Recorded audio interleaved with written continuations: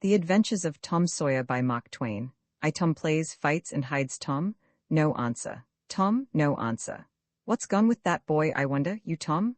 No answer. The old lady pulled her spectacles down and looked over them about the room, then she put them up and looked out under them. She seldom or never looked through them for so small a thing as a boy. They were her state pair, the pride of her heart, and were built for style, not service. She could have seen through a pair of stove lids just as well. She looked perplexed for a moment and then said, not fiercely, but still loud enough for the furniture to hear, "Well, I lay if I get hold of you I'll." She did not finish, for by this time she was bending down and punching under the bed with the broom, and so she needed breath to punctuate the punches with. She resurrected nothing but the cat. I never did see the beat of that boy. She went to the open door and stood in it and looked out among the tomato vines and jimpson weeds that constituted the garden. No Tom. So she lifted up her voice at an angle calculated for distance and shouted, "Why oh you Tom?" There was a slight noise behind her, and she turned just in time to seize a small boy by the slack of his roundabout and arrest his flight. "There, I might have thought of that closet. What you been doing in there?" "Nothing. Nothing. Look at your hands and look at your mouth. What is that truck?" "I don't know, Aunt."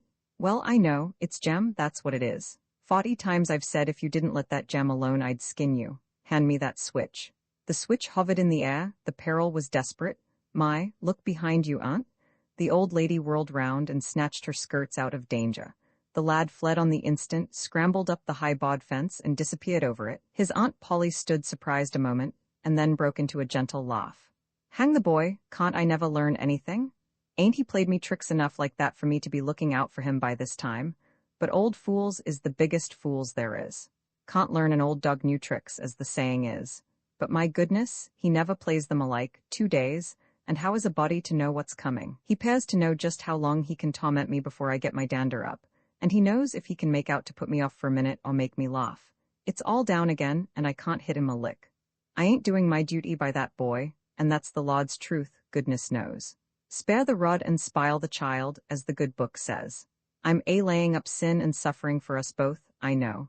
He's full of the old scratch, but laws o' me, he's my own dead sister's boy. Poor thing, and I ain't got the heart to lash him somehow.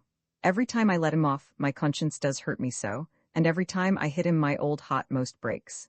Well a well, man that is born of woman is of few days and full of trouble, as the scripture says, and I reckon it's so. He'll play hooky this evening, one, and I'll just be obliged to make him work tomorrow, to punish him. It's mighty hard to make him work Saturdays, when all the boys is having holiday. But he hates work more than he hates anything else, and I've got to do some of my duty by him, or I'll be the ruination of the child. Tom did play hooky, and he had a very good time. He got back home barely in season to help Jim, the small colored boy, saw next day's wood and split the kindlings before supper. At least he was there in time to tell his adventures to Jim, while Jim did 3/4 of the work. Tom's younger brother, or rather half-brother, Sid, was already through with his part of the work, picking up chips, for he was a quiet boy and had no adventurous, troublesome ways.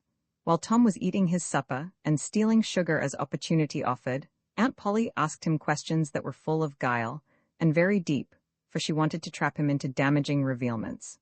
Like many other simple-hearted souls, it was her pet vanity to believe she was endowed with a talent for dark and mysterious diplomacy, and she loved to contemplate her most transparent devices as marvels of low cunning. Said she, "Tom, it was middling warm in school, warn't it?" "Yes'm." "Powerful warm, warn't it?" "Yes'm." "Didn't you want to go in swimming, Tom?" A bit of a scare shot through Tom, a touch of uncomfortable suspicion. He searched Aunt Polly's face, but it told him nothing. So he said, "Well, not very much." The old lady reached out her hand and felt Tom's shirt and said, "But you ain't too warm now, though." And it flattered her to reflect that she had discovered that the shirt was dry without anybody knowing that that was what she had in her mind.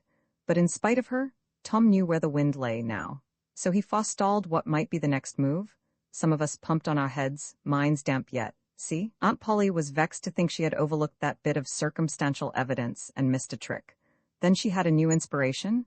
"Tom, you didn't have to undo your shirt collar where I sewed it, to pump on your head, did you? Unbutton your jacket." The trouble vanished out of Tom's face. He opened his jacket. His shirt collar was securely sewed. "Bother, well, go long with you. I'd made sure you'd played hooky and been swimming. But I forgive ye, Tom. I reckon you're a kind of a singed cat, as the saying is, bettin' you look, this time." She was half sorry her sagacity had miscarried, and half glad that Tom had stumbled into obedient conduct for once.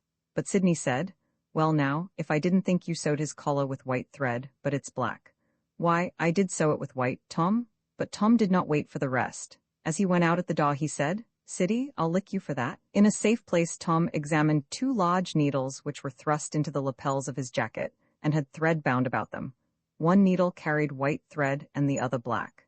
He said, "She'd never noticed if it hadn't been for Sid. Confound it! Sometimes she sews it with white, and sometimes she sews it with black.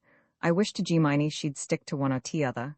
I can't keep the run of him, but I bet you I'll lamb Sid for that. I'll learn him." He was not the model boy of the village. He knew the model boy very well, though, and loathed him. Within 2 minutes, or even less, he had forgotten all his troubles. Not because his troubles were one whit less heavy and bitter to him than a man's are to a man, but because a new and powerful interest bore them down and drove them out of his mind for the time, just as men's misfortunes are forgotten in the excitement of new enterprises. This new interest was a valued novelty in whistling, which he had just acquired from a Negro, and he was suffering to practice it undisturbed. It consisted in a peculiar bird-like turn, a sort of liquid wobble, produced by touching the tongue to the roof of the mouth at short intervals in the midst of the music. The reader probably remembers how to do it, if he has ever been a boy. Diligence and attention soon gave him the knack of it, and he strode down the street with his mouth full of harmony and his soul full of gratitude. He felt much as an astronomer feels who has discovered a new planet. No doubt, as far as strong, deep, unalloyed pleasure is concerned, the advantage was with the boy, not the astronomer. The summer evenings were long. It was not dark yet. Presently Tom checked his whistle. A stranger was before him, a boy a shade larger than himself. A newcomer of any age or either sex was an impressive curiosity in the poor little shabby village of St. Petersburg. This boy was well-dressed, too well-dressed on a weekday. This was simply astounding. His cap was a dainty thing, his close-buttoned blue cloth roundabout was new and natty, and so were his pantaloons. He had shoes on, and it was only Friday. He even wore a necktie, a bright bit of ribbon. He had a citified air about him that ate into Tom's vitals. The more Tom stared at the splendid marvel, the higher he turned up his nose at his finery, and the shabbier and shabbier his own outfit seemed to him to grow. Neither boy spoke. If one moved, the other moved, but only sidewise in a circle. They kept face to face and eye to eye all the time. Finally Tom said, "I can lick you? I'd like to see you try it." "Well, I can do it." "No, you can't, either." "Yes, I can." "No, you can't." "I can." "You can't." Can't." An uncomfortable pause. Then Tom said, "What's your name?" "'Tisn't any of your business, maybe." "Well, I'll make it my business." "Well, why don't you?" "If you say much, I will." Much, there now." "Oh, you think you're mighty smart, don't you? I could lick you with one hand tied behind me if I wanted to." "Well, why don't you do it? You say you can do it." "Well, I will if you fool with me." "Oh yes, I've seen whole families in the same fix." "Smarty, you think you're some now, don't you? Oh, what a hat. You can lump that hat if you don't like it. I dare you to knock it off, and anybody that'll take a dare will suck eggs." "You're a liar." "You're another. You're a fighting liar and dasn't take it up." "Aw, take a walk? Say if you give me much more of your sass I'll take and bounce a rock off your head." "Oh, of course you will." "Well, I will." "Well, why don't you do it then? What do you keep saying you will for? Why don't you do it?" "It's because you're afraid." "I ain't afraid." "You are." "I ain't." "You are." Another pause and more eyeing and sidling around each other. Presently they were shoulder to shoulder. Tom said, "Get away from here." "Go away yourself?" "I won't." "I won't either." So they stood, each with a foot placed at an angle as a brace, and both shoving with might and main and glowering at each other with hate. But neither could get an advantage. After struggling till both were hot and flushed, each relaxed his strain with watchful caution, and Tom said, "You're a coward and a pup. I'll tell my big brother on you, and he can thrash you with his little finger, and I'll make him do it too." "What do I care for your big brother? I've got a brother that's bigger than he is, and what's more, he can throw him over that fence too." Both brothers were imaginary. "That's a lie." "You're saying so, don't make it so." Tom drew a line in the dust with his big toe, and said, "I dare you to step over that, and I'll lick you till you can't stand up. Anybody that'll take a dare will steal sheep." The new boy stepped over promptly and said, "Now you said you'd do it, now let's see you do it." "Don't you crowd me now, you better look out." "Well, you said you'd do it, why don't you do it?" "By jingo, for 2 cents I will do it." The new boy took 2 broad coppers out of his pocket and held them out with derision. Tom struck them to the ground. In an instant both boys were rolling and tumbling in the dirt, gripped together like cats, and for the space of a minute they tugged and tore at each other's hair and clothes, punched and scratched each other's nose, and covered themselves with dust and glory. Presently the confusion took form, and through the fog of battle Tom appeared, seated astride the new boy, and pounding him with his fists. "Holla enough," said he. The boy only struggled to free himself. He was crying, mainly from rage. "Holla enough," and the pounding went on. At last the stranger got out a smothered "nuff," and Tom let him up and said, "Now that'll learn you. Better look out who you're fooling with next time." The new boy went off brushing the dust from his clothes, sobbing, snuffling, and occasionally looking back and shaking his head and threatening what he would do to Tom the next time he caught him out. To which Tom responded with jeers, and started off in high feather, and as soon as his back was turned the new boy snatched up a stone, threw it and hit him between the shoulders, and then turned tail and ran like an antelope. Tom chased the traitor home, and thus found out where he lived. He then held a position at the gate for some time, daring the enemy to come outside, but the enemy only made faces at him through the window and declined. At last the enemy's mother appeared, and called Tom a bad, vicious, vulgar child, and ordered him away. So he went away, but he said he "load too lay for that boy." He got home pretty late that night, and when he climbed cautiously in at the window, he uncovered an ambuscade in the person of his aunt. And when she saw the state his clothes were in, her resolution to turn his Saturday holiday into captivity at hard labor became adamantine in its firmness. Dire prophecy of the howling dog, the two boys flew on, toward the village, speechless with horror. They glanced backward over their shoulders from time to time, apprehensively, as if they feared they might be followed. Every stump that started up in their path seemed a man and an enemy, and made them catch their breath. And as they sped by some outlying cottages that lay near the village, the barking of the aroused watchdogs seemed to give wings to their feet. "If we can only get to the old tannery before we break down," whispered Tom, in short catches between breaths. "I can't stand it much longer."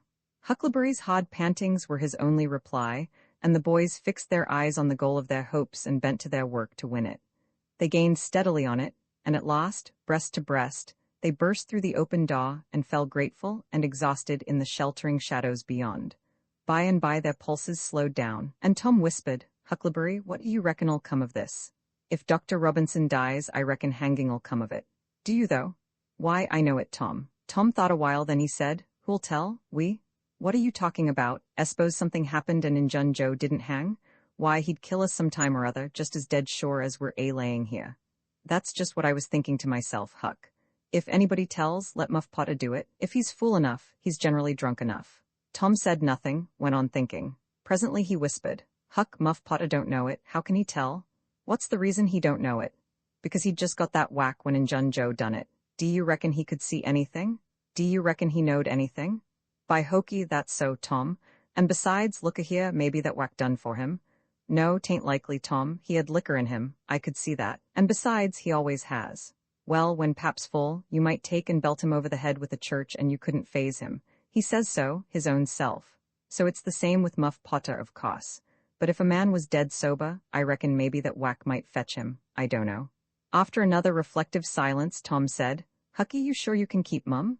"Tom, we got to keep mum. You know that. That Injun devil wouldn't make any more of drowning us than a couple of cats, if we was to squeak 'bout this and they didn't hang him. Now, look a here, Tom, let's take and swear to one another. That's what we got to do, swear to keep mum." "I'm agreed. It's the best thing. Would you just hold hands and swear that we—" "Oh no, that wouldn't do for this. That's good enough for little rubbishy common things, specially with gals, 'cause they go back on you anyway, and blab if they get in a huff. But there ought to be writing 'bout a big thing like this, and blood." Tom's whole being applauded this idea. It was deep and dark and awful. The hour, the circumstances, the surroundings were in keeping with it. He picked up a clean pine shingle that lay in the moonlight, took a little fragment of red keel out of his pocket, got the moon on his work, and painfully scrawled these lines, emphasizing each slow downstroke by clamping his tongue between his teeth and letting up the pressure on the upstrokes. "Huck Finn and Tom Sawyer swears they will keep mum about this, and they wish they may drop down dead in their tracks if they ever tell and rot." Huckleberry was filled with admiration of Tom's facility in writing and the sublimity of his language. He at once took a pin from his lapel and was going to prick his flesh, but Tom said, "Hold on, don't do that. A pin's brass, it might have verdigrease on it." "What's verdigrease?" "It's piesin', that's what it is. You just swallow some of it once, you'll see." So Tom unwound the thread from one of his needles, and each boy pricked the ball of his thumb and squeezed out a drop of blood. In time, after many squeezes, Tom managed to sign his initials, using the ball of his little finger for a pen. Then he showed Huckleberry how to make an H and an F, and the oath was complete. They buried the shingle close to the wall, with some dismal ceremonies and incantations, and the fetters that bound their tongues were considered to be locked and the key thrown away. A figure crept stealthily through a break in the other end of the ruined building, now, but they did not notice it. "Tom," whispered Huckleberry, "does this keep us from ever telling, always?" "Of course it does. It don't make any difference what happens, we got to keep mum. We drop down dead, don't you know that?" "Yes, I reckon that's so." They continued to whisper for some little time. Presently a dog set up a long, lugubrious howl just outside, within 10 feet of them. The boys clasped each other suddenly, in an agony of fright. "Which of us does he mean?" gasped Huckleberry. "I don't know, peep through the crack. Quick. No, you, Tom. I can't do it, Huck. Please, Tom, there 'tis again." "Oh, Lottie, I'm thankful," whispered Tom. "I know his voice, it's Bull Harbison." "Oh, that's good, I tell you, Tom, I was most scared to death. I'd bet anything it was a stray dog." The dog howled again. The boys' hearts sank once more. "Oh my, that ain't no Bull Harbison," whispered Huckleberry. "Do, Tom?" Tom, quaking with fear, yielded and put his eye to the crack. His whisper was hardly audible when he said, "Oh, Huck, it's a stray dog." "Quick, Tom, quick, who does he mean?" "Huck, he must mean us both, we're right together." "Oh, Tom, I reckon we're goners, I reckon there ain't no mistake 'bout where I'll go to. I been so wicked. Dad, fetch it? This comes of playing hooky and doing everything a fella's told not to do. I might have been good like Sid if I'd a tried, but no, I wouldn't have course. But if ever I get off this time, I lay I'll just waller in Sunday schools." And Tom began to snuffle a little. "You bad." And Huckleberry began to snuffle too. "Consound it, Tom Sawyer, you're just old pie, long side o' what I am." "Oh, Lottie, Lottie, Lottie, I wished I only had half your chance." Tom choked off and whispered, "Look, Hucky, look, he's got his back to us." Hucky looked with joy in his heart. "Well, he has, by jingoes, did he before?" "Yes, he did, but I, like a fool, never thought, oh, this is bully, you know, now who can he mean?" The howling stopped. Tom pricked up his ears. What's that?" he whispered. "Sounds like hogs grunting. No, it's somebody snoring, Tom." "That is it? Whereabouts is it, Huck?" "I believe it's down at t'other end. Sounds so anyway. Pap used to sleep there, sometimes, 'long with the hogs, but laws bless you, he just lifts things when he snores. Besides, I reckon he ain't ever coming back to this town any more." The spirit of adventure rose in the boys' souls once more. "Hucky, do you dast to go if I lead?" "I don't like too much, Tom. S'pose it's in Junjo?"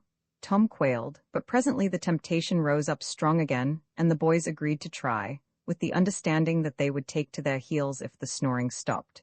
So they went tiptoeing stealthily down, the one behind the other. When they had got to within 5 steps of the snorer, Tom stepped on a stick, and it broke with a sharp snap. The man moaned, writhed a little, and his face came into the moonlight. It was Muff Potter.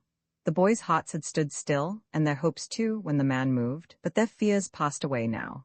They tiptoed out through the broken weatherboarding, and stopped at a little distance to exchange a parting word. That long, lugubrious howl rose on the night air again. They turned and saw the strange dog standing within a few feet of where Potter was lying, and facing Potter, with his nose pointing heavenward. "Oh, Jiminy, it's him?"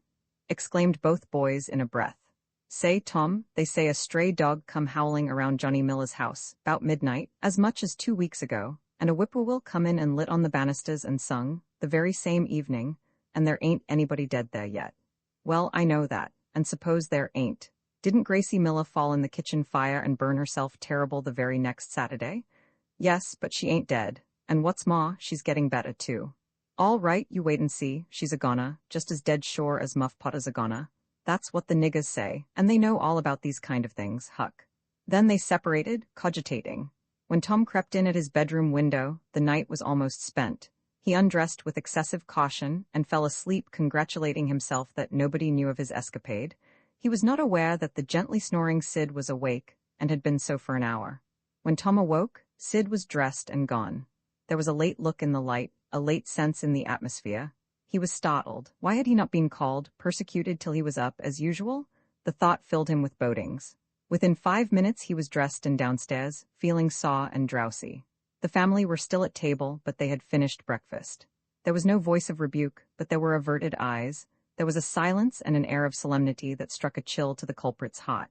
He sat down and tried to seem gay, but it was uphill work. It roused no smile, no response, and he lapsed into silence and let his heart sink down to the depths. After breakfast, his aunt took him aside, and Tom almost brightened in the hope that he was going to be flogged, but it was not so. His aunt wept over him and asked him how he could go and break her old heart so, and finally told him to go on, and ruin himself and bring her gray hairs with sorrow to the grave, for it was no use for her to try any more. This was worse than 1,000 whippings, and Tom's heart was sorer now than his body. He cried, he pleaded for forgiveness, promised to reform over and over again, and then received his dismissal, feeling that he had won but an imperfect forgiveness and established but a feeble confidence. He left the presence too miserable to even feel revengeful toward Sid, and so the latter's prompt retreat through the back gate was unnecessary. He moped to school gloomy and sad, and took his flogging, along with Joe Harper, for playing hooky the day before, with the air of one whose heart was busy with heavier woes and wholly dead to trifles.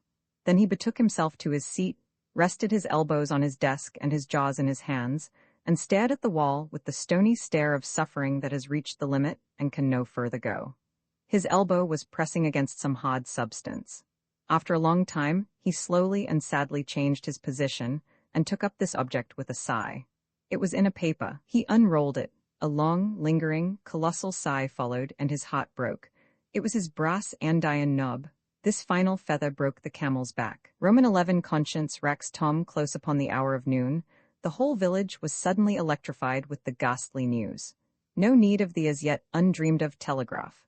The tale flew from man to man, from group to group, from house to house, with little less than telegraphic speed. Of course the schoolmaster gave holiday for that afternoon. The town would have thought strangely of him if he had not.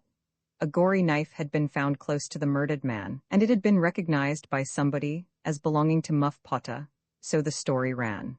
And it was said that a belated citizen had come upon Potter washing himself in the branch about 1 or 2 o'clock in the morning, and that Potter had at once sneaked off. Suspicious circumstances, especially the washing, which was not a habit with Potter. It was also said that the town had been ransacked for this murderer. The public are not slow in the matter of sifting evidence and arriving at a verdict, but that he could not be found. Horsemen had departed down all the roads in every direction, and the sheriff was confident that he would be captured before night. All the town was drifting toward the graveyard. Tom's heartbreak vanished and he joined the procession, not because he would not 1,000 times rather go anywhere else, but because an awful, unaccountable fascination drew him on. Arrived at the dreadful place, he wormed his small body through the crowd and saw the dismal spectacle. It seemed to him an age since he was there before. Somebody pinched his arm. He turned, and his eyes met Huckleberry's. Then both looked elsewhere at once, and wondered if anybody had noticed anything in their mutual glance, but everybody was talking, and intent upon the grisly spectacle before them. Poor fellow! Poor young fellow! This ought to be a lesson to grave robbers. Muff Potter'll hang for this if they catch him. This was the drift of remark, and the minister said, "It was a judgment, his hand is here." Now Tom shivered from head to heel, for his eye fell upon the stolid face of Injun Joe. At this moment the crowd began to sway and struggle, and voices shouted, it's him, he's coming himself." Who? From 20 voices. Muff Potter? Hallo, he's stopped, look out, he's turning, don't let him get away. People in the branches of the trees over Tom's head said he wasn't trying to get away. He only looked doubtful and perplexed. "Infernal impudence?" said a bystander. "Wanted to come and take a quiet look at his work, I reckon. Didn't expect any company." The crowd fell apart now, and the sheriff came through, ostentatiously leading Potter by the arm. The poor fellow's face was haggard, and his eyes showed the fear that was upon him. When he stood before the murdered man, he shook as with a palsy, and he put his face in his hands and burst into tears. "I didn't do it, friends," he sobbed. "'Pon my word and honor, I never done it." "Who's accused you?" shouted a voice. This shot seemed to carry home. Potter lifted his face and looked around him with a pathetic hopelessness in his eyes. He saw Injun Joe and exclaimed, "Oh, Injun Joe, you promised me you'd never. Is that your knife?" And it was thrust before him by the sheriff. Potter would have fallen if they had not caught him and eased him to the ground. Then he said, "Something told me if I didn't come back and get." He shuddered, then waved his nerveless hand with a vanquished gesture and said, "Tell him, Joe, tell him. It ain't any use any more." Then Huckleberry and Tom stood dumb and staring, and heard the stony-hearted liar reel off his serene statement. they expecting every moment that the clear sky would deliver God's lightnings upon his head, and wondering to see how long the stroke was delayed. And when he had finished and still stood alive and whole, their wavering impulse to break their oath and save the poor betrayed prisoner's life faded and vanished away, for plainly this miscreant had sold himself to Satan, and it would be fatal to meddle with the property of such a power as that. "Why didn't you leave? What did you want to come here for?" somebody said. "I couldn't help it. I couldn't help it," Potter moaned. "I wanted to run away, but I couldn't seem to come anywhere but here." And he fell to sobbing again. Joe repeated his statement just as calmly, a few minutes afterward on the inquest, under oath, and the boys, seeing that the lightnings were still withheld, were confirmed in their belief that Joe had sold himself to the devil. He was now become, to them, the most balefully interesting object they had ever looked upon, and they could not take their fascinated eyes from his face. They inwardly resolved to watch him nights, when opportunity should offer, in the hope of getting a glimpse of his dread master. Joe helped to raise the body of the murdered man and put it in a wagon for removal, and it was whispered through the shuddering crowd that the wound bled a little.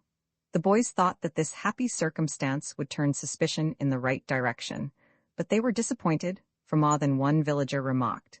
It was within 3 feet of Muff Potter when it done it. Tom's fearful secret and gnawing conscience disturbed his sleep for as much as a week after this, and at breakfast one morning Sid said, "Tom, you pitch around and talk in your sleep so much that you keep me awake half the time." Tom blanched and dropped his eyes. "It's a bad sign," said Aunt Polly, gravely. "What you got on your mind, Tom?" Nothing tea I know of." But the boy's hand shook so that he spilled his coffee. "And you do talk such stuff," Sid said. "Last night you said, it's blood, that's what it is. You said that over and over. And you said, don't torment me so, I'll tell." "Tell what? What is it you'll tell?" Everything was swimming before Tom. There is no telling what might have happened now, but luckily the concern passed out of Aunt Polly's face, and she came to Tom's relief without knowing it. She said, "Sho, it's that dreadful murder. I dream about it most every night myself. Sometimes I dream it's me that done it." Mary said she had been affected much the same way. Sid seemed satisfied. Tom got out of the presence as quick as he plausibly could, and after that he complained of toothache for a week, and tied up his jaws every night. He never knew that Sid lay nightly watching, and frequently slipped the bandage free, and then leaned on his elbow, listening a good while at a time, and afterward slipped the bandage back to its place again. Tom's distress of mind wore off gradually, and the toothache grew irksome and was discarded. If Sid really managed to make anything out of Tom's disjointed mutterings, he kept it to himself. It seemed to Tom that his schoolmates never would get done holding inquests on dead cats, and thus keeping his trouble present to his mind. Sid noticed that Tom never was coroner at one of these inquiries, though it had been his habit to take the lead in all new enterprises. He noticed, too, that Tom never acted as a witness, and that was strange, and Sid did not overlook the fact that Tom even showed a mock aversion to these inquests, and always avoided them when he could. Sid marveled, but said nothing. However, even inquests went out of vogue at last, and ceased to torture Tom's conscience. Every day or two, during this time of sorrow, Tom watched his opportunity, and went to the little grated jail window, and smuggled such small comforts through to the murderer as he could get hold of. The jail was a trifling little brick den that stood in a marsh at the edge of the village, and no guards were afforded for it. Indeed, it was seldom occupied. These offerings greatly helped to ease Tom's conscience. The villagers had a strong desire to tar and feather Joe and ride him on a rail for body snatching, but so formidable was his character that nobody could be found who was willing to take the lead in the matter, so it was dropped. He had been careful to begin both of his inquest statements with the fight, without confessing the grave robbery that preceded it. Therefore it was deemed wisest not to try the case in the courts at present. Roman 12 the cat, and the painkiller. One of the reasons why Tom's mind had drifted away from its secret troubles was that it had found a new and weighty matter to interest itself about. Becky Thatcher had stopped coming to school.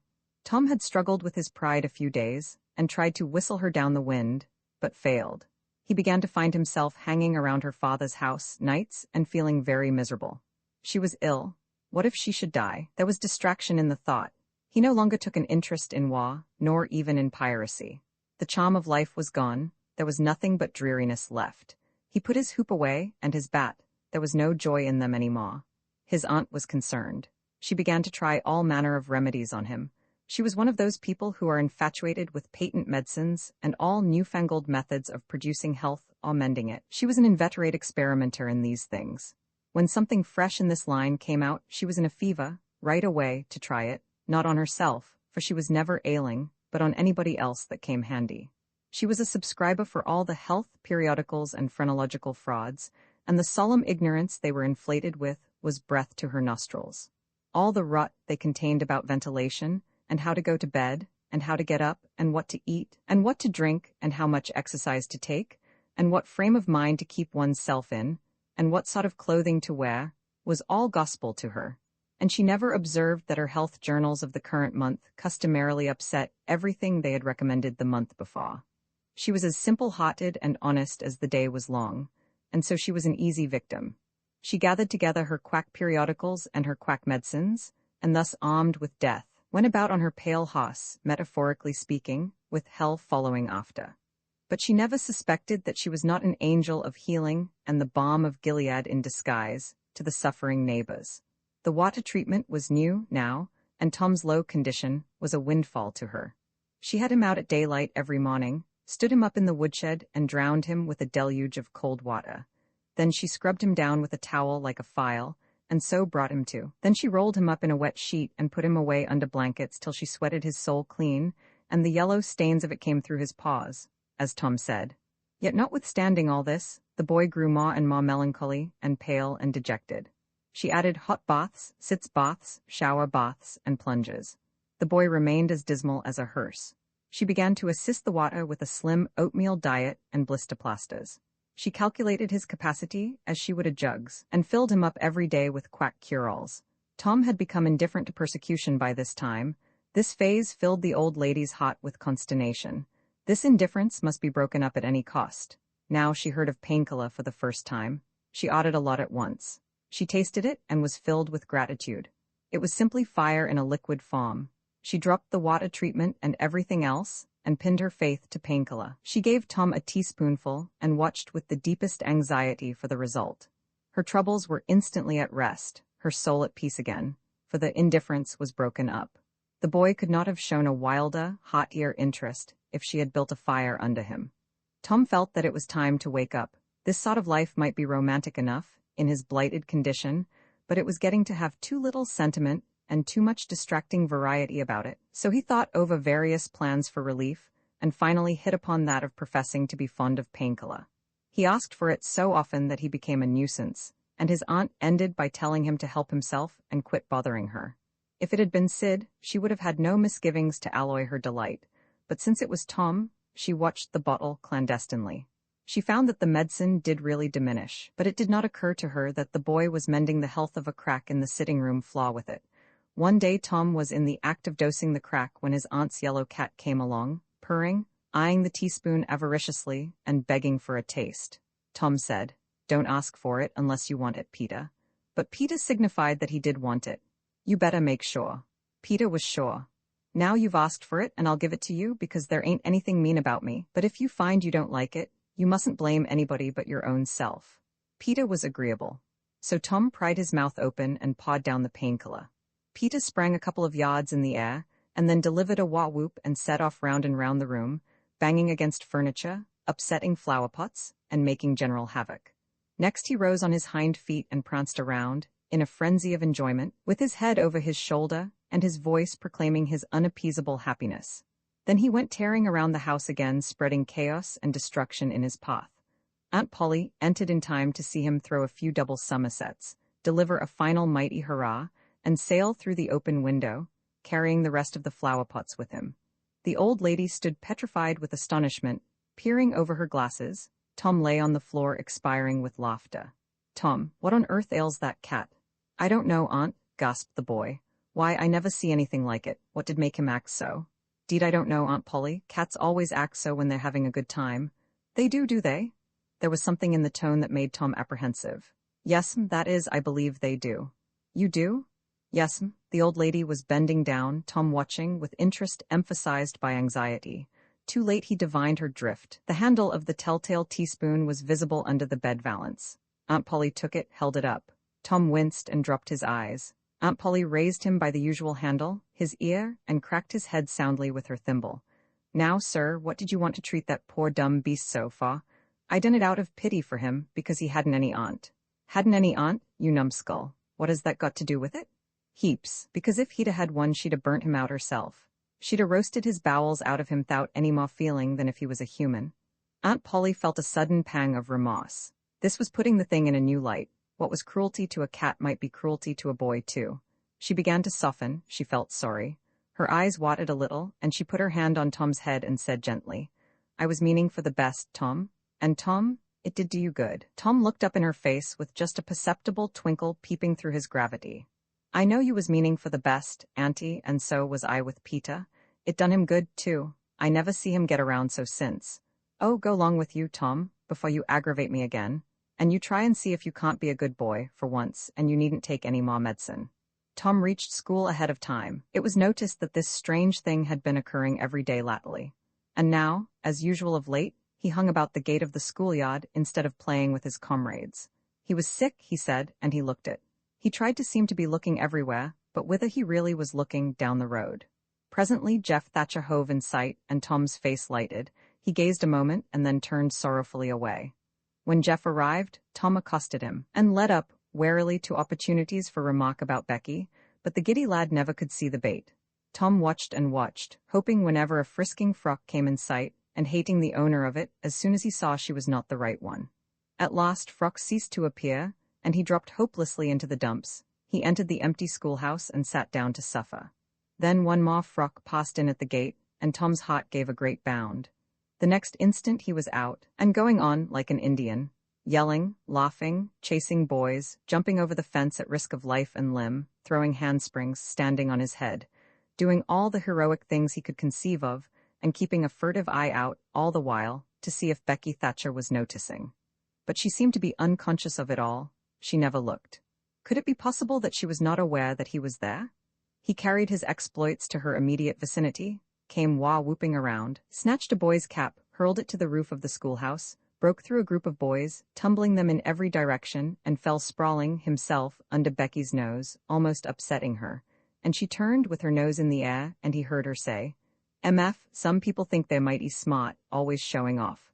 Tom's cheeks burned. He gathered himself up and sneaked off, crushed and crestfallen. Roman 13, the pirate crew set sail. Tom's mind was made up now.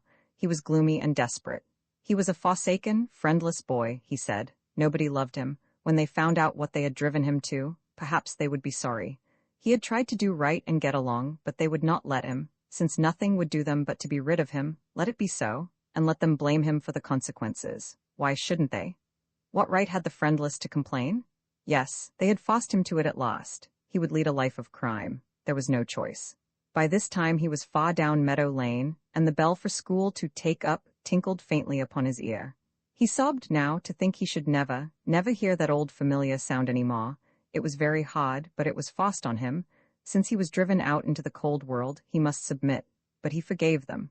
Then the sobs came thick and fast. Just at this point he met his soul's swan comrade, Joe Hopper, hard-eyed, and with evidently a great and dismal purpose in his heart. Plainly here were two souls with but a single thought. Tom, wiping his eyes with his sleeve, began to blubber out something about a resolution to escape from hard usage and lack of sympathy at home by roaming abroad into the great world, never to return, and ended by hoping that Joe would not forget him. But it transpired that this was a request which Joe had just been going to make of Tom, and had come to hunt him up for that purpose. His mother had whipped him for drinking some cream, which he had never tasted and knew nothing about.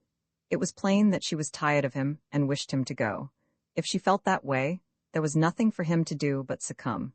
He hoped she would be happy, and never regret having driven her poor boy out into the unfeeling world to suffer and die. As the two boys walked sorrowing along, they made a new compact to stand by each other and be brothers and never separate till death relieved them of their troubles. Then they began to lay their plans. Joe was for being a hermit and living on crusts in a remote cave, and dying, sometime, of cold and want and grief. But after listening to Tom, he conceded that there were some conspicuous advantages about a life of crime, and so he consented to be a pirate. 3 miles below St. Petersburg, at a point where the Mississippi River was a trifle over a mile wide, there was a long, narrow, wooded island, with a shallow bar at the head of it, and this offered well as a rendezvous. It was not inhabited. It lay far over toward the further shore, abreast a dense and almost wholly unpeopled forest. So Jackson's Island was chosen. Who were to be the subjects of their piracies was a matter that did not occur to them. Then they hunted up Huckleberry Finn, and he joined them promptly, for all careers were one to him. He was indifferent. They presently separated to meet at a lonely spot on the riverbank 2 miles above the village at the favorite hour, which was midnight. There was a small log raft there which they meant to capture. Each would bring hooks and lines, and such provision as he could steal in the most dark and mysterious way, as became outlaws. And before the afternoon was done, they had all managed to enjoy the sweet glory of spreading the fact that pretty soon the town would hear something. All who got this vague hint were cautioned to be mum and wait. About midnight, Tom arrived with a boiled ham and a few trifles, and stopped in a dense undergrowth on a small bluff overlooking the meeting place. It was starlight and very still. The mighty river lay like an ocean at rest. Tom listened a moment, but no sound disturbed the quiet. Then he gave a low, distinct whistle. It was answered from under the bluff. Tom whistled twice more. These signals were answered in the same way. Then a guarded voice said, "Who goes there?" "Tom Sawyer, the Black Avenger of the Spanish Main. Name your names." Huck Finn the Red-Handed and Joe Hopper the Terror of the Seas. Tom had furnished these titles from his favorite literature. "'Tis well, give the countersign." 2 hoarse whispers delivered the same awful word simultaneously to the brooding night. Blood. Then Tom tumbled his ham over the bluff, and let himself down after it, tearing both skin and clothes to some extent in the effort. There was an easy, comfortable path along the shore under the bluff, but it lacked the advantages of difficulty and danger so valued by a pirate. The Terror of the Seas had brought a side of bacon, and had about won himself out with getting it there. Finn the Red-Handed had stolen a skillet and a quantity of half-cured leaf tobacco, and had also brought a few corncobs to make pipes with. But none of the pirates smoked or chewed but himself. The Black Avenger of the Spanish Main said it would never do to start without some fire. That was a wise thought. Matches were hardly known there in that day. They saw a fire smoldering upon a great raft 100 yards above, and they went stealthily thither and helped themselves to a chunk. They made an imposing adventure of it, saying, "Hist!" every now and then, and suddenly halting with finger on lip, moving with hands on imaginary dagger hilts, and giving orders in dismal whispers that if the foe stirred, to let him have it to the hilt, because dead men tell no tales. They knew well enough that the raftsmen were all down at the village laying in stores or having a spree, but still that was no excuse for their conducting this thing in an unpiratical way. They shoved off, presently, Tom in command, Huck at the after-oar and Joe at the forward. Tom stood amidships, gloomy-browed, and with folded arms, and gave his orders in a low, stern whisper. "Luff and bring her to the wind." "Aye, aye, sir." "Steady, steady, why. "Steady it is, sir." "Let her go off a point." "Point it is, sir." As the boys steadily and monotonously drove the raft toward midstream, it was no doubt understood that these orders were given only for style, and were not intended to mean anything in particular. "What sail's she carrying?" "Cosses, topsails and flying jib, sir." "Send the ILs up, lay out aloft there, 6 of ye, for topmast stunsail. Lively, now." "Aye, aye, sir." "Shake out that maintygallantsail, sheets and braces, now, my hearties." "Aye, aye, sir." "Hellamalee, hot a pot, stand by to meet her when she comes. Pot. Now, men, with a will, steady, why. Steady it is, sir." The raft drew beyond the middle of the river. The boys pointed her head right and then lay on their oars. The river was not high, so there was not more than a 2 or 3 mile current. Hardly a word was said during the next 3/4 of an hour. Now the raft was passing before the distant town. 2 or 3 glimmering lights showed where it lay, peacefully sleeping, beyond the vague, vast sweep of star-gemmed water, unconscious of the tremendous event that was happening. The Black Avenger stood still with folded arms, looking his last upon the scene of his former joys and his latest sufferings, and wishing she could see him now, abroad on the wild sea, facing peril and death with dauntless heart, going to his doom with a grim smile on his lips. It was but a small strain on his imagination to remove Jackson's Island beyond eyeshot of the village, and so he looked his last with a broken and satisfied heart. The other pirates were looking their last, too, and they all looked so long that they came near letting the current drift them out of the range of the island. But they discovered the danger in time, and made shift to avert it. About 2 o'clock in the morning, the raft grounded on the bar 200 yards above the head of the island, and they waded back and forth until they had landed their freight.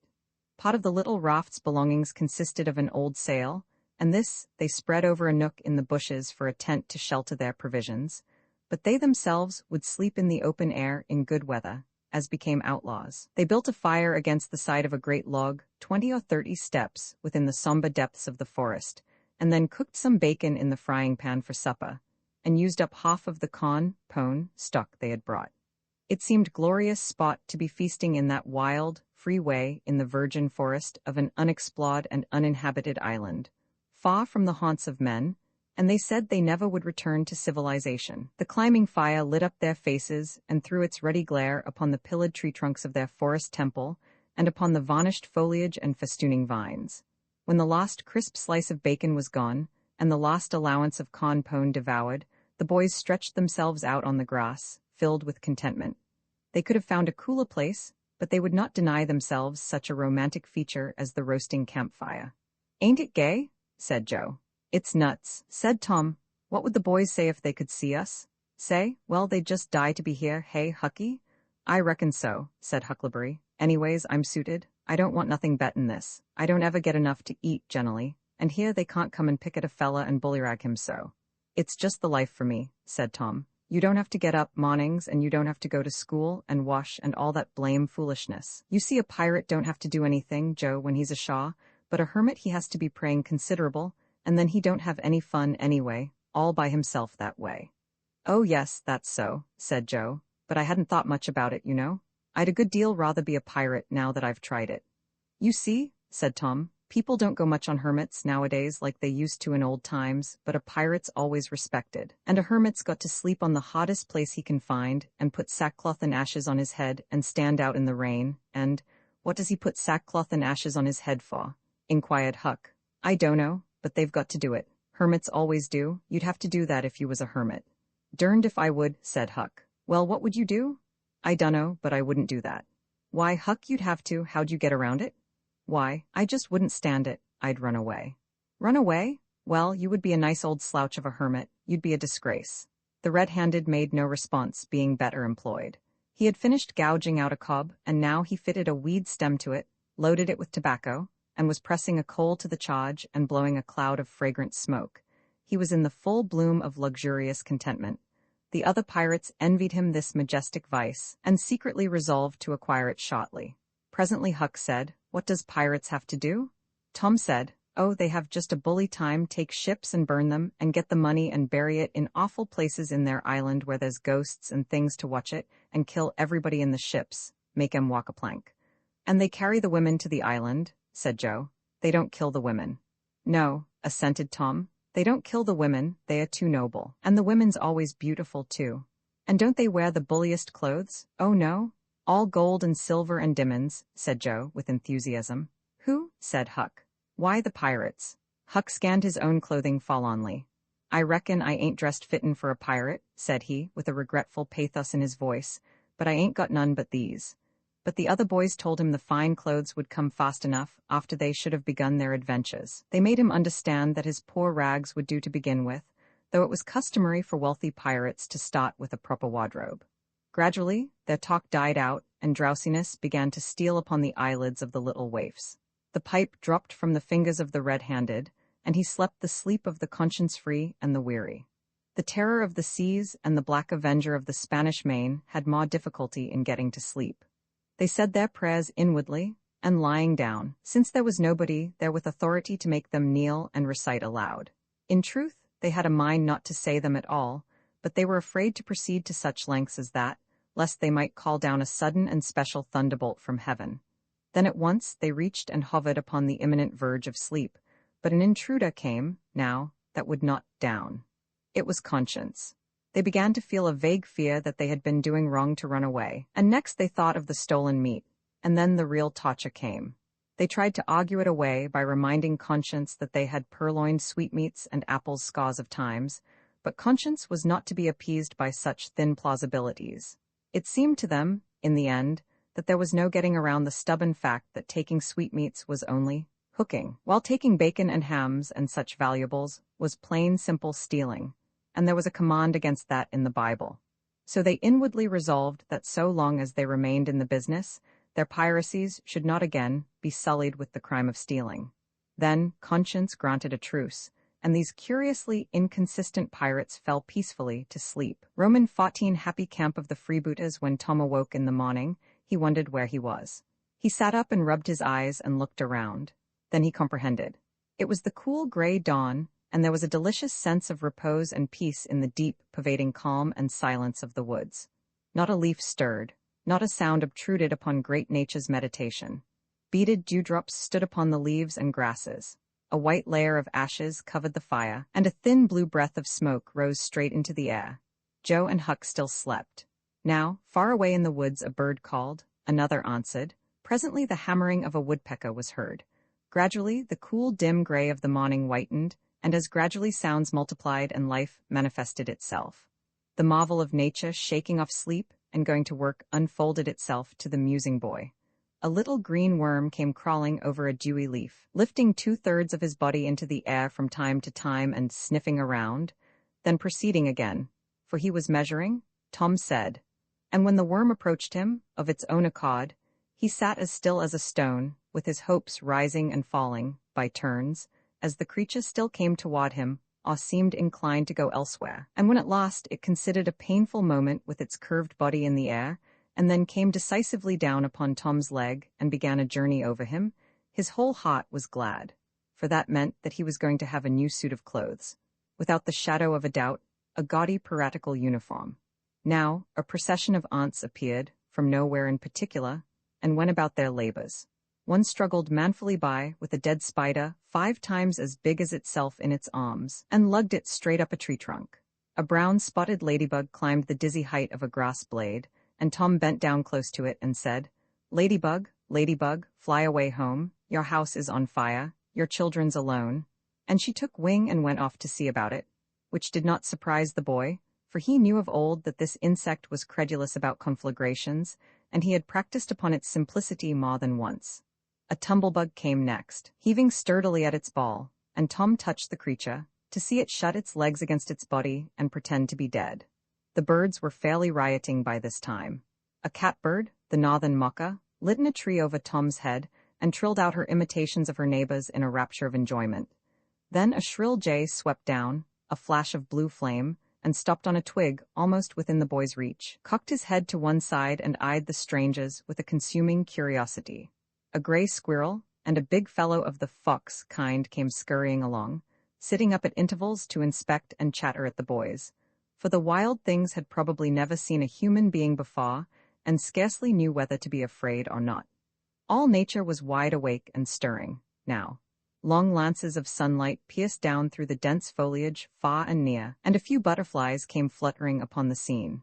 Tom stirred up the other pirates, and they all clattered away with a shout, and in a minute or two were stripped and chasing after and tumbling over each other in the shallow, limpid water of the white sandbar. They felt no longing for the little village sleeping in the distance beyond the majestic waste of water. A vagrant current or a slight rise in the river had carried off their raft, but this only gratified them, since its going was something like burning the bridge between them and civilization. They came back to camp wonderfully refreshed, glad-hearted, and ravenous, and they soon had the campfire blazing up again. Huck found a spring of clear cold water close by, and the boys made cups of broad oak or hickory leaves, and felt that water, sweetened with such a wildwood charm as that, would be a good enough substitute for coffee. While Joe was slicing bacon for breakfast, Tom and Huck asked him to hold on a minute. They stepped to a promising nook in the riverbank and threw in their lines. Almost immediately they had reward. Joe had not had time to get impatient before they were back again with some handsome bass, a couple of sun perch and a small catfish, provisions enough for quite a family. They fried the fish with the bacon, and were astonished, for no fish had ever seemed so delicious before. They did not know that the quicker a freshwater fish is on the fire after he is caught the better he is, and they reflected little upon what a sauce open-air sleeping, open-air exercise, bathing, and a large ingredient of hunger make, too. They lay around in the shade, after breakfast, while Huck had a smoke, and then went off through the woods on an exploring expedition. They tramped gaily along, over decaying logs, through tangled underbrush, among solemn monarchs of the forest, hung from their crowns to the ground with a drooping regalia of grapevines. Now and then, they came upon snug nooks carpeted with grass and jeweled with flowers. They found plenty of things to be delighted with, but nothing to be astonished at. They discovered that the island was about 3 miles long and a quarter of a mile wide, and that the shore it lay closest to was only separated from it by a narrow channel hardly 200 yards wide. They took a swim about every hour, so it was close upon the middle of the afternoon when they got back to camp. They were too hungry to stop to fish, but they fared sumptuously upon cold ham, and then threw themselves down in the shade to talk. But the talk soon began to drag, and then died. The stillness, the solemnity that brooded in the woods, and the sense of loneliness began to tell upon the spirits of the boys. They fell to thinking. A sort of undefined longing crept upon them. This took dim shape. Presently, it was budding homesickness. Even Finn, the red-handed, was dreaming of his doorsteps and empty hogsheads, but they were all ashamed of their weakness, and none was brave enough to speak his thought. For some time, now, the boys had been dully conscious of a peculiar sound in the distance, just as one sometimes is of the ticking of a clock which he takes no distinct note of.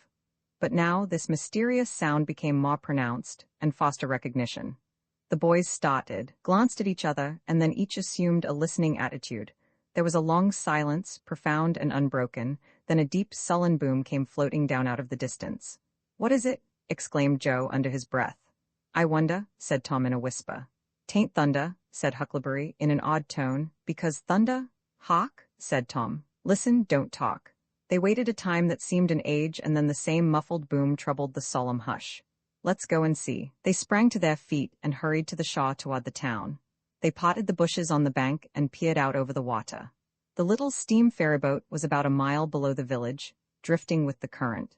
Her broad deck seemed crowded with people.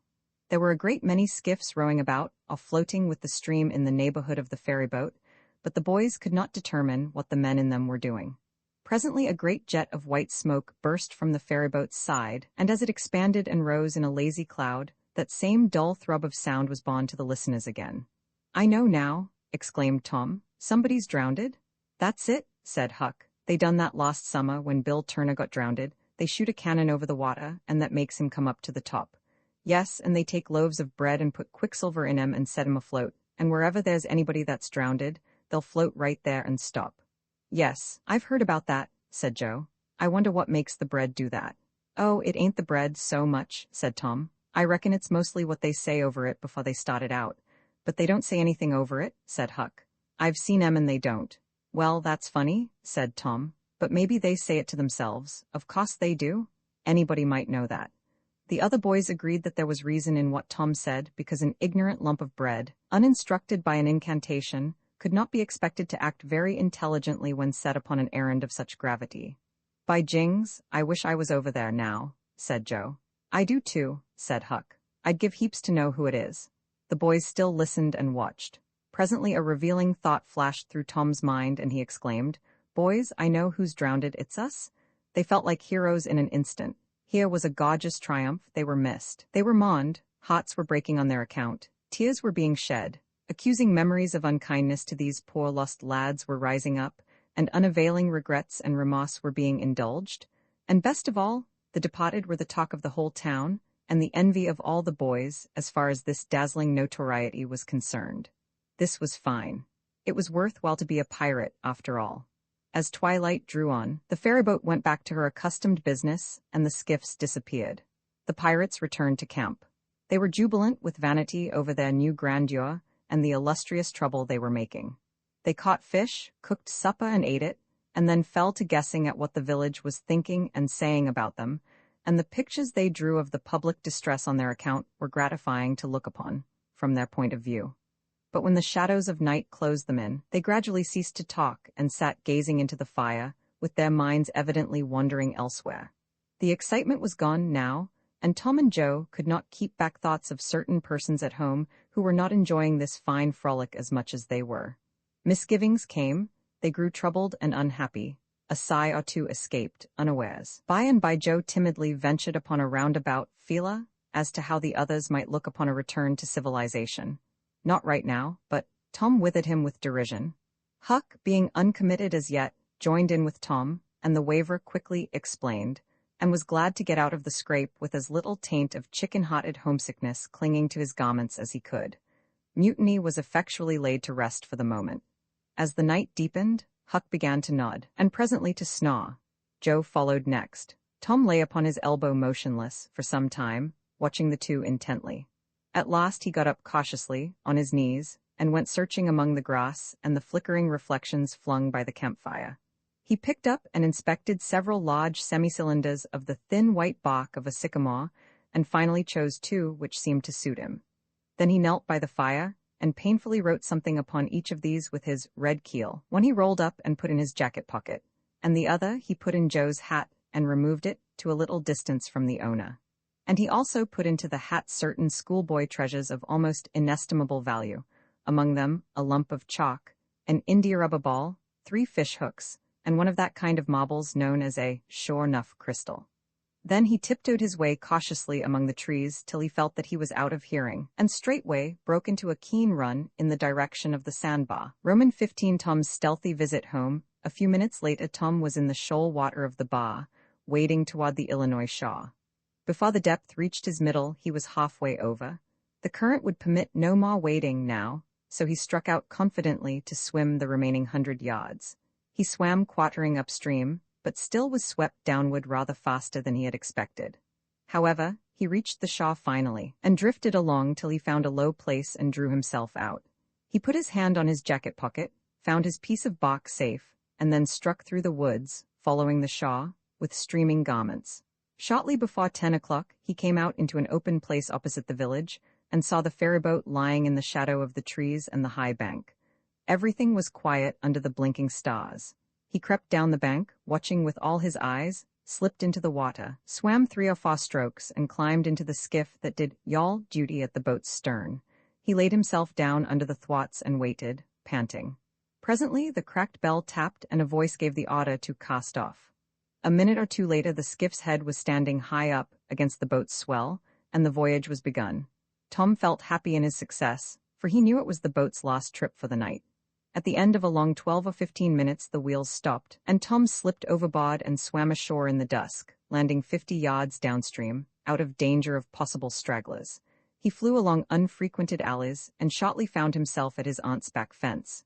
He climbed over, approached the L, and looked in at the sitting-room window, for a light was burning there. There sat Aunt Polly, Sid, Mary, and Joe Hopper's mother, grouped together, talking. They were by the bed, and the bed was between them and the door. Tom went to the door and began to softly lift the latch. Then he pressed gently, and the door yielded a crack. He continued pushing cautiously, and quaking every time it creaked, till he judged he might squeeze through on his knees, so he put his head through and began, warily. "What makes the candle blow so?" said Aunt Polly. Tom hurried up. "Why, that door's open, I believe." "Why, of course it is. No end of strange things now. Go long and shut it, Sid." Tom disappeared under the bed just in time. He lay and breathed himself for a time, and then crept to where he could almost touch his aunt's foot. "But as I was saying," said Aunt Polly, "he warn't bad, so to say, only mischievous. Only just giddy and harum-scarum, you know. He warn't any more responsible than a colt. He never meant any harm, and he was the best-hearted boy that ever was." And she began to cry. "It was just so with my Joe. Always full of his devilment, and up to every kind of mischief. But he was just as unselfish and kind as he could be, and laws bless me, to think I went and whipped him for taking that cream, never once recollecting that I throwed it out myself because it was sour, and I never to see him again in this world, never, never, never, poor abused boy." And Mrs. Hopper sobbed as if her heart would break. "I hope Tom's better off where he is," said Sid. "But if he'd been better in some ways, Sid." Tom felt the glare of the old lady's eye, though he could not see it. "Not a word against my Tom now that he's gone. God'll take care of him. Never you trouble yourself, sir. Oh, Mrs. Hopper, I don't know how to give him up. I don't know how to give him up. He was such a comfort to me, although he tormented my old heart out of me most. The Lord giveth, and the Lord hath taken away. Blessed be the name of the Lord. But it's so hard, oh, it's so hard. Only last Saturday my Joe busted a firecracker right under my nose, and I knocked him sprawling. Little did I know then, how soon. Oh, if it was to do over again, I'd hug him and bless him for it." "Yes, yes, yes, I know just how you feel, Mrs. Hopper. I know just exactly how you feel. No longer ago than yesterday noon, my Tom took and filled the cat full of painkiller, and I did think the cretur would tear the house down. And God forgive me, I cracked Tom's head with my thimble. Poor boy, poor dead boy. But he's out of all his troubles now. And the last words I ever heard him say was to reproach. But this memory was too much for the old lady, and she broke entirely down. Tom was snuffling now, himself, and more in pity of himself than anybody else. He could hear Mary crying, and putting in a kindly word for him from time to time. He began to have a nobler opinion of himself than ever before. Still, he was sufficiently touched by his aunt's grief to long to rush out from under the bed and overwhelm her with joy. And the theatrical gorgeousness of the thing appealed strongly to his nature, too, but he resisted and lay still. He went on listening, and gathered by odds and ends that it was conjectured at first that the boys had got drowned while taking a swim. Then the small raft had been missed. Next, certain boys said the missing lads had promised that the village should hear something soon. The wise heads had put this and that together, and decided that the lads had gone off on that raft and would turn up at the next town below, presently. But toward noon, the raft had been found, lodged against the Missouri Shaw some 5 or 6 miles below the village, and then hope perished. They must be drowned, else hunger would have driven them home by nightfall if not sooner. It was believed that the search for the bodies had been a fruitless effort merely because the drowning must have occurred in mid-channel, since the boys, being good swimmers, would otherwise have escaped to Shaw. This was Wednesday night. If the bodies continued missing until Sunday, all hope would be given over, and the funerals would be preached on that morning. Tom shuddered. Mrs. Harper gave a sobbing good night and turned to go. Then with a mutual impulse, the two bereaved women flung themselves into each other's arms and had a good, consoling cry, and then parted. Aunt Polly was tender far beyond her wont, in her good night to Sid and Mary. Sid snuffled a bit, and Mary went off crying with all her heart. Aunt Polly knelt down and prayed for Tom so touchingly, so appealingly, and with such measureless love in her words and her old trembling voice, that he was weltering in tears again. Long before she was through, he had to keep still long after she went to bed, for she kept making broken-hearted ejaculations from time to time, tossing unrestfully and turning over. But at last she was still, only moaning a little in her sleep. Now the boy stole out, rose gradually by the bedside, shaded the candlelight with his hand, and stood regarding her. His heart was full of pity for her. He took out his sycamore scroll and placed it by the candle, but something occurred to him, and he lingered considering. His face lighted with a happy solution of his thought. He put the book hastily in his pocket. Then he bent over and kissed the faded lips, and straightway made his stealthy exit, latching the door behind him. He threaded his way back to the ferry landing, found nobody at lodge there, and walked boldly on board the boat, for he knew she was tenantless except that there was a watchman, who always turned in and slept like a graven image.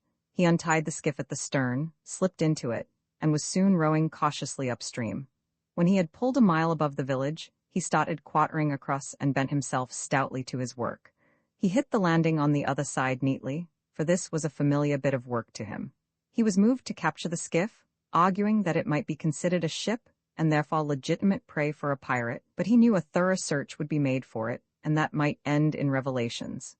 So he stepped ashore and entered the woods. He sat down and took a long rest, torturing himself meanwhile to keep awake, and then started warily down the homestretch. The night was far spent.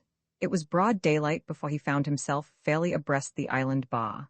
He rested again until the sun was well up and gilding the great river with its splendor, and then he plunged into the stream. A little later he paused, dripping, upon the threshold of the camp and heard Joe say, "No, Tom's true blue, Huck, and he'll come back. He won't desert. He knows that would be a disgrace to a pirate, and Tom's too proud for that sort of thing. He's up to something or other. Now I wonder what. Well, the things is ours anyway, ain't they? Pretty near, but not yet, Huck. The writing says they are if he ain't back here to breakfast." "Which he is?" exclaimed Tom with fine dramatic effect, stepping grandly into camp. A sumptuous breakfast of bacon and fish was shortly provided, and as the boys set to work upon it, Tom recounted, and adorned, his adventures. They were a vain and boastful company of heroes when the tale was done. Then Tom hid himself away in a shady nook to sleep till noon, and the other pirates got ready to fish and explore. Romans 16 first pipes. I've lost my knife. After dinner all the gang turned out to hunt for turtle eggs on the bar. They went about poking sticks into the sand, and when they found a soft place, they went down on their knees and dug with their hands. Sometimes they would take 50 or 60 eggs out of one hole. They were perfectly round white things a trifle smaller than an English walnut. They had a famous fried egg feast that night, and another on Friday morning. After breakfast they went whooping and prancing out on the bar, and chased each other round and round, shedding clothes as they went, until they were naked, and then continued the frolic far away up the shoal water of the bar, against the stiff current, which latter tripped their legs from under them from time to time and greatly increased the fun. And now and then they stooped in a group and splashed water in each other's faces with their palms, gradually approaching each other with averted faces to avoid the strangling sprays, and finally gripping and struggling till the best man ducked his neighbor. And then they all went under in a tangle of white legs and arms, and came up blowing, sputtering, laughing, and gasping for breath at one and the same time. When they were well exhausted, they would run out and sprawl on the dry, hot sand, and lie there and cover themselves up with it, and by break for the water again and go through the original performance once more. Finally it occurred to them that their naked skin represented flesh-colored tights very fairly, so they drew a ring in the sand and had a circus, with 3 clowns in it, for none would yield this proudest post to his neighbor. Next they got their marbles and played knucks and ring-taw and keeps till that amusement grew stale. Then Joe and Huck had another swim, but Tom would not venture, because he found that in kicking off his trousers he had kicked his string of rattlesnake rattles off his ankle, and he wondered how he had escaped cramp so long without the protection of this mysterious charm. He did not venture again until he had found it, and by that time the other boys were tired and ready to rest. They gradually wandered apart, dropped into the dumps, and fell to gazing longingly across the wide river to where the village lay drowsing in the sun. Tom found himself writing Becky in the sand with his big toe. He scratched it out and was angry with himself for his weakness. But he wrote it again, nevertheless. He could not help it. He erased it once more and then took himself out of temptation by driving the other boys together and joining them. But Joe's spirits had gone down almost beyond resurrection. He was so homesick that he could hardly endure the misery of it. The tears lay very near the surface. Huck was melancholy, too. Tom was downhearted, but tried hard not to show it. He had a secret which he was not ready to tell yet, but if this mutinous depression was not broken up soon, he would have to bring it out. He said, with a great show of cheerfulness, "I bet there's been pirates on this island before, boys. We'll explore it again. They've hid treasures here somewhere. How'd you feel to light on a rotten chest full of gold and silver, hey?" But it roused only faint enthusiasm, which faded out with no reply. Tom tried 1 or 2 other seductions, but they failed too. It was discouraging work. Joe sat poking up the sand with a stick and looking very gloomy. Finally he said, "Oh, boys, let's give it up. I want to go home. It's so lonesome."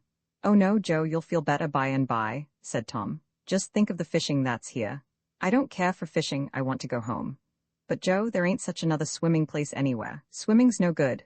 "I don't seem to care for it, somehow, when there ain't anybody to say I shan't go in. I mean to go home." "Oh, shucks, baby, you want to see your mother, I reckon." "Yes, I do want to see my mother, and you would too if you had one. I ain't any more baby than you are." And Joe snuffled a little. "Well, we'll let the crybaby go home to his mother, won't we, Huck? Poor thing, does it want to see its mother? And so it shall. You like it here, don't you, Huck? We'll stay, won't we?" Huck said, "Why, yes," without any heart in it. "I'll never speak to you again as long as I live," said Joe, rising. "There now?" And he moved moodily away and began to dress himself. "Who cares?" said Tom. "Nobody wants you to. Go long home and get laughed at."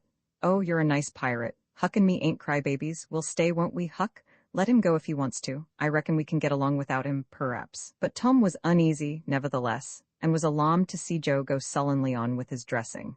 And then it was discomfiting to see Huck eyeing Joe's preparations so wistfully and keeping up such an ominous silence. Presently, without a parting word, Joe began to wade off toward the Illinois shore. Tom's heart began to sink. He glanced at Huck. Huck could not bear the look and dropped his eyes. Then he said, "I want to go too, Tom. It was getting so lonesome anyway, and now it'll be worse. Let's us go too, Tom." "I won't. You can all go if you want to. I mean to stay." "Tom, I better go." "Well, go long. Who's hindering you?" Huck began to pick up his scattered clothes. He said, "Tom, I wished you'd come too. Now you think it over. We'll wait for you when we get to Shaw." "Well, you'll wait a blame long time, that's all." Huck started sorrowfully away, and Tom stood looking after him, with a strong desire tugging at his heart to yield his pride and go along too. He hoped the boys would stop, but they still waded slowly on. It suddenly dawned on Tom that it was become very lonely and still. He made one final struggle with his pride, and then darted after his comrades, yelling, "Wait, wait, I want to tell you something." They presently stopped and turned around. When he got to where they were, he began unfolding his secret, and they listened moodily, till at last they saw the point he was driving at, and then they set up a wah-whoop of applause and said it was splendid. And said if he had told them at first, they wouldn't have started away. He made a plausible excuse, but his real reason had been the fear that not even the secret would keep them with him any very great length of time, and so he had meant to hold it in reserve as a last seduction. The lads came gaily back and went at their spots again with a will, chattering all the time about Tom's stupendous plan and admiring the genius of it. After a dainty egg and fish dinner, Tom said he wanted to learn to smoke now. Joe caught at the idea and said he would like to try too. So Huck made pipes and filled them. These novices had never smoked anything before but cigars made of grapevine, and they bit the tongue, and were not considered manly anyway. Now they stretched themselves out on their elbows and began to puff, charily, and with slender confidence. The smoke had an unpleasant taste and they gagged a little, but Tom said, "Why, it's just as easy. If I'd a knowed this was all, I'd a learnt long ago." "So would I," said Joe. "It's just nothing. Why, many a time I've looked at people smoking and thought, well, I wish I could do that, but I never thought I could," said Tom. "That's just the way with me, hain't it, Huck? You've heard me talk just that way, haven't you, Huck?" "I'll leave it to Huck if I haven't." "Yes, heaps of times," said Huck. "Well, I have too," said Tom. "Oh, hundreds of times, once down by the slaughterhouse. Don't you remember, Huck? Bob Tanner was there and Johnny Miller and Jeff Thatcher when I said it. Don't you remember, Huck, 'bout me saying that?" "Yes, that's so," said Huck. "That was the day after I lost a white alley. No, 'twas the day before." "There, I told you so," said Tom. "Huck recollects it." "I believe I could smoke this pipe all day," said Joe. "I don't feel sick." "Neither do I," said Tom. "I could smoke it all day, but I bet you Jeff Thatcher couldn't." "Jeff Thatcher? Why, he'd keel over just with 2 draws. Just let him try it once. He'd see." "I bet he would. And Johnny Miller? I wish could see Johnny Miller tackle it once." "Oh, don't I?" said Joe. "Why, I bet you Johnny Miller couldn't any more do this than nothing. Just one little snifter would fetch him." "'Deed it would, Joe. Say, I wish the boys could see us now." "So do I." "Say, boys, don't say anything about it, and sometime when they're around, I'll come up to you and say, 'Joe, got a pipe? I want to smoke.' And you'll say, kind of careless-like as if it weren't anything, you'll say, 'Yes, I got my old pipe and another one, but my tobacco ain't very good.' And I'll say, 'Oh, that's all right if it's strong enough.' And then you'll out with the pipes and we'll light up just as cam, and then just see 'em look. By jings, that'll be gay, Tom. I wish it was now." "So do I. And when we tell 'em we learned when we was off pirating, won't they wish they'd been along?" "Oh, I reckon not. I'll just bet they will." So the talk ran on. But presently it began to flag a trifle and grow disjointed. The silences widened. The expectoration marvelously increased. Every pore inside the boys' cheeks became a spouting fountain. They could scarcely bail out the cellars under their tongues fast enough to prevent an inundation.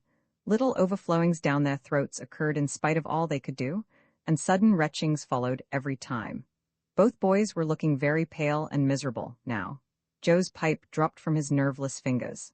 Tom's followed. Both fountains were going furiously and both pumps bailing with might and main. Joe said feebly, "I've lost my knife. I reckon I better go and find it." Tom said with quivering lips and halting utterance, "I'll help you. You go over that way and I'll hunt around by the spring." "No, you needn't come, Huck, we can find it." So Huck sat down again and waited an hour. Then he found it lonesome and went to find his comrades. They were wide apart in the woods, both very pale, both fast asleep. But something informed him that if they had had any trouble they had got rid of it. They were not talkative at supper that night. They had a humble look, and when Huck prepared his pipe after the meal and was going to prepare theirs, they said no, they were not feeling very well. Something they ate at dinner had disagreed with them. About midnight Joe awoke and called the boys. There was a brooding oppressiveness in the air that seemed to bode something. The boys huddled themselves together and sought the friendly companionship of the fire, though the dull, dead heat of the breathless atmosphere was stifling. They sat still, intent and waiting. The solemn hush continued. Beyond the light of the fire, everything was swallowed up in the blackness of darkness. Presently, there came a quivering glow that vaguely revealed the foliage for a moment and then vanished. By and by another came, a little stronger. Then another. Then a faint moan came sighing through the branches of the forest, and the boys felt a fleeting breath upon their cheeks, and shuddered with the fancy that the spirit of the night had gone by. There was a pause. Now, a weird flash turned night into day, and showed every little grass blade, separate and distinct, that grew about their feet. And it showed 3 white, startled faces, too. A deep peal of thunder went rolling and tumbling down the heavens, and lost itself in sullen rumblings in the distance. A sweep of chilly air passed by, rustling all the leaves and snowing the flaky ashes broadcast about the fire. Another fierce glare lit up the forest, and an instant crash followed that seemed to rend the treetops right over the boys' heads. They clung together in terror, in the thick gloom that followed. A few big raindrops fell pattering upon the leaves. "Quick, boys, go for the tent!" exclaimed Tom. They sprang away, stumbling over roots and among vines in the dark, no two plunging in the same direction. A furious blast roared through the trees, making everything sing as it went. One blinding flash after another came, and peal on peal of deafening thunder. And now a drenching rain poured down, and the rising hurricane drove it in sheets along the ground. The boys cried out to each other, but the roaring wind and the booming thunder blasts drowned their voices utterly. However, one by one they straggled in at last and took shelter under the tent, cold, scared, and streaming with water. But to have company in misery seemed something to be grateful for. They could not talk, the old sail flapped so furiously, even if the other noises would have allowed them. The tempest rose higher and higher, and presently the sail tore loose from its fastenings and went winging away on the blast. The boys seized each other's hands and fled, with many tumblings and bruises, to the shelter of a great oak that stood upon the riverbank. Now the battle was at its highest. Under the ceaseless conflagration of lightning that flamed in the skies, everything below stood out in clean-cut and shadowless distinctness. The bending trees, the billowy river, white with foam, the driving spray of spumaflakes, the dim outlines of the high bluffs on the other side, glimpsed through the drifting cloud rack, and the slanting veil of rain. Every little while some giant tree yielded the fight and fell crashing through the younger growth, and the unflagging thunder peals came now in ear-splitting explosive bursts, keen and sharp, and unspeakably appalling. The storm culminated in one matchless effort that seemed likely to tear the island to pieces, burn it up, drown it to the treetops, blow it away, and deafen every creature in it, all at one and the same moment. It was a wild night for homeless young heads to be out in. But at last the battle was done, and the fosses retired with weaker and weaker threatenings and grumblings, and peace resumed her sway. The boys went back to camp, a good deal awed, but they found there was still something to be thankful for, because the great sycamore, the shelter of their beds, was a ruin now, blasted by the lightnings, and they were not under it when the catastrophe happened. Everything in camp was drenched, the campfire as well, for they were but heedless lads like their generation, and had made no provision against rain. Here was matter for dismay, for they were soaked through and chilled. They were eloquent in their distress, but they presently discovered that the fire had eaten so far up under the great log it had been built against, where it curved upward and separated itself from the ground, that a handbreadth or so of it had escaped wetting. So they patiently wrought until, with shreds and bark gathered from the undersides of sheltered logs, they coaxed the fire to burn again. Then they piled on great dead boughs till they had a roaring furnace, and were glad-hearted once more. They dried their boiled ham and had a feast, and after that they sat by the fire and expanded and glorified their midnight adventure until morning, for there was not a dry spot to sleep on, anywhere around. As the sun began to steal in upon the boys, drowsiness came over them, and they went out on the sandbar and lay down to sleep. They got scotched out by and by, and drearily set about getting breakfast. After the meal they felt rusty, and stiff-jointed, and a little homesick once more. Tom saw the signs, and fell to cheering up the pirates as well as he could, but they cared nothing for marbles, or circus, or swimming, or anything. He reminded them of the imposing secret, and raised a ray of cheer. While it lasted, he got them interested in a new device. This was to knock off being pirates for a while, and be Indians for a change. They were attracted by this idea, so it was not long before they were stripped, and striped from head to heel with black mud, like so many zebras, all of them chiefs, of course. And then they went tearing through the woods to attack an English settlement. By and by they separated into 3 hostile tribes, and darted upon each other from ambush with dreadful war-whoops, and killed and scalped each other by thousands. It was a gory day. Consequently, it was an extremely satisfactory one. They assembled in camp toward supper time, hungry and happy, but now a difficulty arose. Hostile Indians could not break the bread of hospitality together without first making peace, and this was a simple impossibility without smoking a pipe of peace. There was no other process that ever they had heard of. 2 of the savages almost wished they had remained pirates. However, there was no other way, so with such show of cheerfulness as they could muster they called for the pipe, and took their whiff as it passed, in due form. And behold, they were glad they had gone into savagery, for they had gained something. They found that they could now smoke a little, without having to go and hunt for a lost knife. They did not get sick enough to be seriously uncomfortable. They were not likely to fool away this high promise for lack of effort. No, they practiced cautiously, after supper, with right fair success, and so they spent a jubilant evening. They were prouder and happier in their new acquirement than they would have been in the scalping and skinning of the Six Nations. We will leave them to smoke and chatter and brag, since we have no further use for them at present. Romans 17 pirates at their own funeral, but there was no hilarity in the little town that same tranquil Saturday afternoon. The Hoppers and Aunt Polly's family were being put into mourning, with great grief and many tears. An unusual quiet possessed the village, although it was ordinarily quiet enough, in all conscience. The villagers conducted their concerns with an absent air, and talked little, but they sighed often. The Saturday holiday seemed a burden to the children. They had no heart in their spots and gradually gave them up. In the afternoon, Becky Thatcher found herself moping about the deserted schoolhouse yard and feeling very melancholy. But she found nothing there to comfort her. She soliloquized, "Oh, if I only had a brass andiron knob again, but I haven't got anything now to remember him by." And she choked back a little sob. Presently she stopped and said to herself, "It was right here. Oh, if it was to do over again, I wouldn't say it for the whole world. But he's gone now. I'll never, never, never see him anymore." This thought broke her down, and she wandered away, with tears rolling down her cheeks. Then quite a group of boys and girls, playmates of Tom's and Joe's, came by, and stood looking over the paling fence and talking in reverent tones of how Tom did so-and-so the last time they saw him, and how Joe said this and that small trifle, pregnant with awful prophecy, as they could easily see now. And each speaker pointed out the exact spot where the lost lad stood at the time, and then added something like, "And I was a-standing just so, just as I am now, and as if you was him. I was as close as that. And he smiled just this way. And then something seemed to go all over me like, awful, you know? And I never thought what it meant, of course, but I can see now." Then there was a dispute about who saw the dead boys lost in life, and many claimed that dismal distinction, and offered evidences, more or less tampered with by the witness. And when it was ultimately decided who did see the departed lost, and exchanged the lost words with them, the lucky parties took upon themselves a sort of sacred importance, and were gaped at and envied by all the rest.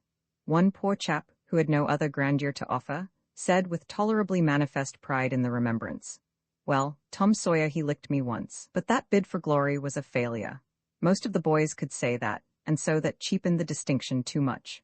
The group loitered away, still recalling memories of the lost heroes, in odd voices. When the Sunday school hour was finished, the next morning, the bell began to toll, instead of ringing in the usual way.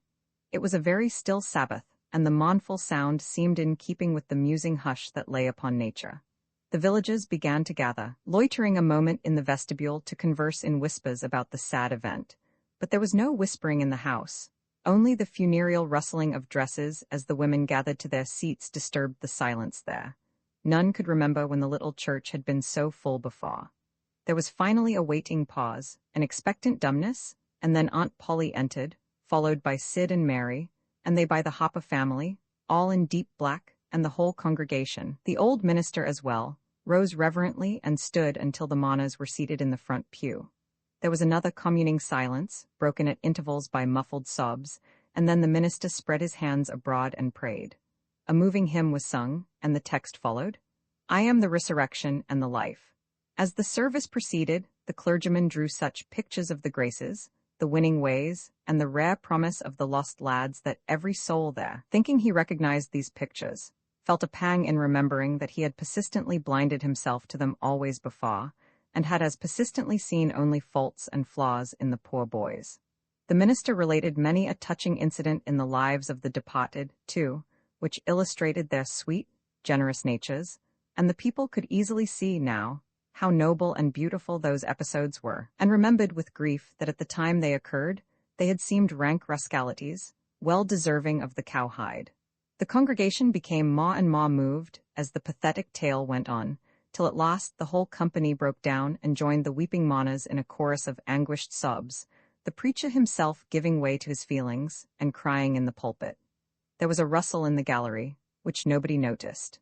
A moment later the church door creaked. The minister raised his streaming eyes above his handkerchief and stood transfixed. First one and then another pair of eyes followed the minister's, and then almost with one impulse, the congregation rose and stared while the three dead boys came marching up the aisle, Tom in the lead, Joe next, and Huck, a ruin of drooping rags, sneaking sheepishly in the rear. They had been hid in the unused gallery listening to their own funeral sermon. Aunt Polly, Mary, and the Hoppers threw themselves upon their restored ones, smothered them with kisses and pawed out thanksgivings, while poor Huck stood abashed and uncomfortable, not knowing exactly what to do or where to hide from so many unwelcoming eyes. He wavered and started to slink away, but Tom seized him and said, "Aunt Polly, it ain't fair. Somebody's got to be glad to see Huck." "And so they shall. I'm glad to see him, poor motherless thing." And the loving attentions Aunt Polly lavished upon him were the one thing capable of making him more uncomfortable than he was before. Suddenly, the minister shouted at the top of his voice, "Praise God from whom all blessings flow, sing, and put your hearts in it." And they did.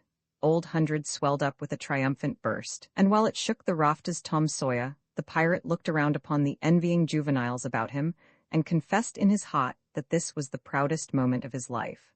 As the souled congregation trooped out, they said they would almost be willing to be made ridiculous again to hear Old Hundred sung like that once more. Tom got more cuffs and kisses that day, according to Aunt Polly's varying moods, than he had earned before in a year, and he hardly knew which expressed the most gratefulness to God and affection for himself. Roman 18 Tom reveals his dream secret that was Tom's great secret, the scheme to return home with his brother pirates and attend their own funerals. They had paddled over to the Missouri shore on a log, at dusk on Saturday, landing 5 or 6 miles below the village. They had slept in the woods at the edge of the town till nearly daylight, and had then crept through back lanes and alleys, and finished their sleep in the gallery of the church among a chaos of invalided benches. At breakfast, Monday morning, Aunt Polly and Mary were very loving to Tom, and very attentive to his wants. There was an unusual amount of talk.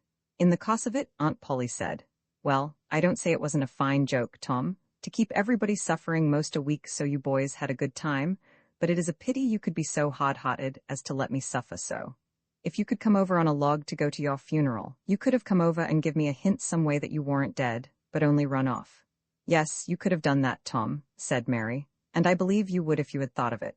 "Would you, Tom?" said Aunt Polly, her face lighting wistfully. "Say now, would you, if you'd thought of it?" I don't know. 'Twould have spoiled everything." "Tom, I hoped you loved me that much," said Aunt Polly, with a grieved tone that discomfited the boy. "It would have been something if you'd cared enough to think of it, even if you didn't do it." "Now, Auntie, that ain't any harm," pleaded Mary. "It's only Tom's giddy way. He is always in such a rush that he never thinks of anything."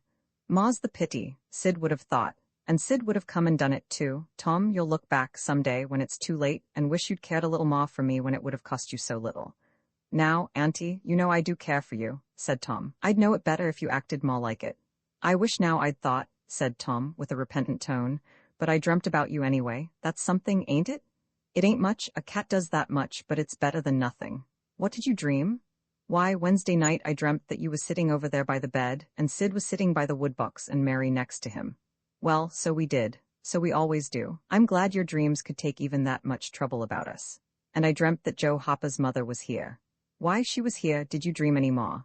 "Oh, lots, but it's so dim now." "Well, try to recollect, can't you?" "Somehow it seems to me that the wind blowed the, try harder, Tom, the wind did blow something." "Come." Tom pressed his fingers on his forehead an anxious minute and then said, I've got it now, it blowed the candle." "Mercy on us, go on, Tom, go on." "And it seems to me that you said, why, I believe that door—" "Go on, Tom. Just let me study a moment, just a moment." "Oh yes, you said you believed the door was open." "As I'm sitting here, I didn't I, Mary? Go on." And then, well, I won't be certain, but it seems like as if you made Sid go and, well, what did I make him do, Tom? What did I make him do?" "You made him, you made him shut it." "Well, for the land's sake, I never heard the beat of that in all my days. Don't tell me there ain't anything in dreams any more. Sarah Hopper shall know of this before I'm an hour older. I'd like to see her get around this with her rubbage bout superstition." "Go on, Tom." "Oh, it's all getting just as bright as day, now. Next you said I weren't bad, only mischievous and harum-scarum, and not any more responsible than, I think it was a colt, or something. And so it was. Well, goodness gracious, go on, Tom. And then you began to cry." So I did. Not the first time, neither. And then Mrs. Hopper, she began to cry and said Joe was just the same, and she wished she hadn't whipped him for taking cream when she'd throwed it out her own self. Tom, the spirit was upon you. You was a prophesying, that's what you was doing. Land alive, go on, Tom. Then Sid he said. I don't think I said anything, said Sid. Yes you did, Sid, said Mary. Shut your heads and let Tom go on. What did he say, Tom? I think he said he hoped I was better off where I was gone to, but if I'd been better sometimes. There, do you hear that? It was his very words. And you shut him up sharp. I lay I did. There must have been an angel there. There was an angel there somewheres. And Mrs. Hopper told about Joe scaring her with a firecracker, and you told about Peter and the painkiller. Just as true as I live. And then there was a whole lot of talk about dragging the river for us, and about having the funeral Sunday, and then you and old Miss Hopper hugged and cried, and she went. It happened just so, as sure as I'm a-sitting in these very tracks. Tom, you couldn't told it more like if you'd a seen it? And then what? Go on, Tom. Then I thought you prayed for me, and I could see you and hear every word you said. And you went to bed, and I was so sorry that I took and wrote on a piece of sycamore bark, we ain't dead. We are only off being pirates, and put it on the table by the candle. And then you looked so good, laying there asleep, that I thought I went and leaned over and kissed you on the lips. Did you, Tom, did you? I just forgive you everything for that. And she seized the boy in a crushing embrace that made him feel like the guiltiest of villains. It was very kind, even though it was only a dream, Sid soliloquized just audibly. Shut up, Sid. A body does just the same in a dream as he'd do if he was awake. Here's a big millum apple I've been saving for you, Tom, if you was ever found again. Now go long to school. I'm thankful to the good God and Father of us all I've got you back. That's long-suffering and merciful to them that believe on him and keep his word, though goodness knows I'm unworthy of it. But if only the worthy ones got his blessings and had his hand to help them over the rough places, there's few enough would smile here or ever enter into his rest when the long night comes. Go long, Sid, Mary, Tom. Take yourselves off. You've hended me long enough. The children left for school, and the old lady to call on Mrs. Hopper and vanquish her realism with Tom's marvelous dream. Sid had better judgment than to utter the thought that was in his mind as he left the house. It was this. Pretty thin, as long a dream as that, without any mistakes in it. What a hero Tom was become, now. He did not go skipping and prancing, but moved with a dignified swagger as became a pirate who felt that the public eye was on him. And indeed it was. He tried not to seem to see the looks or hear the remarks as he passed along, but they were food and drink to him. Smaller boys than himself flocked at his heels, as proud to be seen with him, and tolerated by him, as if he had been the drummer at the head of a procession, or the elephant leading a menagerie into town. Boys of his own size pretended not to know he had been away at all, but they were consuming with envy. Nevertheless, they would have given anything to have that swarthy suntanned skin of his, and his glittering notoriety, and Tom would not have parted with either for a circus. At school, the children made so much of him and of Joe, and delivered such eloquent admiration from their eyes, that the two heroes were not long in becoming insufferably stuck up. They began to tell their adventures to hungry listeners, but they only began. It was not a thing likely to have an end, with imaginations like theirs to furnish material. And finally, when they got out their pipes and went serenely puffing around, the very summit of glory was reached. Tom decided that he could be independent of Becky Thatcher now. Glory was sufficient. He would live for glory. Now that he was distinguished, maybe she would be wanting to make up. Well, let her. She should see that he could be as indifferent as some other people. Presently she arrived. Tom pretended not to see her. He moved away and joined a group of boys and girls, and began to talk. Soon he observed that she was tripping gaily back and forth with flushed face and dancing eyes, pretending to be busy chasing schoolmates, and screaming with laughter when she made a capture. But he noticed that she always made her captures in his vicinity, and that she seemed to cast a conscious eye in his direction at such times too. It gratified all the vicious vanity that was in him, and so, instead of winning him, it only set him up the more, and made him the more diligent to avoid betraying that he knew she was about. Presently she gave over skylarking, and moved irresolutely about, sighing once or twice and glancing furtively and wistfully toward Tom. Then she observed that now Tom was talking more particularly to Amy Lawrence than to anyone else. She felt a sharp pang, and grew disturbed and uneasy at once. She tried to go away, but her feet were treacherous, and carried her to the group instead. She said to a girl almost at Tom's elbow, with sham vivacity, "Why, Mary Austin, you bad girl, why didn't you come to Sunday school? I did come, didn't you see me? Why, no, did you? Where did you sit? I was in Miss Peta's class where I always go. I saw you. Did you? Why, it's funny I didn't see you. I wanted to tell you about the picnic. Oh, that's jolly. Who's going to give it? My ma's going to let me have one. Oh, goody, I hope she'll let me come. Well, she will, the picnic's for me. She'll let anybody come that I want, and I want you. That's ever so nice. When is it going to be? By and by, maybe about vacation. Oh, won't it be fun? You going to have all the girls and boys? Yes, everyone that's friends to me, all wants to be. And she glanced ever so furtively at Tom, but he talked right along to Amy Lawrence about the terrible storm on the island, and how the lightning tore the great sycamore tree all to flinders while he was standing within 3 feet of it. Oh, may I come? Said Grace Miller. Yes, and me, said Sally Rogers. Yes, and me too, said Sussy Hopper. And Joe? Yes, and so on, with clapping of joyful hands till all the group had begged for invitations but Tom and Amy. Then Tom turned coolly away, still talking, and took Amy with him. Becky's lips trembled and the tears came to her eyes. She hid these signs with a forced gaiety and went on chattering, but the life had gone out of the picnic, now, and out of everything else. She got away as soon as she could and hid herself, and had what her sex call a good cry. Then she sat moody, with wounded pride, till the bell rang. She roused up now, with a vindictive cast in her eye, and gave her plaited tails a shake and said she knew what she'd do. At recess, Tom continued his flirtation with Amy with jubilant self-satisfaction, and he kept drifting about to find Becky and lacerate her with the performance. At last he spied her, but there was a sudden falling of his mercury.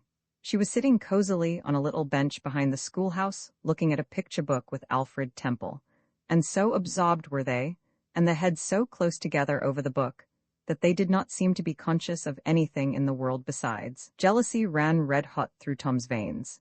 He began to hate himself for throwing away the chance Becky had offered for reconciliation. He called himself a fool, and all the hard names he could think of. He wanted to cry with vexation. Amy chatted happily along as they walked, for her heart was singing, but Tom's tongue had lost its function. He did not hear what Amy was saying, and whenever she paused expectantly he could only stammer an awkward assent, which was as often misplaced as otherwise. He kept drifting to the rear of the schoolhouse, again and again, to sear his eyeballs with the hateful spectacle there. He could not help it, and it maddened him to see, as he thought he saw, that Becky Thatcher never once suspected that he was even in the land of the living. But she did see, nevertheless, and she knew she was winning her fight too, and was glad to see him suffer as she had suffered. Amy's happy prattle became intolerable. Tom hinted at things he had to attend to, things that must be done, and time was fleeting. But in vain, the girl chirped on. Tom thought, oh, hang her, ain't I ever going to get rid of her? At last he must be attending to those things, and she said artlessly that she would be around when school let out, and he hastened away, hating her for it. Any other boy? Tom thought, grating his teeth. Any boy in the whole town but that St. Louis smarty that thinks he dresses so fine and is aristocracy. Oh, all right, I licked you the first day you ever saw this town, mister, and I'll lick you again. You just wait till I catch you out. I'll just take and he went through the motions of thrashing an imaginary boy, pummeling the air, and kicking and gouging. Oh, you do you? You haul enough, do you? Now then, let that learn you. And so the imaginary flogging was finished to his satisfaction. Tom fled home at noon. His conscience could not endure any more of Amy's grateful happiness, and his jealousy could bear no more of the other distress. Becky resumed her picture inspections with Alfred, but as the minutes dragged along and no Tom came to suffer, her triumph began to cloud and she lost interest. Gravity and absent-mindedness followed, and then melancholy. 2 or 3 times she pricked up her ear at a footstep, but it was a false hope. No Tom came. At last she grew entirely miserable and wished she hadn't carried it so far. When poor Alfred, seeing that he was losing her, he did not know how, kept exclaiming, "Oh, here's a jolly one, look at this." She lost patience at last and said, "Oh, don't bother me, I don't care for them," and burst into tears and got up and walked away. Alfred dropped alongside and was going to try to comfort her, but she said, "Go away and leave me alone, can't you? I hate you." So the boy halted, wondering what he could have done, for she had said she would look at pictures all through the no-oneing, and she walked on, crying. Then Alfred went musing into the deserted schoolhouse. He was humiliated and angry. He easily guessed his way to the truth. The girl had simply made a convenience of him to vent her spite upon Tom Sawyer. He was far from hating Tom the less when this thought occurred to him. He wished there was some way to get that boy into trouble without much risk to himself. Tom's spelling book fell under his eye. Here was his opportunity. He gratefully opened to the lesson for the afternoon and pawed ink upon the page. Becky, glancing in at a window behind him at the moment, saw the act and moved on, without discovering herself.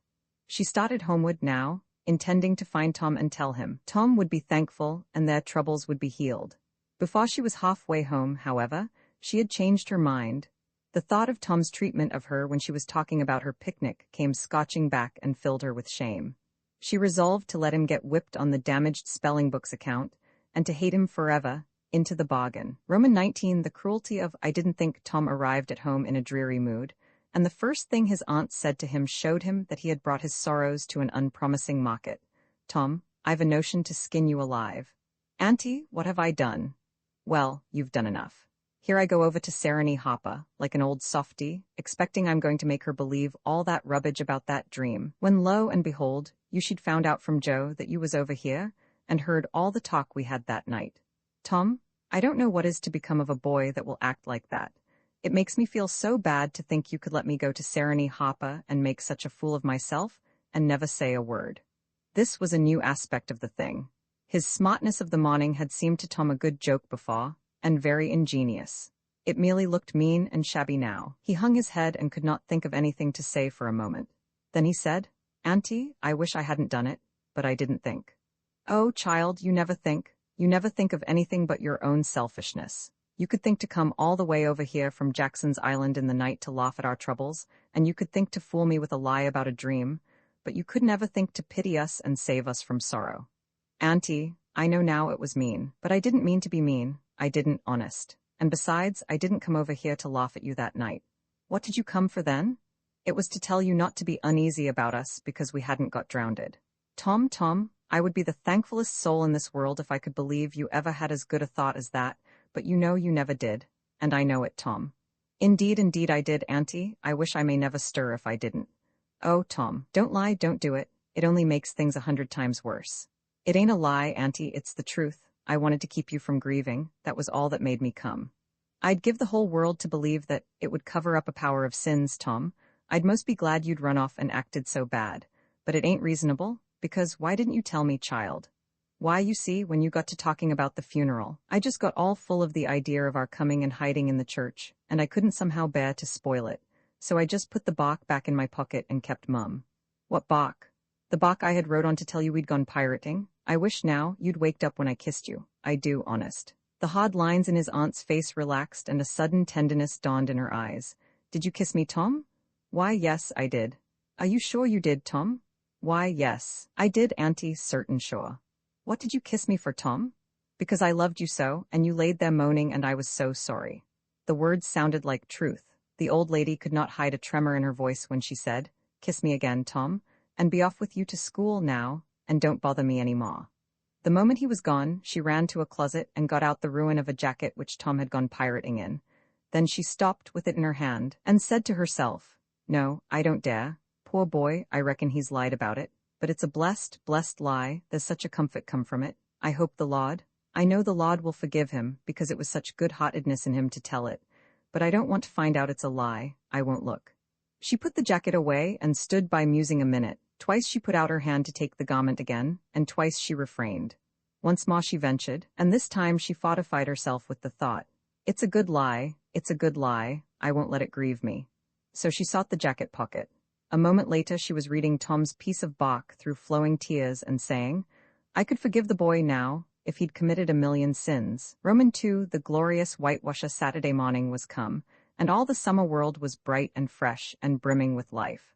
There was a song in every heart, and if the heart was young, the music issued at the lips. There was cheer in every face and a spring in every step. The locust trees were in bloom, and the fragrance of the blossoms filled the air. Cardiff Hill, beyond the village and above it, was green with vegetation, and it lay just far enough away to seem a delectable land, dreamy, reposeful, and inviting. Tom appeared on the sidewalk with a bucket of whitewash and a long-handled brush. He surveyed the fence, and all gladness left him, and a deep melancholy settled down upon his spirit. 30 yards of bawd fence 9 feet high. Life to him seemed hollow, and existence but a burden. Sighing, he dipped his brush and passed it along the topmost plank, repeated the operation, did it again, compared the insignificant whitewashed streak with the far-reaching continent of unwhitewashed fence, and sat down on a tree box discouraged. Jim came skipping out at the gate with a tin pail, and singing Buffalo Gals. Bringing water from the town pump had always been hateful work in Tom's eyes before, but now it did not strike him so. He remembered that there was company at the pump. White, mulatto, and Negro boys and girls were always there waiting their turns, resting, trading playthings, quarreling, fighting, skylocking. And he remembered that although the pump was only 150 yards off, Jim never got back with a bucket of water under an hour, and even then somebody generally had to go after him.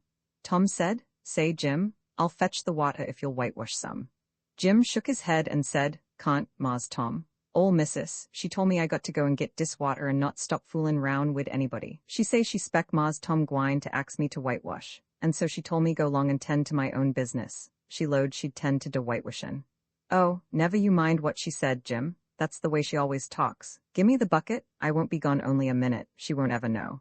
"Oh, I dasn't, Mars Tom. Ol' missus she'd taken ta de head off me, deed she would. She never licks anybody, whacks him over the head with her thimble, and who cares for that? I'd like to know. She talks awful, but talk don't hurt, anyways it don't if she don't cry. Jim, I'll give you a marvel, I'll give you a white alley." Jim began to waver. "White alley, Jim, and it's a bully taw. My, dat's a mighty gay marvel, I tell you, but Mars Tom I's powerful fraid ol' missus. And besides, if you will I'll show you my saw-toe." Jim was only human, this attraction was too much for him. He put down his pail, took the white alley, and bent over the toe with absorbing interest while the bandage was being unwound. In another moment, he was flying down the street with his pail and a tingling rear. Tom was whitewashing with vigor, and Aunt Polly was retiring from the field with a slipper in her hand and triumph in her eye. But Tom's energy did not last. He began to think of the fun he had planned for this day, and his sorrows multiplied. Soon, the free boys would come tripping along on all sorts of delicious expeditions, and they would make a world of fun of him for having to work. The very thought of it burnt him like fire. He got out his worldly wealth and examined it. Bits of toys, marbles, and trash. Enough to buy an exchange of work, maybe, but not half enough to buy so much as half an hour of pure freedom. So he returned his straightened means to his pocket and gave up the idea of trying to buy the boys. At this dark and hopeless moment, an inspiration burst upon him, nothing less than a great, magnificent inspiration. He took up his brush and went tranquilly to work. Ben Rogers hove in sight presently, the very boy, of all boys, whose ridicule he had been dreading. Ben's gait was the hop, skip, and jump, proof enough that his heart was light and his anticipations high. He was eating an apple and giving a long, melodious whoop at intervals, followed by a deep-toned ding-dong-dong, for he was personating a steamboat. As he drew near, he slackened speed, took the middle of the street, leaned far over to starboard and rounded to ponderously, and with laborious pomp and circumstance, for he was personating the big Missouri, and considered himself to be drawing 9 feet of water. He was boat and captain and engine bells combined, so he had to imagine himself standing on his own hurricane deck giving the orders and executing them. "Stop her, sir. Ting-a-ling-ling." The headway ran almost out, and he drew up slowly toward the sidewalk. "Ship up to back, ting-a-ling-ling." His arms straightened and stiffened down his sides. "Set her back on the stabboard, ting-a-ling-ling. Chow, ch chow wow, chow." His right hand, meantime, describing stately circles, for it was representing a 40-foot wheel. "Let her go back on the labboard, ting-a-ling-ling. Chow, ch chow chow." The left hand began to describe circles. "Stop the stabboard, ting-a-ling-ling. Stop the labboard. Come ahead on the stabboard. Stop her. Let your outside turn over slow. Ting-a-ling-ling. Chow-oh-oh. Get out that headline. Lively now. Come out with your spring line. What are you about there? Take a turn round that stump with the bite of it. Stand by that stage now. Let her go. Done with the engines, sir. Ting-a-ling-ling. S-H'd. S-H'd." Trying the gauge cocks, Tom went on whitewashing, paid no attention to the steamboat. Ben stared a moment and then said, "Hi, you're up a stump, ain't you?" No answer. Tom surveyed his last touch with the eye of an artist, then he gave his brush another gentle sweep and surveyed the result, as before. Ben ranged up alongside of him. Tom's mouth watered for the apple, but he stuck to his work. Ben said, "Hello, old chap, you got to work, hey?"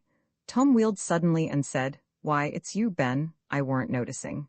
"Say, I'm going in swimming, I am. Don't you wish you could? But of course you'd druther work, wouldn't you? Course you would." Tom contemplated the boy a bit and said, "What do you call work?" "Why, ain't that work?" Tom resumed his whitewashing and answered carelessly, "Well, maybe it is and maybe it ain't. All I know is it suits Tom Sawyer." "Oh, come now, you don't mean to let on that you like it?" The brush continued to move. "Like it? Well, I don't see why I oughtn't to like it. Does a boy get a chance to whitewash a fence every day?" That put the thing in a new light. Ben stopped nibbling his apple. Tom swept his brush daintily back and forth, stepped back to note the effect, added a touch here and there, criticized the effect again, Ben watching every move and getting more and more interested, more and more absorbed. Presently he said, "Say, Tom, let me whitewash a little." Tom considered, was about to consent, but he altered his mind. No, I reckon it wouldn't hardly do, Ben. You see, Aunt Polly's awful particular about this fence, right here on the street, you know. But if it was the back fence I wouldn't mind and she wouldn't. Yes, she's awful particular about this fence, it's got to be done very careful. I reckon there ain't one boy in 1,000, maybe 2,000, that can do it the way it's got to be done. No, is that so? Oh come now, lemme just try. Only just a little, I'd let you if you was me, Tom. Ben, I'd like to, honest Injun, but Aunt Polly, well, Jim wanted to do it, but she wouldn't let him. Sid wanted to do it and she wouldn't let Sid. Now don't you see how I'm fixed? If you was to tackle this fence and anything was to happen to it? Oh, shucks, I'll be just as careful. Now lemme try, say, I'll give you the core of my apple. Well, here, no, Ben, now don't, I'm afeard. I'll give you all of it. Tom gave up the brush with reluctance in his face, but alacrity in his heart. And while the late steamer Big Missouri worked and sweated in the sun, the retired artist sat on a barrel in the shade close by, dangled his legs, munched his apple, and planned the slaughter of more innocents. There was no lack of material. Boys happened along every little while. They came to jeer, but remained to whitewash. By the time Ben was fagged out, Tom had traded the next chance to Billy Fisher for a kite, in good repair, and when he played out, Johnny Miller bought in for a dead rat and a string to swing it with. And so on, hour after hour. And when the middle of the afternoon came, from being a poor poverty-stricken boy in the morning, Tom was literally rolling in wealth.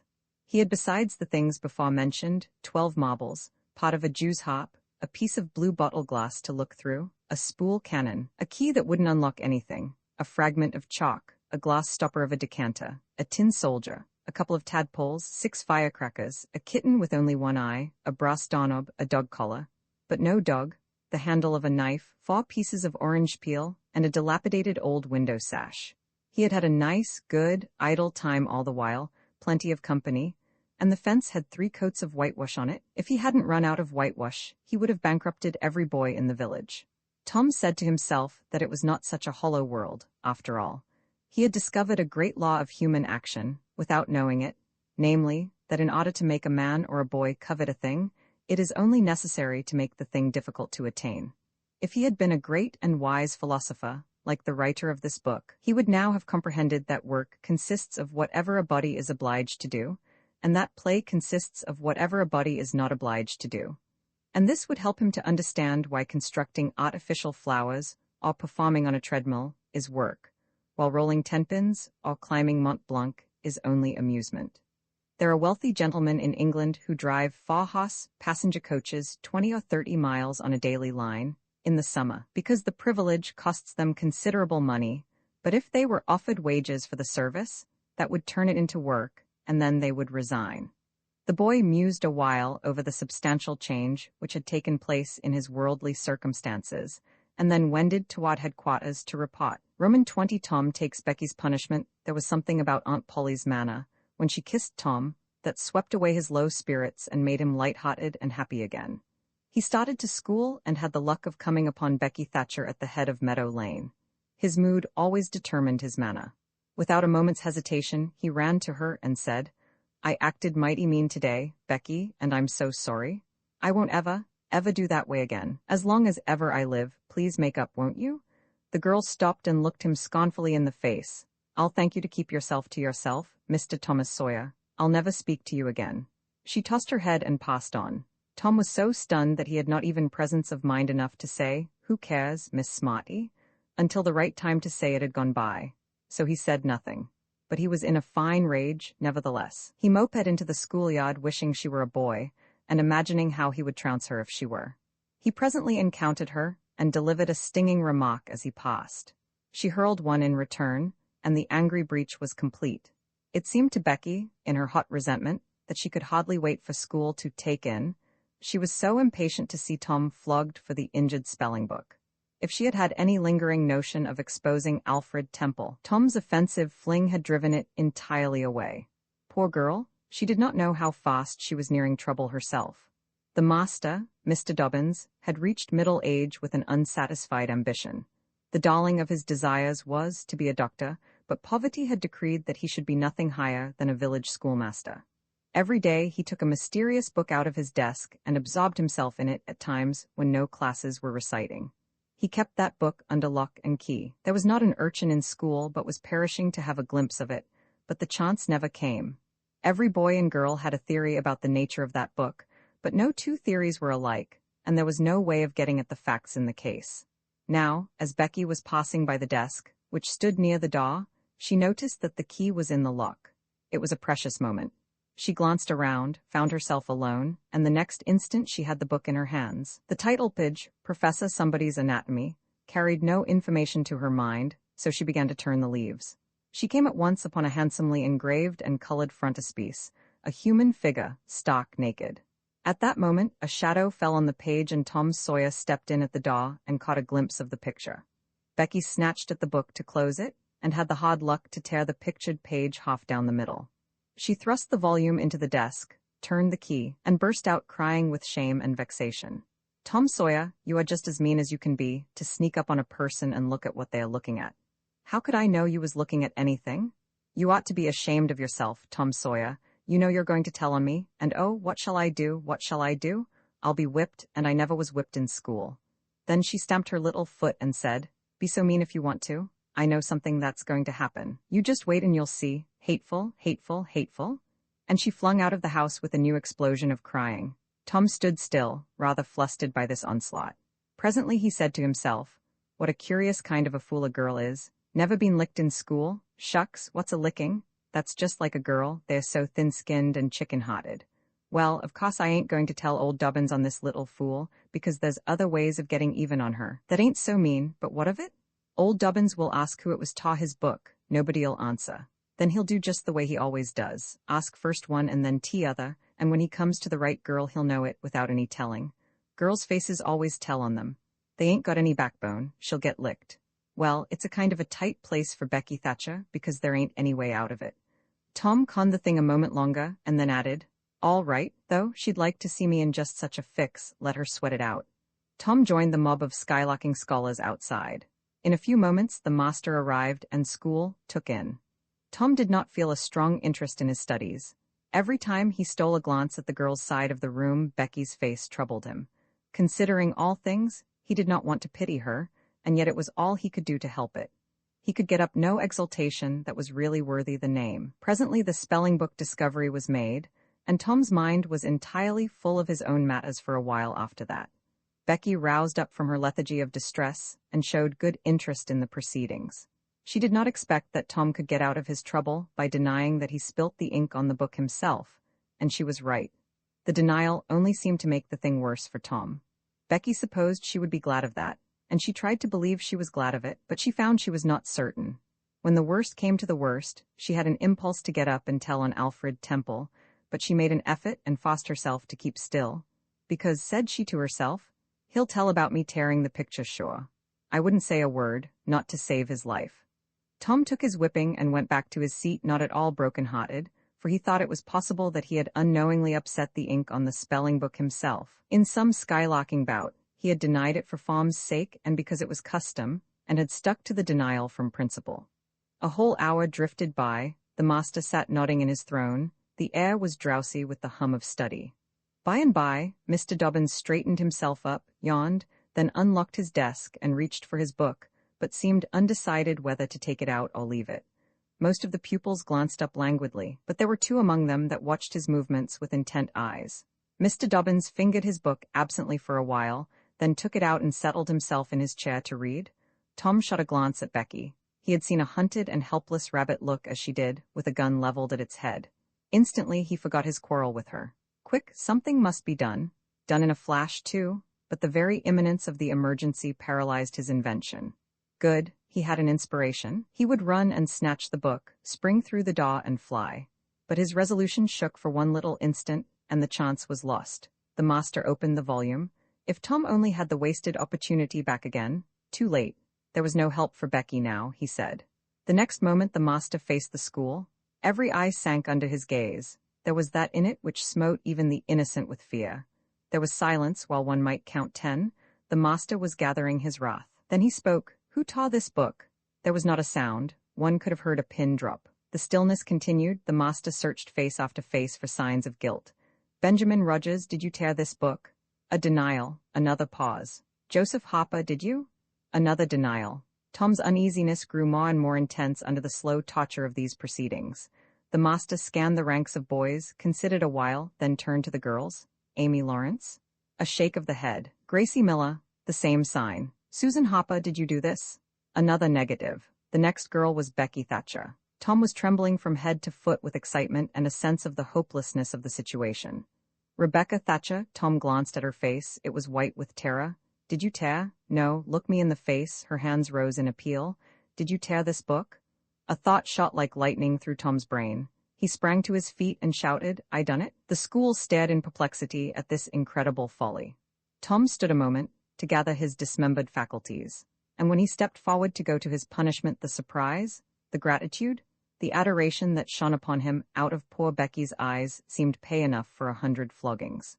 Inspired by the splendor of his own act, he took without an outcry the most merciless flaying that even Mr. Dobbins had ever administered, and also received with indifference the added cruelty of a command to remain 2 hours after school should be dismissed, for he knew who would wait for him outside till his captivity was done, and not count the tedious time as loss, either. Tom went to bed that night planning vengeance against Alfred Temple, for with shame and repentance Becky had told him all, not forgetting her own treachery.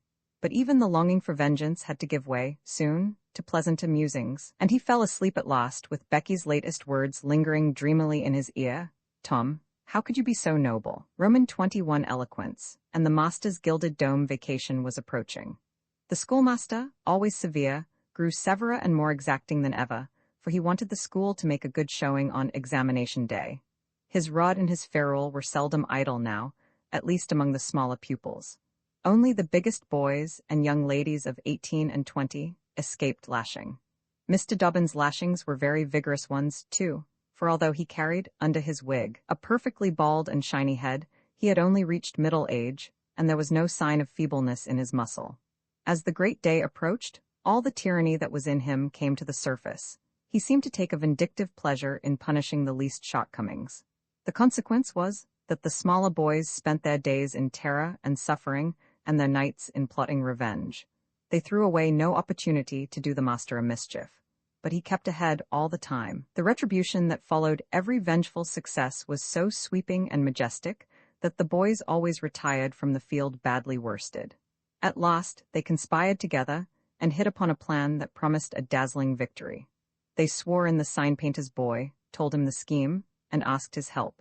He had his own reasons for being delighted, for the master boarded in his father's family, and had given the boy ample cause to hate him. The master's wife would go on a visit to the country in a few days, and there would be nothing to interfere with the plan. The master always prepared himself for great occasions by getting pretty well fuddled, and the sign-painter's boy said that when the dominie had reached the proper condition on examination evening, he would manage the thing while he napped in his chair. Then he would have him awakened at the right time and hurried away to school. In the fullness of time, the interesting occasion arrived. At 8 in the evening, the schoolhouse was brilliantly lighted, and adorned with wreaths and festoons of foliage and flowers. The master sat throned in his great chair upon a raised platform, with his blackboard behind him. He was looking tolerably mellow. 3 rows of benches on each side and 6 rows in front of him were occupied by the dignitaries of the town and by the parents of the pupils. To his left, back of the rows of citizens, was a spacious temporary platform upon which were seated the scholars who were to take part in the exercises of the evening. Rows of small boys, washed and dressed to an intolerable state of discomfort. Rows of gawky big boys, snowbanks of girls and young ladies clad in lawn and muslin, and conspicuously conscious of their bare arms, their grandmother's ancient trinkets, their bits of pink and blue ribbon, and the flowers in their hair. All the rest of the house was filled with non-participating scholars. The exercises began. A very little boy stood up and sheepishly recited, "You'd scarce expect one of my age to speak in public on the stage," etc., accompanying himself with the painfully exact and spasmodic gestures which a machine might have used, supposing the machine to be a trifle out of order. But he got through safely, though cruelly scared, and got a fine round of applause when he made his manufactured bow and retired. A little shamefaced girl lisped, Mary had a little lamb, etc., performed a compassion-inspiring curtsy, got her meed of applause, and sat down flushed and happy. Tom Sawyer stepped forward with conceited confidence and sawed into the unquenchable and indestructible, "Give me liberty or give me death" speech, with fine fury and frantic gesticulation, and broke down in the middle of it. A ghastly stage fright seized him, his legs quaked under him, and he was like to choke. True, he had the manifest sympathy of the house, but he had the house's silence too, which was even worse than its sympathy. The master frowned, and this completed the disaster. Tom struggled a while and then retired, utterly defeated. There was a weak attempt at applause, but it died early. The boys stood on the burning deck, followed. Also, the Assyrian came down, and other declamatory gems. Then there were reading exercises and a spelling fight. The meager Latin class recited with honor. The prime feature of the evening was in order, now original, compositions by the young ladies. Each in her turn stepped forward to the edge of the platform, cleared her throat, held up her manuscript, tied with dainty ribbon, and proceeded to read, with labored attention to expression and punctuation. The themes were the same that had been illuminated upon similar occasions by their mothers before them, their grandmothers, and doubtless all their ancestors in the female line clear back to the Crusades. Friendship was one, memories of other days, religion in history, dreamland, the advantages of culture, forms of political government compared and contrasted, melancholy, filial love, hot longings, etc., etc. A prevalent feature in these compositions was a nursed and petted melancholy. Another was a wasteful and opulent gush of fine language. Another was a tendency to lug in, by the ears, particularly prized words and phrases until they were worn entirely out. And a peculiarity that conspicuously mocked and marred them was the inveterate and intolerable sermon that wagged its crippled tail at the end of each and every one of them. No matter what the subject might be, a brain-racking effort was made to squirm it into some aspect or other that the moral and religious mind could contemplate with edification. The glaring insincerity of these sermons was not sufficient to compass the banishment of the fashion from the schools, and it is not sufficient today. It never will be sufficient while the world stands, perhaps. There is no school in all our land where the young ladies do not feel obliged to close their compositions with a sermon, and you will find that the sermon of the most frivolous and the least religious girl in the school is always the longest and the most relentlessly pious. But enough of this. Homely truth is unpalatable. Let us return to the examination. The first composition that was read was one entitled, "Is This, Then, Life?" Perhaps the reader can endure an extract from it. In the common walks of life, with what delightful emotions does the youthful mind look forward to some anticipated scene of festivity? Imagination is busy sketching rose-tinted pictures of joy. In fancy, the voluptuous votary of fashion sees herself amid the festive throng, the observed of all observers. Her graceful form, arrayed in snowy robes, is whirling through the mazes of the joyous dance. Her eye is brightest, her step is lightest in the gay assembly. In such delicious fancies time quickly glides by, and the welcome hour arrives for her entrance into the Elysian world, of which she has had such bright dreams. How fairy-like does everything appear to her enchanted vision. Each new scene is more charming than the last. But after a while she finds that beneath this goodly exterior, all is vanity. The flattery which once charmed her soul now grates harshly upon her ear. The ballroom has lost its charms, and with wasted health and embittered heart, she turns away with the conviction that earthly pleasures cannot satisfy the longings of the soul, and so forth and so on. There was a buzz of gratification from time to time during the reading, accompanied by whispered ejaculations of "how sweet," "how eloquent," "so true," etc., and after the thing had closed with a peculiarly afflicting sermon, the applause was enthusiastic. Then arose a slim, melancholy girl, whose face had the interesting paleness that comes of pills and indigestion, and read a poem. 2 stanzas of it will do. A Missouri maiden's farewell to Alabama, Alabama, goodbye, I love thee well. But yet for a while do I leave thee now. Sad, yes, sad thoughts of thee my heart doth swell, and burning recollections throng my brow. For I have wandered through thy flowery woods, have roamed and read near Tallapoosa's stream, have listened to Tallasee's warring floods, and wooed on Coosa's side Aurora's beam. Yet shame I not to bear an awful heart, nor blush to turn behind my tearful eyes. 'Tis from no stranger land I now must part, 'tis to no strangers left I yield these sighs. Welcome and home were mine within the state, whose veils I leave, whose spires fade fast from me, and cold must be mine eyes, and hot, and tet, when, dear Alabama, they turn cold on thee? There were very few there who knew what tet meant, but the poem was very satisfactory, nevertheless. Next appeared a dark-complexioned, black-eyed, black-haired young lady, who paused an impressive moment, assumed a tragic expression, and began to read in a measured, solemn tone. A vision dark and tempestuous was night. Around the throne on high not a single star quivered, but the deep intonations of the heavy thunder constantly vibrated upon the ear, whilst the terrific lightning revelled in angry mood through the cloudy chambers of heaven, seeming to scorn the power exerted over its terror by the illustrious Franklin. Even the boisterous winds unanimously came forth from their mystic homes, and blustered about as if to enhance by their aid the wildness of the scene.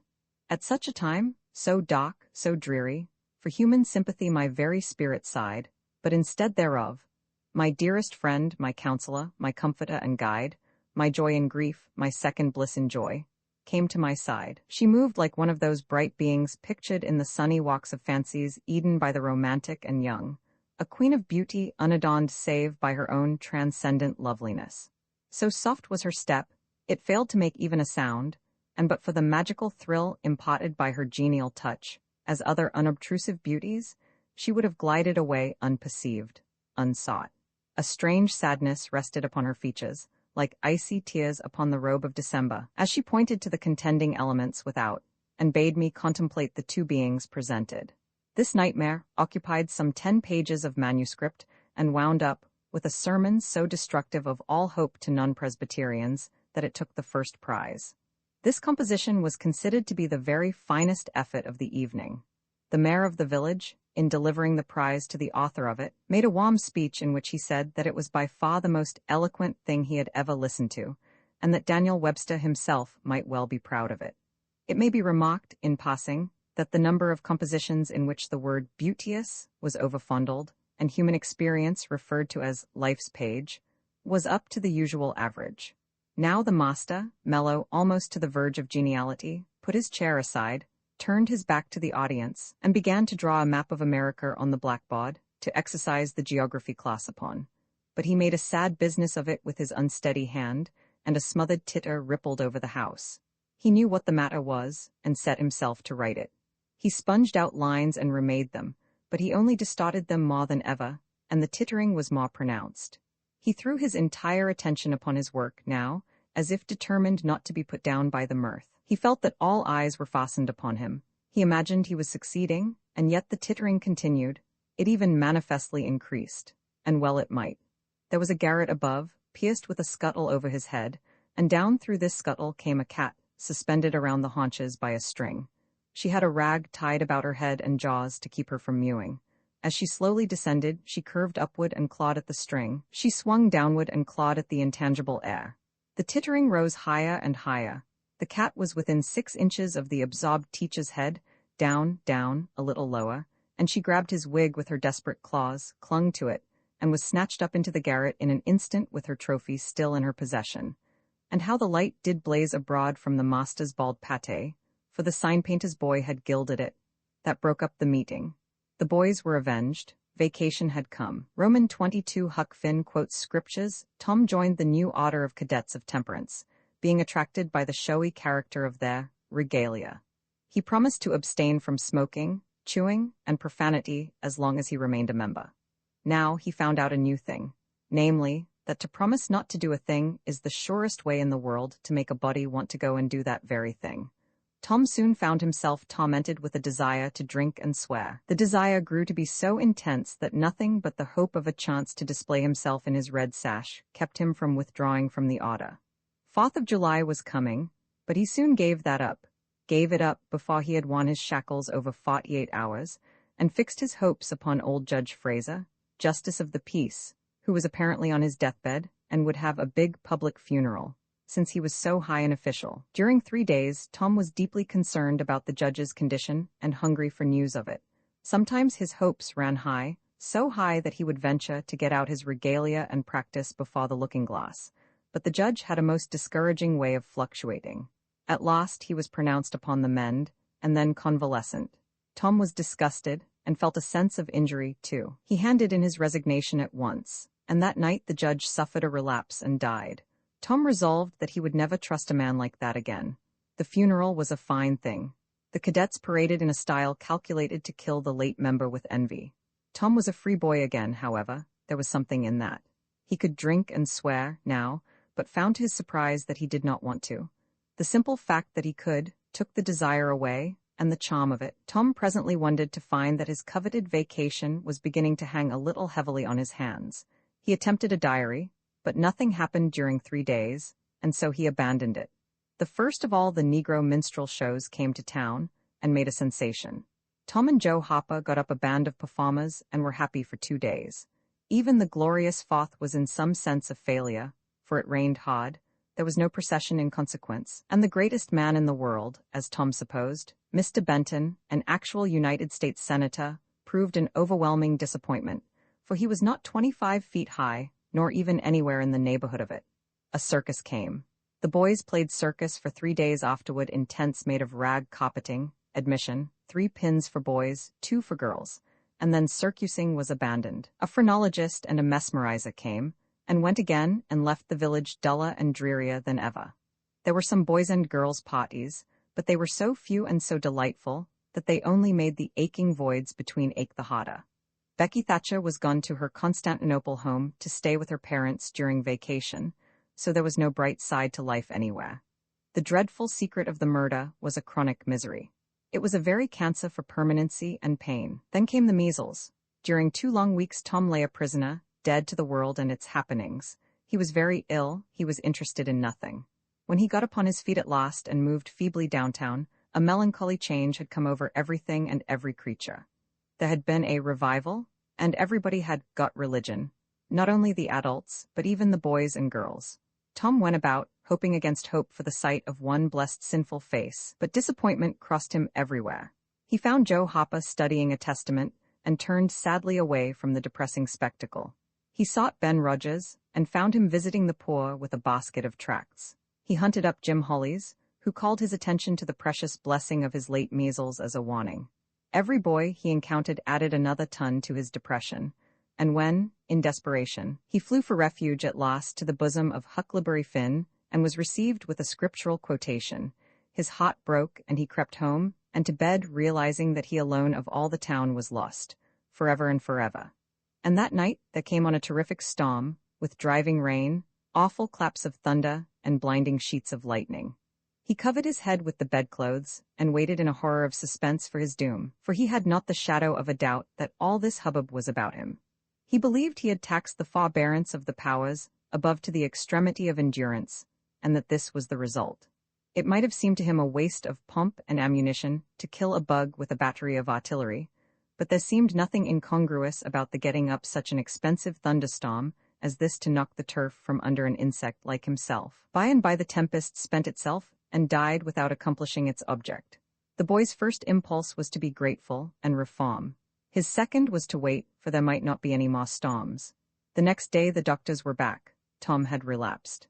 The 3 weeks he spent on his back this time seemed an entire age.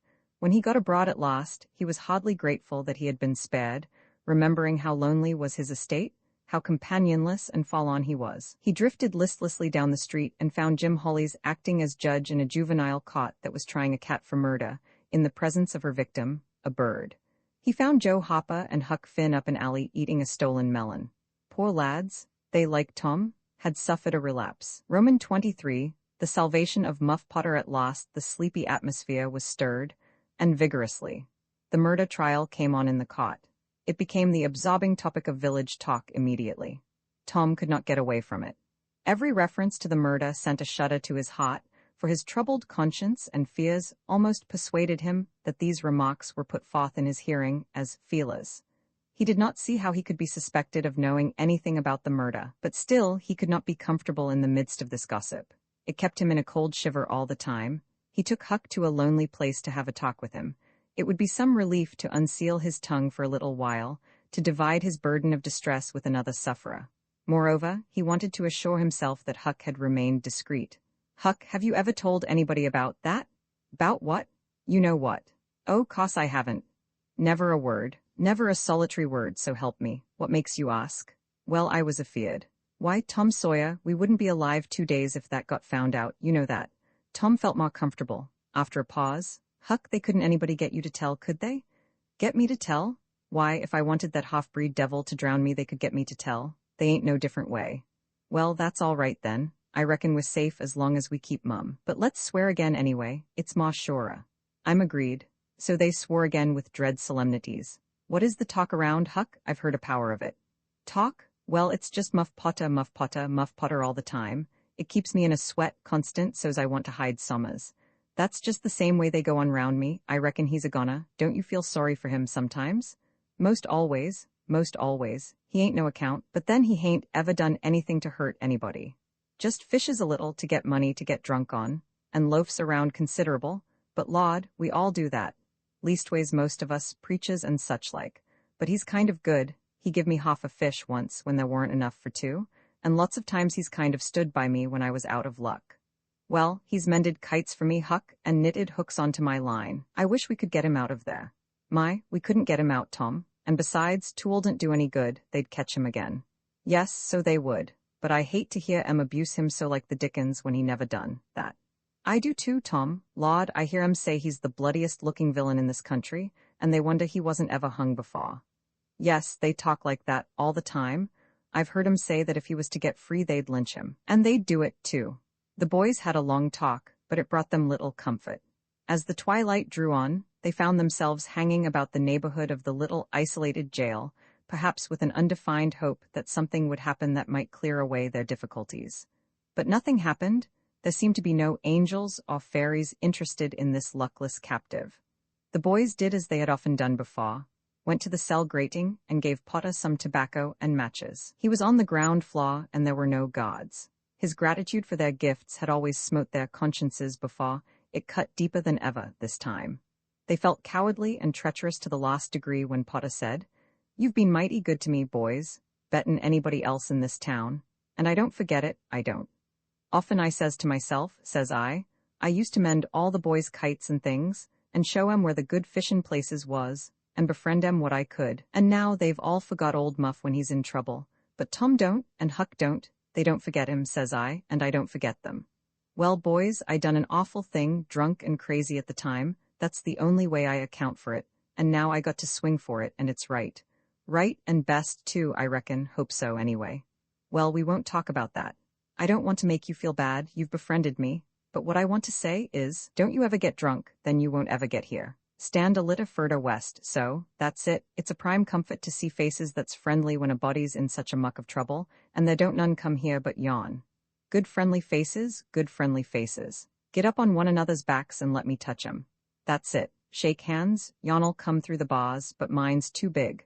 Little hands and weak, but they've helped Muff Potter a power, and they'd help him more if they could. Tom went home miserable, and his dreams that night were full of horrors.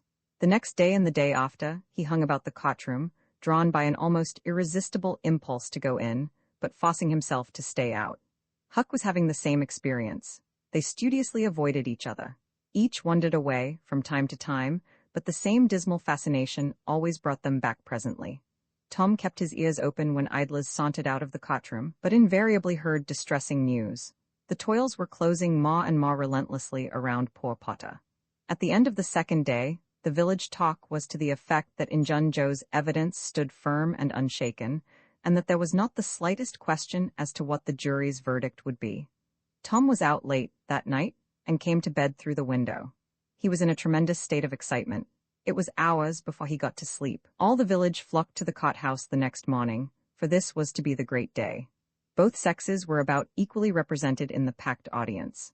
After a long wait, the jury filed in and took their places. Shortly afterward, Potter, pale and haggard, timid and hopeless, was brought in, with chains upon him, and seated where all the curious eyes could stare at him. No less conspicuous was Injun Joe, stolid as ever. There was another pause, and then the judge arrived, and the sheriff proclaimed the opening of the cot. The usual whisperings among the lawyers and gathering together of papers followed. These details and accompanying delays worked up an atmosphere of preparation that was as impressive as it was fascinating. Now, a witness was called who testified that he found Muff Potter washing in the brook, at an early hour of the morning that the murder was discovered, and that he immediately sneaked away.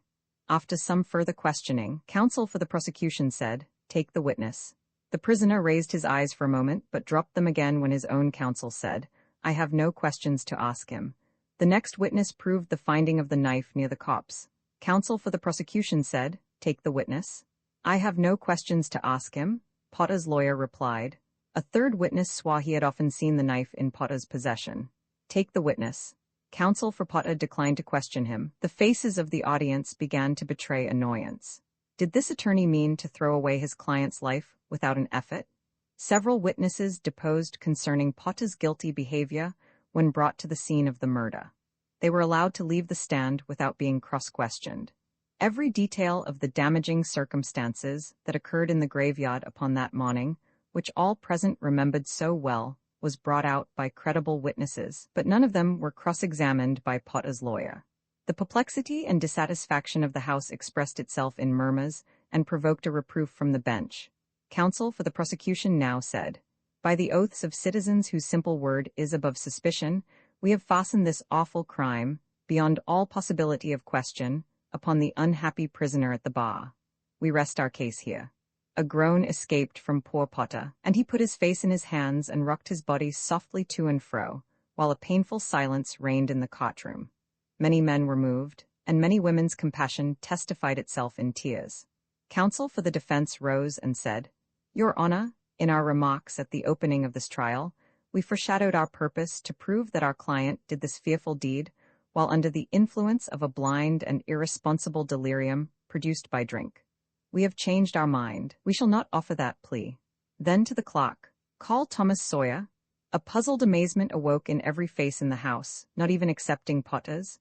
Every eye fastened itself with wondering interest upon Tom as he rose and took his place upon the stand. The boy looked wild enough, for he was badly scared. The oath was administered. "Thomas Sawyer, where were you on the 17th of June, about the hour of midnight?" Tom glanced at Injun Joe's iron face, and his tongue failed him. The audience listened breathless, but the words refused to come. After a few moments, however, the boy got a little of his strength back, and managed to put enough of it into his voice to make part of the house hear, "In the graveyard." "A little bit louder, please. Don't be afraid. You were in the graveyard." A contemptuous smile flitted across Injun Joe's face. "Were you anywhere near Hoss Williams' grave?" "Yes, sir." "Speak up just a trifle louder. How near were you?" "Near as I am to you." "Were you hidden or not?" "I was hid." "Where?" "Behind the elms that's on the edge of the grave." Injun Joe gave a barely perceptible start. "Anyone with you?" "Yes, sir, I went there with—" Wait a moment. Never mind mentioning your companion's name. We will produce him at the proper time. Did you carry anything there with you?" Tom hesitated and looked confused. "Speak out, my boy. Don't be diffident. The truth is always respectable. What did you take there?" "Only a dead cat." There was a ripple of mirth, which the cot checked. "We will produce the skeleton of that cat. Now, my boy, tell us everything that occurred. Tell it in your own way. Don't skip anything, and don't be afraid." Tom began, hesitatingly at first, but as he warmed to his subject his words flowed more and more easily. In a little while every sound ceased but his own voice. Every eye fixed itself upon him. With parted lips and bated breath, the audience hung upon his words, taking no note of time, wrapped in the ghastly fascinations of the tale. The strain upon pent emotion reached its climax when the boy said, "And as the doctor fetched the bot around and Muff Potter fell, Injun Joe jumped with the knife and crash? Quick as lightning the half-breed sprang for a window, tore his way through all opposers, and was gone. Roman 24 splendid days and fearsome nights Tom was a glittering hero once more, the pet of the old, the envy of the young. His name even went into immortal print, for the village paper magnified him. There were some that believed he would be president yet, if he escaped hanging. As usual, the fickle, unreasoning world took Muff Potter to its bosom and fondled him as lavishly as it had abused him before. But that sort of conduct is to the world's credit, therefore it is not well to find fault with it. Tom's days were days of splendor and exultation to him, but his nights were seasons of horror. Injun Joe infested all his dreams, and always with doom in his eye. Hardly any temptation could persuade the boy to stir abroad after nightfall. Poor Huck was in the same state of wretchedness and terror, for Tom had told the whole story to the lawyer the night before the great day of the trial, and Huck was sore afraid that his share in the business might leak out. Yet, notwithstanding Injun Joe's flight had saved him the suffering of testifying in court.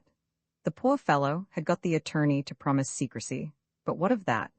Since Tom's harassed conscience had managed to drive him to the lawyer's house by night and wring a dread tale from lips that had been sealed with the dismalest and most formidable of oaths, Huck's confidence in the human race was well-nigh obliterated. Daily Muff Potter's gratitude made Tom glad he had spoken, but nightly he wished he had sealed up his tongue.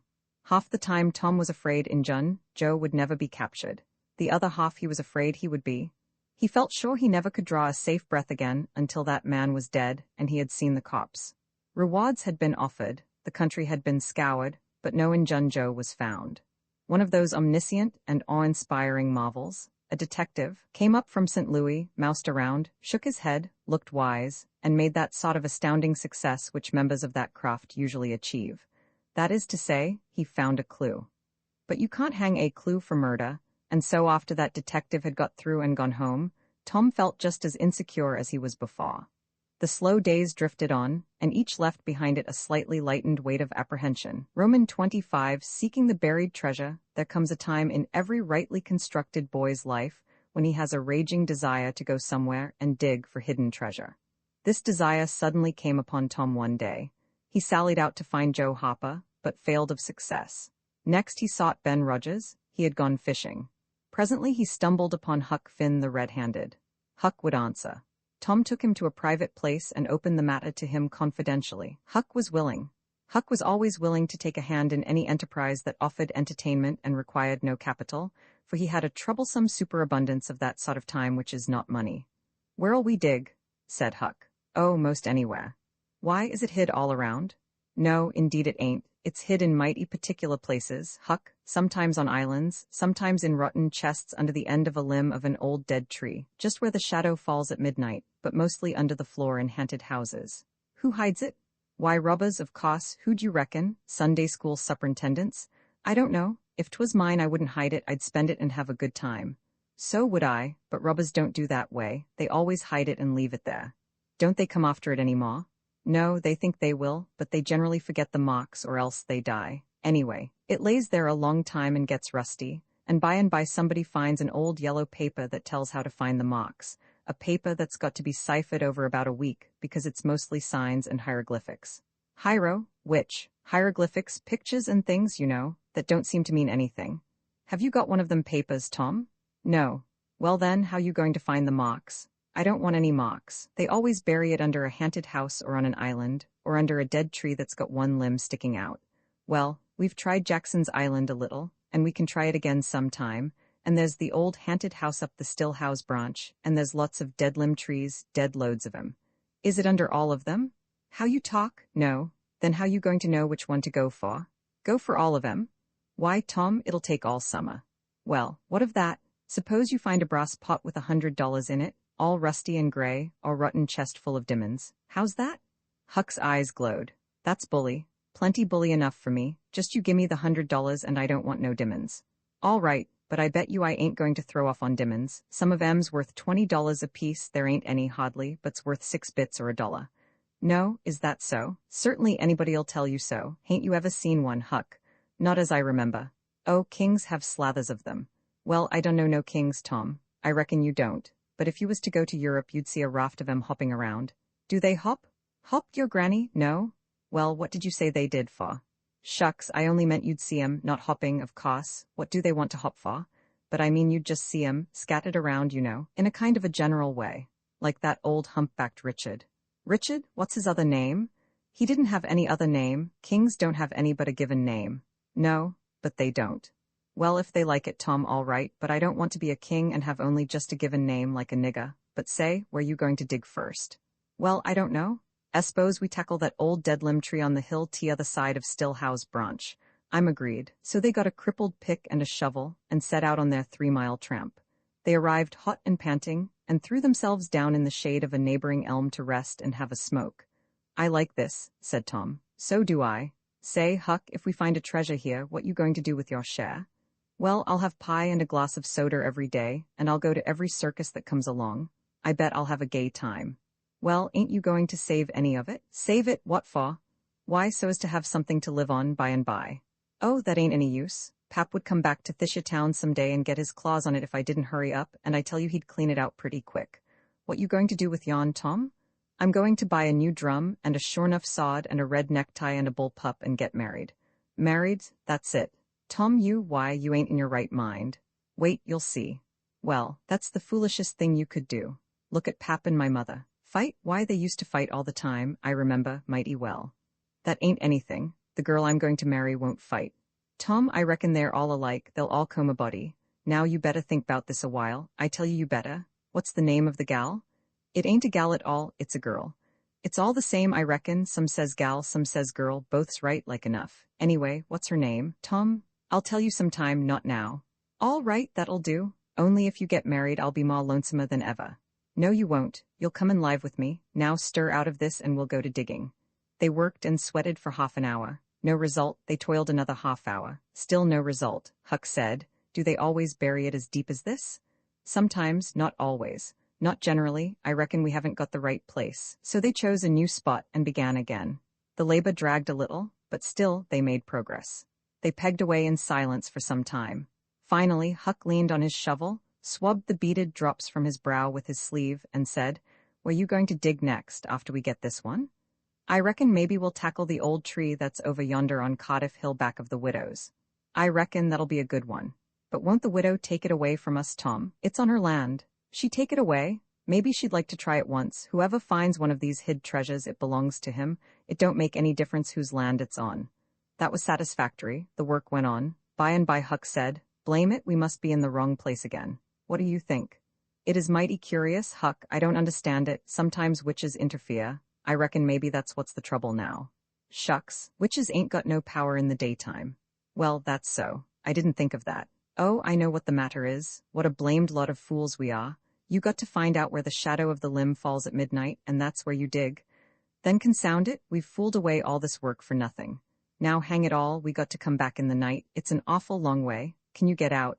I bet I will. We've got to do it tonight, too, because if somebody sees these holes, they'll know in a minute what's here and they'll go for it. Well, I'll come around and mow tonight. All right, let's hide the tools in the bushes. The boys were there that night about the appointed time. They sat in the shadow waiting. It was a lonely place and an hour made solemn by old traditions. Spirits whispered in the rustling leaves. Ghosts lurked in the murky nooks. The deep baying of a hound floated up out of the distance. An owl answered with his sepulchral note. The boys were subdued by these solemnities and talked little. By and by they judged that 12 had come. They mocked where the shadow fell and began to dig. Their hopes commenced to rise. Their interest grew stronger, and their industry kept pace with it. The hole deepened and still deepened, but every time their hearts jumped to hear the pick strike upon something, they only suffered a new disappointment. It was only a stone or a chunk. At last Tom said, it ain't any use, Huck, we're wrong again. Well, but we can't be wrong. We spotted the shadow to a dot. I know it, but then there's another thing. What's that? Why, we only guessed at the time, like enough it was too late or too early. Huck dropped his shovel. That's it, said he. That's the very trouble. We got to give this one up. We can't ever tell the right time, and besides, this kind of thing's too awful. Here this time of night with witches and ghosts fluttering around so. I feel as if something's behind me all the time, and I'm afeard to turn around, because maybe there's others in front awaiting for a chance. I've been creeping all over, ever since I got here. Well, I've been pretty much so too, Huck. They most always put in a dead man when they bury a treasure under a tree to look out for it. Lottie? Yes, they do. I've always heard that. Tom, I don't like to fool around much where there's dead people. A body's bound to get into trouble with 'em, sure. I don't like to stir 'em up either. I suppose this one here was to stick his skull out and say something. Don't, Tom, it's awful. Well, it just is. Huck, I don't feel comfortable a bit. Say, Tom, let's give this place up and try somewheres else. All right, I reckon we better. What'll it be? Tom considered a while and then said, the haunted house. That's it? Blame it, I don't like haunted houses, Tom. Why, they're a darn sight worse'n dead people. Dead people might talk, maybe, but they don't come sliding around in a shroud when you ain't noticing, and peep over your shoulder all of a sudden and grit their teeth, the way a ghost does. I couldn't stand such a thing as that, Tom, nobody could. Yes, but Huck, ghosts don't travel around only at night. They won't hinder us from digging there in the daytime. Well, that's so, but you know mighty well people don't go about that haunted house in the day nor the night. Well, that's mostly because they don't like to go where a man's been murdered anyway. But nothing's ever been seen around that house except in the night. just some blue lights slipping by the windows, no regular ghosts. Well, where you see one of them blue lights flickering around, Tom, you can bet there's a ghost mighty close behind it. It stands to reason, because you know that they don't anybody but ghosts use them. Yes, that's so. But anyway, they don't come around in the daytime, so what's the use of our being afeared? Well, all right, we'll tackle the haunted house if you say so, but I reckon it's taking chances. They had started down the hill by this time. There in the middle of the moonlit valley below them stood the haunted house, utterly isolated, its fences gone long ago, rank weeds smothering the very doorsteps, the chimney crumbled to ruin, the window sashes vacant, a corner of the roof caved in. The boys gazed a while, half expecting to see a blue light flit past a window. Then, talking in a low tone, as befitted the time and the circumstances, they struck far off to the right, to give the haunted house a wide berth, and took their way homeward through the woods that adorned the rearward side of Cardiff Hill. Roman 26 real robbers seized the box of gold about noon the next day. The boys arrived at the dead tree. They had come for their tools. Tom was impatient to go to the haunted house. Huck was measurably so, also, but suddenly said, "Looky here, Tom, do you know what day it is?" Tom mentally ran over the days of the week and then quickly lifted his eyes with a startled look in them. "My, I never once thought of it, Huck." "Well, I didn't neither, but all at once it popped onto me that it was Friday." "Blame it, a body can't be too careful, Huck. We might have got into an awful scrape tackling such a thing on a Friday." "Might better say we would. There's some lucky days, maybe, but Friday ain't. Any fool knows that. I don't reckon you was the first that found it out, Huck." "Well, I never said I was, did I? And Friday ain't all neither. I had a rotten bad dream last night, dreamt about rats." "No, sure sign of trouble. Did they fight?" "No." "Well, that's good, Huck. When they don't fight, it's only a sign that there's trouble around, you know. All we got to do is to look mighty sharp and keep out of it. We'll drop this thing for today and play. Do you know Robin Hood, Huck?" "No, who's Robin Hood?" "Why, he was one of the greatest men that was ever in England and the best. He was a robber." "Cracky, I wished I was. Who did he rob?" "Only sheriffs and bishops and rich people and kings and such like. But he never bothered the poor. He loved 'em. He always divided up with 'em perfectly square." "Well, he must have been a brick." "I bet you he was, Huck. Oh, he was the noblest man that ever was. They ain't any such men now, I can tell you. He could lick any man in England with one hand tied behind him, and he could take his U-bow and plug a 10-cent piece every time, a mile and a half." "What's a U-bow?" "I don't know. It's some kind of a bow, of course. And if he hit that dime only on the edge, he would set down and cry and curse. But we'll play Robin Hood. It's no be fun. I'll learn you." "I'm agreed." So they played Robin Hood all the afternoon, now and then casting a yearning eye down upon the haunted house and passing a remark about the morrow's prospects and possibilities there. As the sun began to sink into the west, they took their way homeward athwart the long shadows of the trees and soon were buried from sight in the forests of Cardiff Hill. On Saturday, shortly after noon, the boys were at the dead tree again.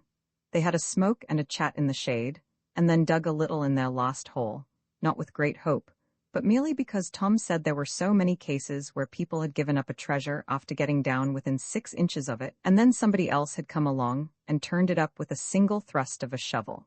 The thing failed this time, however, so the boys shouldered their tools and went away feeling that they had not trifled with fortune, but had fulfilled all the requirements that belonged to the business of treasure hunting. When they reached the haunted house, there was something so weird and grisly about the dead silence that reigned there under the baking sun, and something so depressing about the loneliness and desolation of the place, that they were afraid for a moment to venture in. Then they crept to the door and took a trembling peep. They saw a weed-grown, flawless room, unplastered, an ancient fireplace, vacant windows, a ruinous staircase, and here, there, and everywhere hung ragged and abandoned cobwebs. They presently entered softly, with quickened pulses, talking in whispers, ears alert to catch the slightest sound, and muscles tense and ready for instant retreat.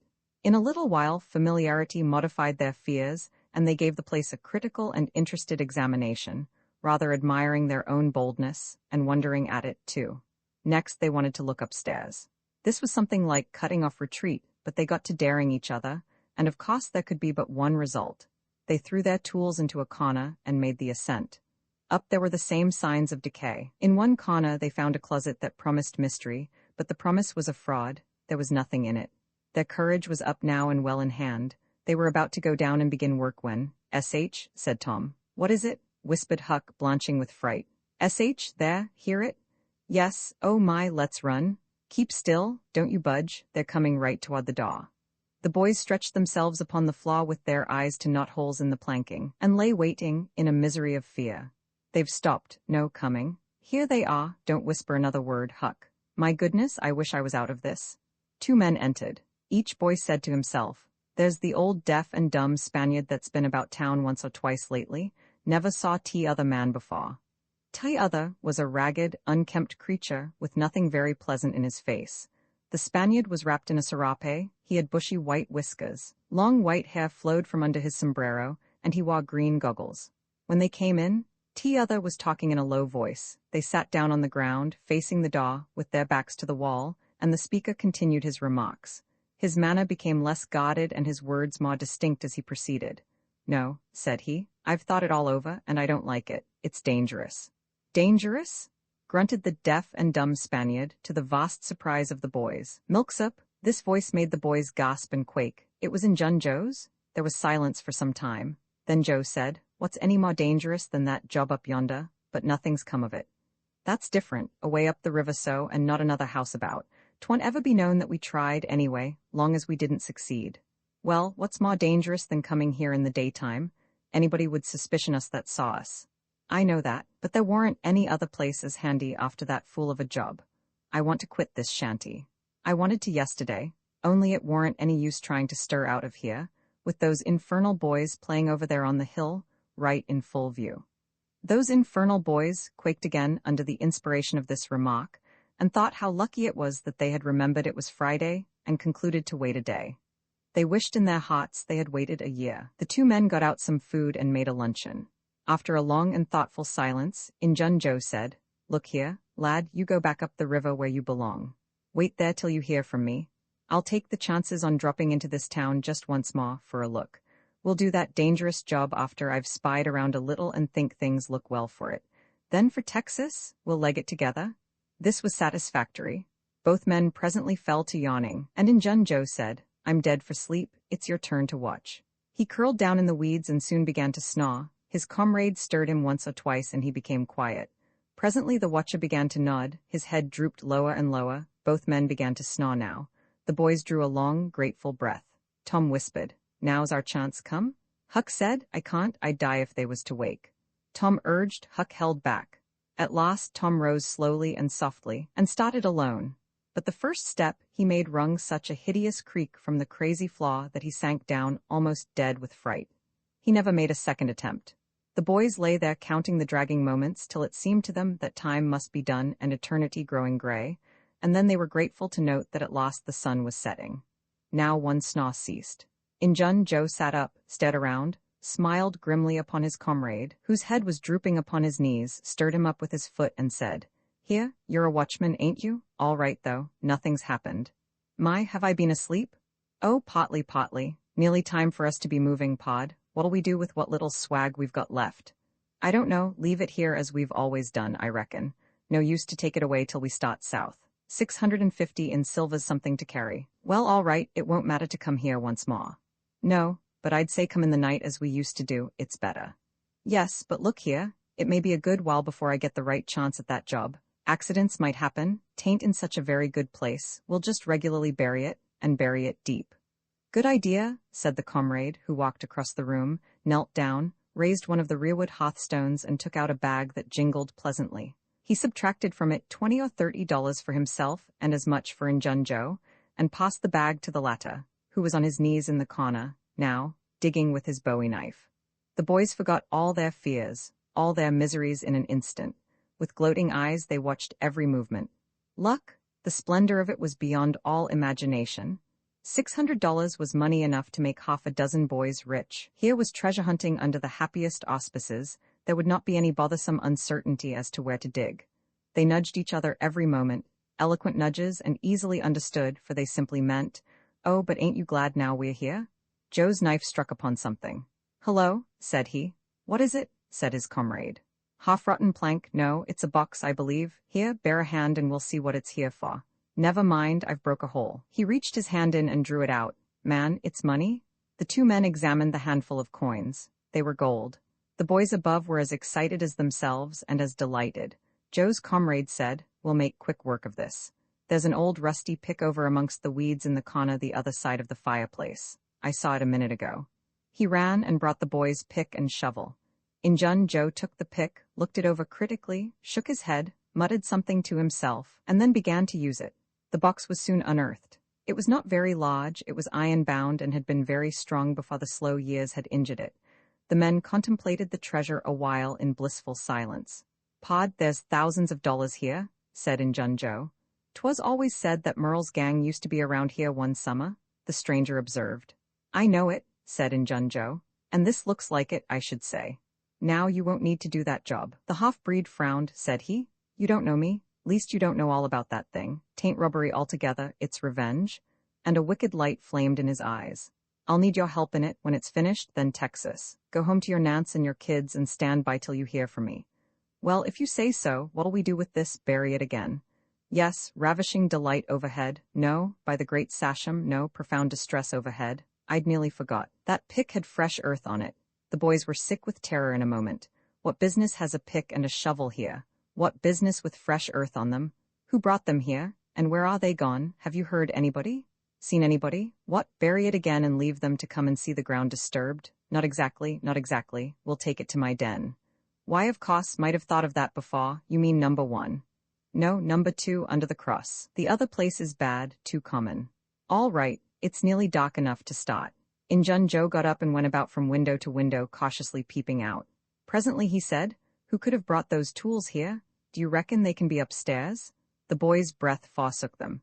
Injun Joe put his hand on his knife, halted a moment, undecided, and then turned toward the stairway.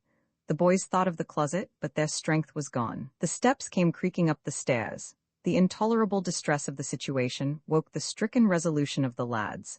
They were about to spring for the closet, when there was a crash of rotten timbers and Injun Joe landed on the ground amid the debris of the ruined stairway. He gathered himself up cursing, and his comrade said, "Now, what's the use of all that? If it's anybody, and they're up there, let them stay there. Who cares?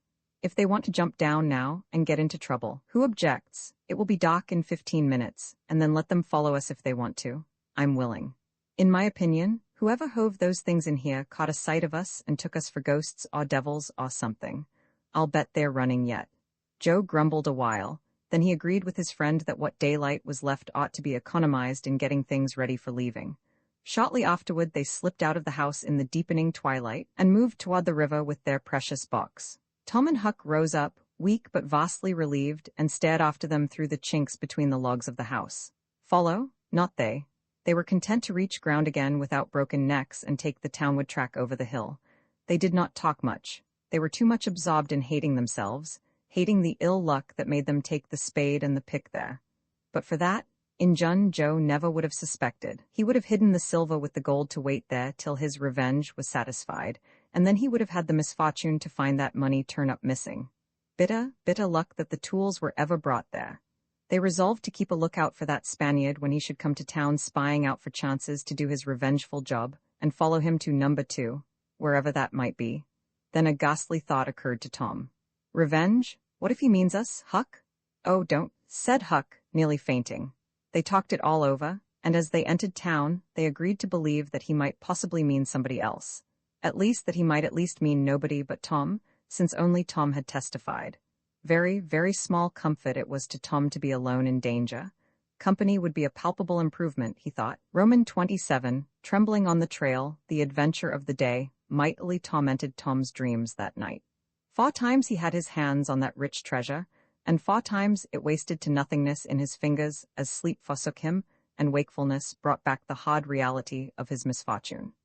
As he lay in the early morning, recalling the incidents of his great adventure, he noticed that they seemed curiously subdued and far away, somewhat as if they had happened in another world, or in a time long gone by. Then it occurred to him that the great adventure itself must be a dream. There was one very strong argument in favor of this idea, namely, that the quantity of coin he had seen was too vast to be real. He had never seen as much as $50 in one mass before, and he was like all boys of his age and station in life, in that he imagined that all references to hundreds and thousands were mere fanciful forms of speech, and that no such sums really existed in the world. He never had supposed for a moment that so large a sum as $100 was to be found in actual money in anyone's possession. If his notions of hidden treasure had been analyzed, they would have been found to consist of a handful of real dimes and a bushel of vague, splendid, ungraspable dollars. But the incidents of his adventure grew sensibly sharper and clearer under the attrition of thinking them over, and so he presently found himself leaning to the impression that the thing might not have been a dream, after all. This uncertainty must be swept away. He would snatch a hurried breakfast and go and find Huck. Huck was sitting on the gunwale of a flatboat, listlessly dangling his feet in the water and looking very melancholy. Tom concluded to let Huck lead up to the subject. If he did not do it, then the adventure would be proved to have been only a dream. "Hello, Huck?" "Hello, yourself?" Silence for a minute. "Tom, if we'd 'a' left the blame tools at the dead tree, we'd 'a' got the money. Oh, ain't it awful?" "'Tain't a dream, then, 'tain't a dream?" "Somehow I most wish it was. Dogged if I don't, Huck." "What ain't a dream?" "Oh, that thing yesterday, I been half thinking it was." "Dream? If them stairs hadn't broke down you'd 'a' seen how much dream it was. I've had dreams enough all night with that patch-eyed Spanish devil going for me all through 'em. Rot him." "No, not rot him, find him, track the money." "Tom will never find him. A fella don't have only one chance for such a pile, and that one's lost. I'd feel mighty shaky if I was to see him anyway." "Well, so'd I, but I'd like to see him anyway, and track him out to his number 2. "Number 2, yes, that's it. I been thinking about that, but I can't make nothing out of it. What do you reckon it is?" "I don't know. It's too deep, say, Huck. Maybe it's the number of a house." "Goody. No, Tom, that ain't it. If it is, it ain't in this one hoss town. They ain't no numbers here." "Well, that's so. Lemme think a minute. Here, it's the number of a room in a tavern, you know." "Oh, that's the trick. They ain't only 2 taverns. We can find out quick. You stay here, Huck, till I come." Tom was off at once. He did not care to have Huck's company in public places. He was gone half an hour. He found that in the best tavern, No. 2 had long been occupied by a young lawyer, and was still so occupied. In the less ostentatious house, No. 2 was a mystery. The tavern keeper's young son said it was kept locked all the time, and he never saw anybody go into it or come out of it except at night. He did not know any particular reason for this state of things, had some little curiosity, but it was rather feeble, had made the most of the mystery by entertaining himself with the idea that that room was haunted, had noticed that there was a light in there the night before. "That's what I've found out, Huck. I reckon that's the very No. 2 we're after." "I reckon it is, Tom. Now what you going to do?" "Lemme think." Tom thought a long time, then he said, "I'll tell you, the back door of that No. 2 is the door that comes out into that little close alley between the tavern and the old rattle-trap of a brick store. Now you get hold of all the darkies you can find, and I'll nip all of Auntie's, and the first dark night we'll go there and try 'em. And mind you, keep a lookout for Injun Joe, because he said he was going to drop into town and spy around once more for a chance to get his revenge. If you see him, you just follow him, and if he don't go to that No. 2, that ain't the place. Lottie, I don't want to follow him by myself. Why, it'll be night, sure, he mightn't ever see you, and if he did, maybe he'd never think anything. Well, if it's pretty dark, I reckon I'll track him. I don't know, I'll try."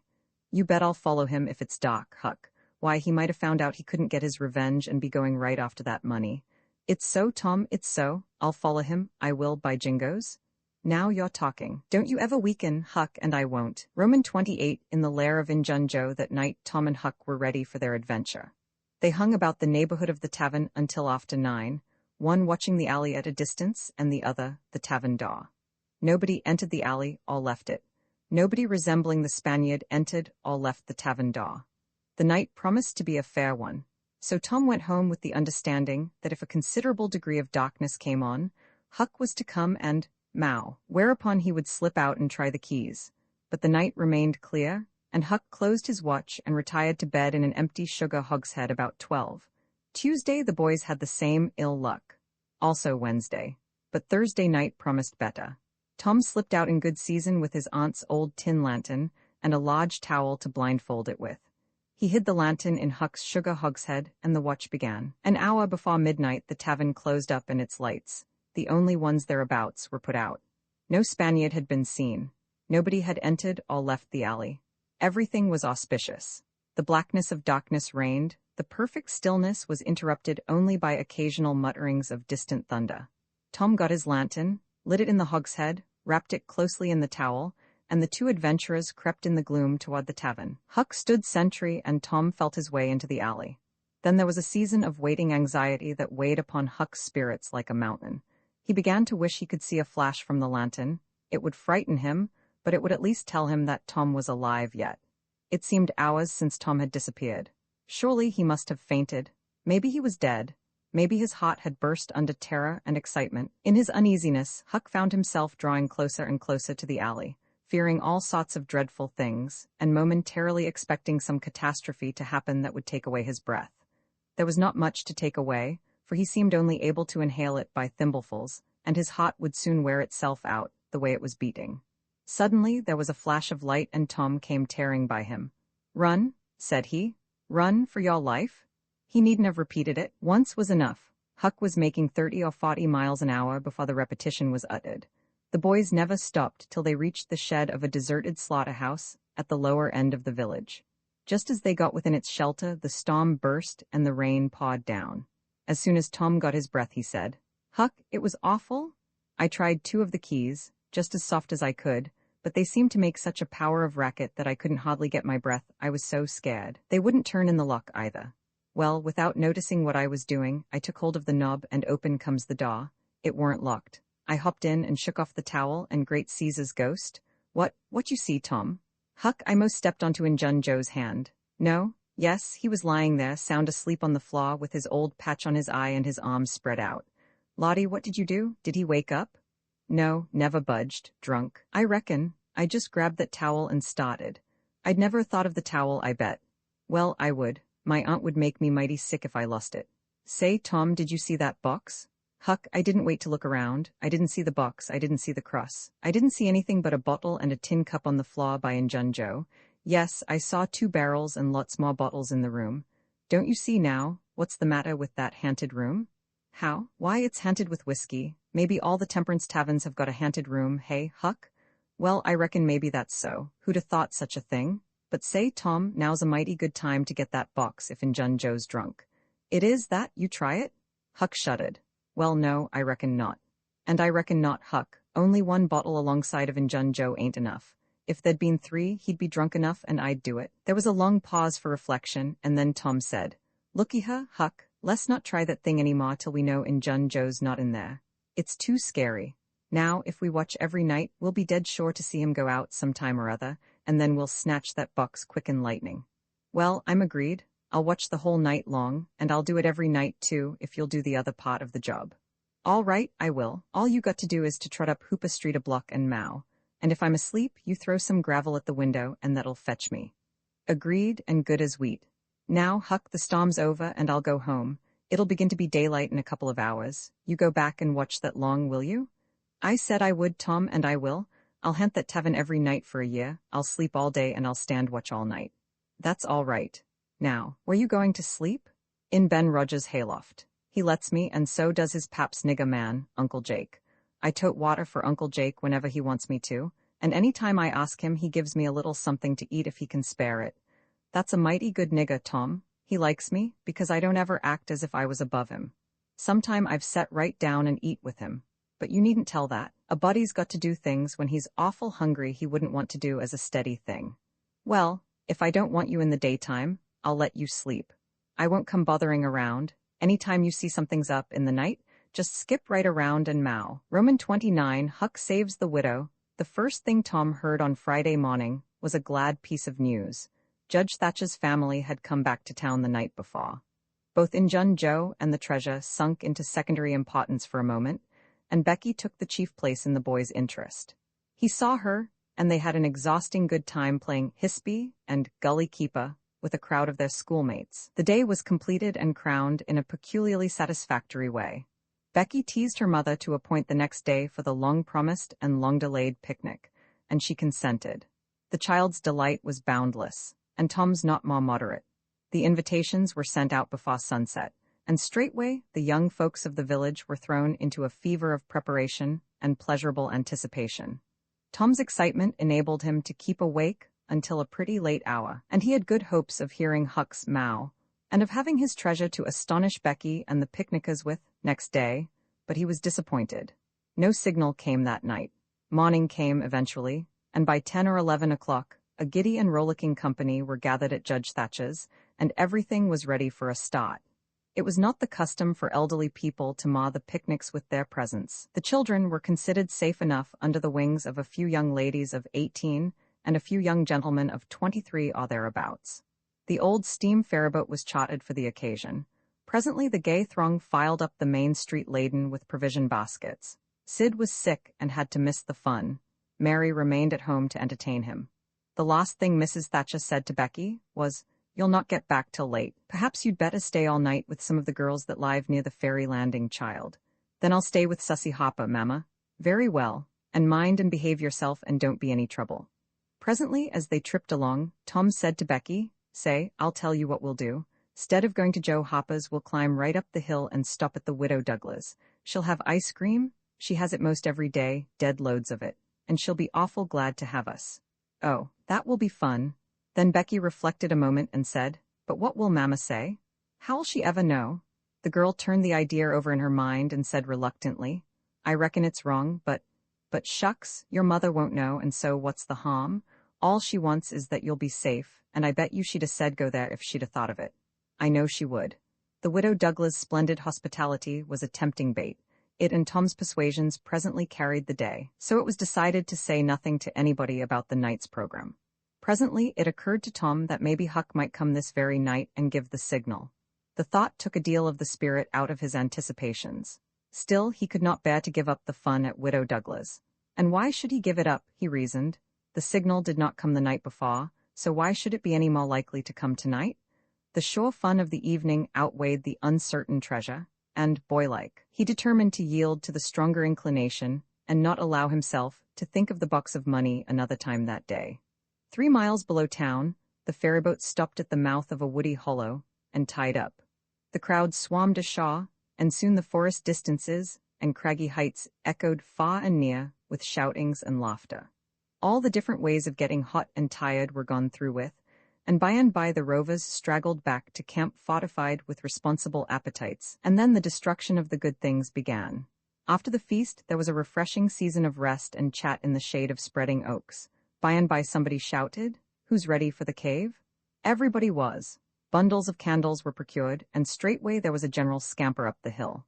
The mouth of the cave was up the hillside, an opening shaped like a letter A. Its massive oaken door stood unbarred. Within was a small chamber, chilly as an ice house, and walled by nature with solid limestone that was dewy with a cold sweat. It was romantic and mysterious to stand here in the deep gloom and look out upon the green valley shining in the sun. But the impressiveness of the situation quickly wore off, and the romping began again. The moment a candle was lighted, there was a general rush upon the owner of it. A struggle and a gallant defense followed, but the candle was soon knocked down or blown out, and then there was a glad clamor of laughter and a new chase. But all things have an end. By and by the procession went filing down the steep descent of the main avenue, the flickering rank of lights dimly revealing the lofty walls of rock, almost to their point of junction 60 feet overhead. This main avenue was not more than 8 or 10 feet wide. Every few steps other lofty and still narrower crevices branched from it on either hand, for McDougall's cave was but a vast labyrinth of crooked aisles that ran into each other and out again, and led nowhere. It was said that one might wander days and nights together through its intricate tangle of rifts and chasms, and never find the end of the cave, and that he might go down, and still down, into the earth, and it was just the same, labyrinth under labyrinth, and no end to any of them. No man knew the cave. That was an impossible thing. Most of the young men knew a portion of it, and it was not customary to venture much beyond this known portion. Tom Sawyer knew as much of the cave as anyone. The procession moved along the main avenue some 3/4 of a mile, and then groups and couples began to slip aside into branch avenues, fly along the dismal corridors, and take each other by surprise at points where the corridors joined again. Parties were able to elude each other for the space of half an hour without going beyond the known ground. By and by, one group after another came straggling back to the mouth of the cave, panting, hilarious, smeared from head to foot with tallow drippings, daubed with clay, and entirely delighted with the success of the day. Then they were astonished to find that they had been taking no note of time, and that night was about at hand. The clanging bell had been calling for half an hour. However, this sort of close to the day's adventures was romantic, and therefore satisfactory. When the ferry boat with her wild freight pushed into the stream, nobody cared sixpence for the wasted time, but the captain of the craft. Huck was already upon his watch when the ferryboat's lights went glinting past the wharf. He heard no noise on board, for the young people were as subdued and still as people usually are who are nearly tired to death. He wondered what boat it was, and why she did not stop at the wharf, and then he dropped her out of his mind and put his attention upon his business. The night was growing cloudy and dark. 10 o'clock came, and the noise of vehicles ceased, scattered lights began to wink out, all straggling foot passengers disappeared, the village betook itself to its slumbers and left the small watcher alone with the silence and the ghosts. 11 o'clock came, and the tavern lights were put out, darkness everywhere now. Huck waited what seemed a weary long time, but nothing happened. His faith was weakening. Was there any use? Was there really any use? Why not give it up and turn in? A noise fell upon his ear. He was all attention in an instant. The alley door closed softly. He sprang to the corner of the brick stall. The next moment 2 men brushed by him, and one seemed to have something under his arm. It must be that box, so they were going to remove the treasure. Why call Tom now? It would be absurd. The men would get away with the box and never be found again. No, he would stick to their wake and follow them. He would trust to the darkness for security from discovery. So communing with himself, Huck stepped out and glided along behind the men, cat-like, with bare feet, allowing them to keep just far enough ahead not to be invisible. They moved up the river street 3 blocks, then turned to the left up a cross street. They went straight ahead then, until they came to the path that led up Cardiff Hill. This they took. They passed by the old Welshman's house, halfway up the hill, without hesitating, and still climbed upward. Good, thought Huck, they will bury it in the old quarry, but they never stopped at the quarry. They passed on, up the summit. They plunged into the narrow path between the tall sumac bushes, and were at once hidden in the gloom. Huck closed up and shortened his distance now, for they would never be able to see him. He trotted along a while, then slackened his pace, fearing he was gaining too fast, moved on a piece, then stopped altogether, listened, no sound, none, save that he seemed to hear the beating of his own heart. The hooting of an owl came over the hill, ominous sound, but no footsteps. Heavens, was everything lost? He was about to spring with winged feet when a man cleared his throat not 4 feet from him. Huck's heart shot into his throat, but he swallowed it again, and then he stood there shaking, as if a dozen agues had taken charge of him at once, and so weak that he thought he must surely fall to the ground. He knew where he was. He knew he was within 5 steps of the stile leading into Widow Douglas' grounds. Very well, he thought. Let them bury it there. It won't be hard to find. Now there was a voice, a very low voice, in Jun Joe's. Damn her, maybe she's got company, there's lights, late as it is. I can't see any. This was that stranger's voice, the stranger of the haunted house. A deadly chill went to Huck's heart. This, then, was the revenge job? His thought was to fly. Then he remembered that the Widow Douglas had been kind to him more than once, and maybe these men were going to murder her. He wished he dared venture to warn her, but he knew he didn't dare. They might come and catch him. He thought all this and more in the moment that elapsed between the stranger's remark and in Jun Joe's next, which was, because the bush is in your way. Now, this way, now you see, don't you? Yes. Well, there is company there, I reckon. Better give it up. Give it up, and I just leaving this country forever? Give it up and maybe never have another chance. I tell you again, as I've told you before, I don't care for her swag. You may have it, but her husband was rough on me. Many times he was rough on me, and mainly he was the justice of the peace that jugged me for a vagrant. And that ain't all. It ain't a millionth part of it. He had me horsewhipped. Horsewhipped in front of the jail like a nigger, with all the town looking on. Horsewhipped, do you understand? He took advantage of me and died, but I'll take it out of her. Oh, don't kill her, don't do that. Kill? Who said anything about killing? I would kill him if he was here, but not her. When you want to get revenge on a woman, you don't kill her. Bosh, you go for her looks, you slit her nostrils, you notch her ears like a sow. By God, keep your opinion to yourself. It will be safest for you. I'll tie her to the bed. If she bleeds to death, is that my fault? I'll not cry if she does. My friend, you'll help me in this thing for my sake. That's why you're here. I mightn't be able alone. If you flinch, I'll kill you. Do you understand that? And if I have to kill you, I'll kill her. And then I reckon nobody'll ever know much about who done this business. Well, if it's got to be done, let's get at it. The quicker the better. I'm all in a shiver. Do it now, and company there. Look here, I'll get suspicious of you first thing you know. No, we'll wait till the lights are out. There's no hurry. Huck felt that a silence was going to ensue, a thing still more awful than any amount of murderous talk. So he held his breath and stepped gingerly back, planted his foot carefully and firmly, after balancing, one-legged, in a precarious way and almost toppling over, first on one side and then on the other. He took another step back, with the same elaboration and the same risks. Then another and another, and a twig snapped under his foot.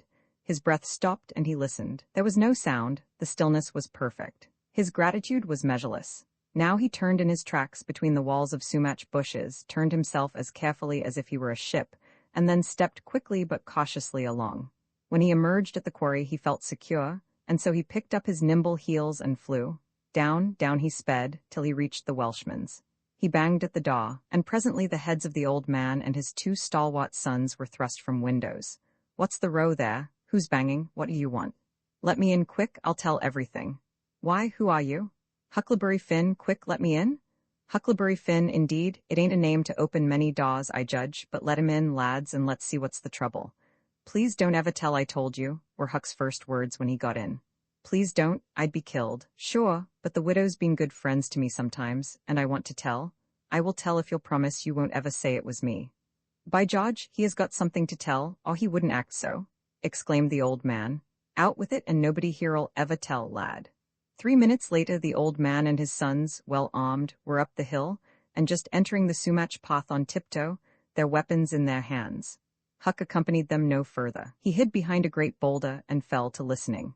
There was a lagging, anxious silence, and then all of a sudden there was an explosion of firearms and a cry. Huck waited for no particulars.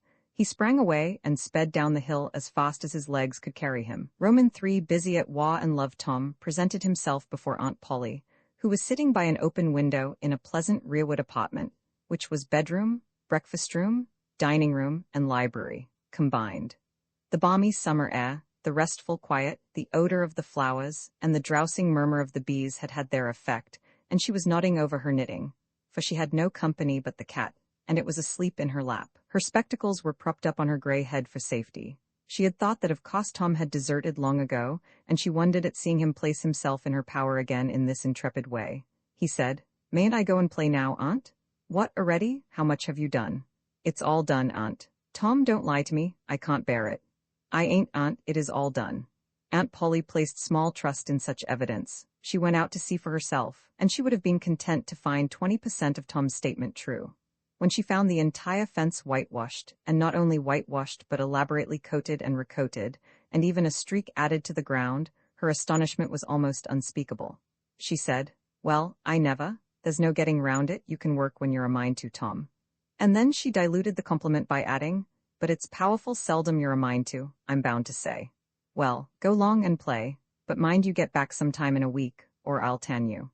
She was so overcome by the splendor of his achievement that she took him into the closet and selected a choice apple and delivered it to him, along with an improving lecture upon the added value and flavor a treat took to itself when it came without sin through virtuous effort. And while she closed with a happy scriptural flourish, he hooked a donut. Then he skipped out and saw Sid just starting up the outside stairway that led to the back rooms on the 2nd floor.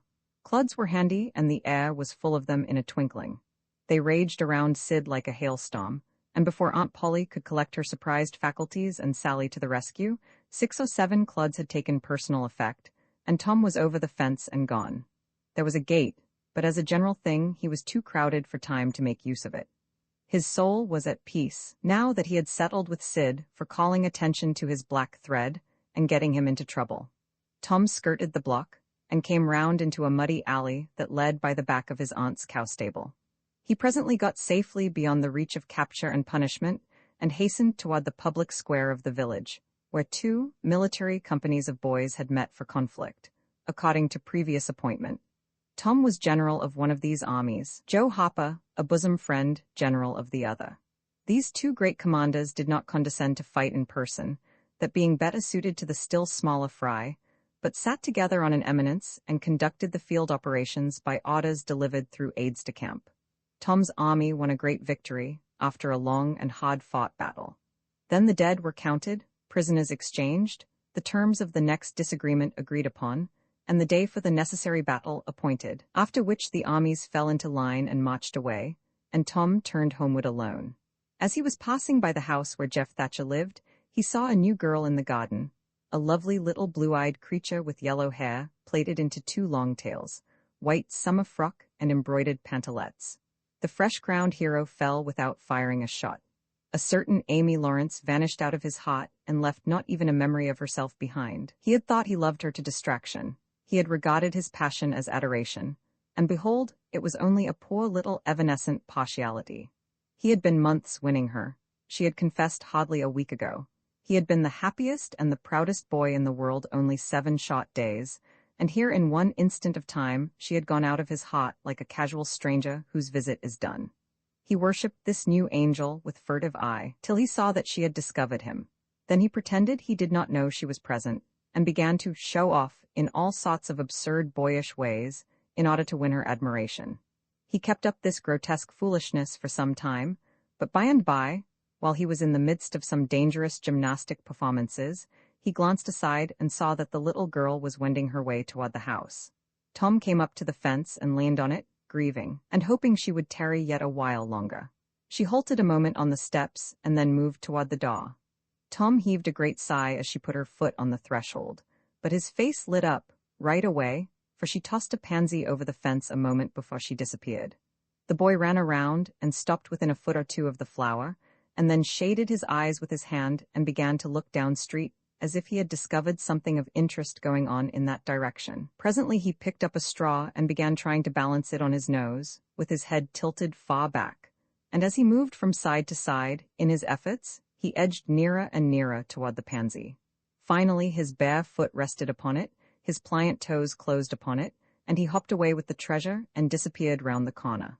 But only for a minute, only while he could button the flower inside his jacket, next his heart, or next his stomach, possibly, for he was not much posted in anatomy and not hypercritical anyway. He returned now and hung about the fence till nightfall, showing off, as before, but the girl never exhibited herself again, though Tom comforted himself a little with the hope that she had been near some window, meantime, and been aware of his attentions. Finally he strode home reluctantly, with his poor head full of visions. All through supper his spirits were so high that his aunt wondered what had got into the child. He took a good scolding about clodding Sid, and did not seem to mind it in the least. He tried to steal sugar under his aunt's very nose, and got his knuckles rapped for it. He said, "Aunt, you don't whack Sid when he takes it." "Well, Sid don't torment a body the way you do.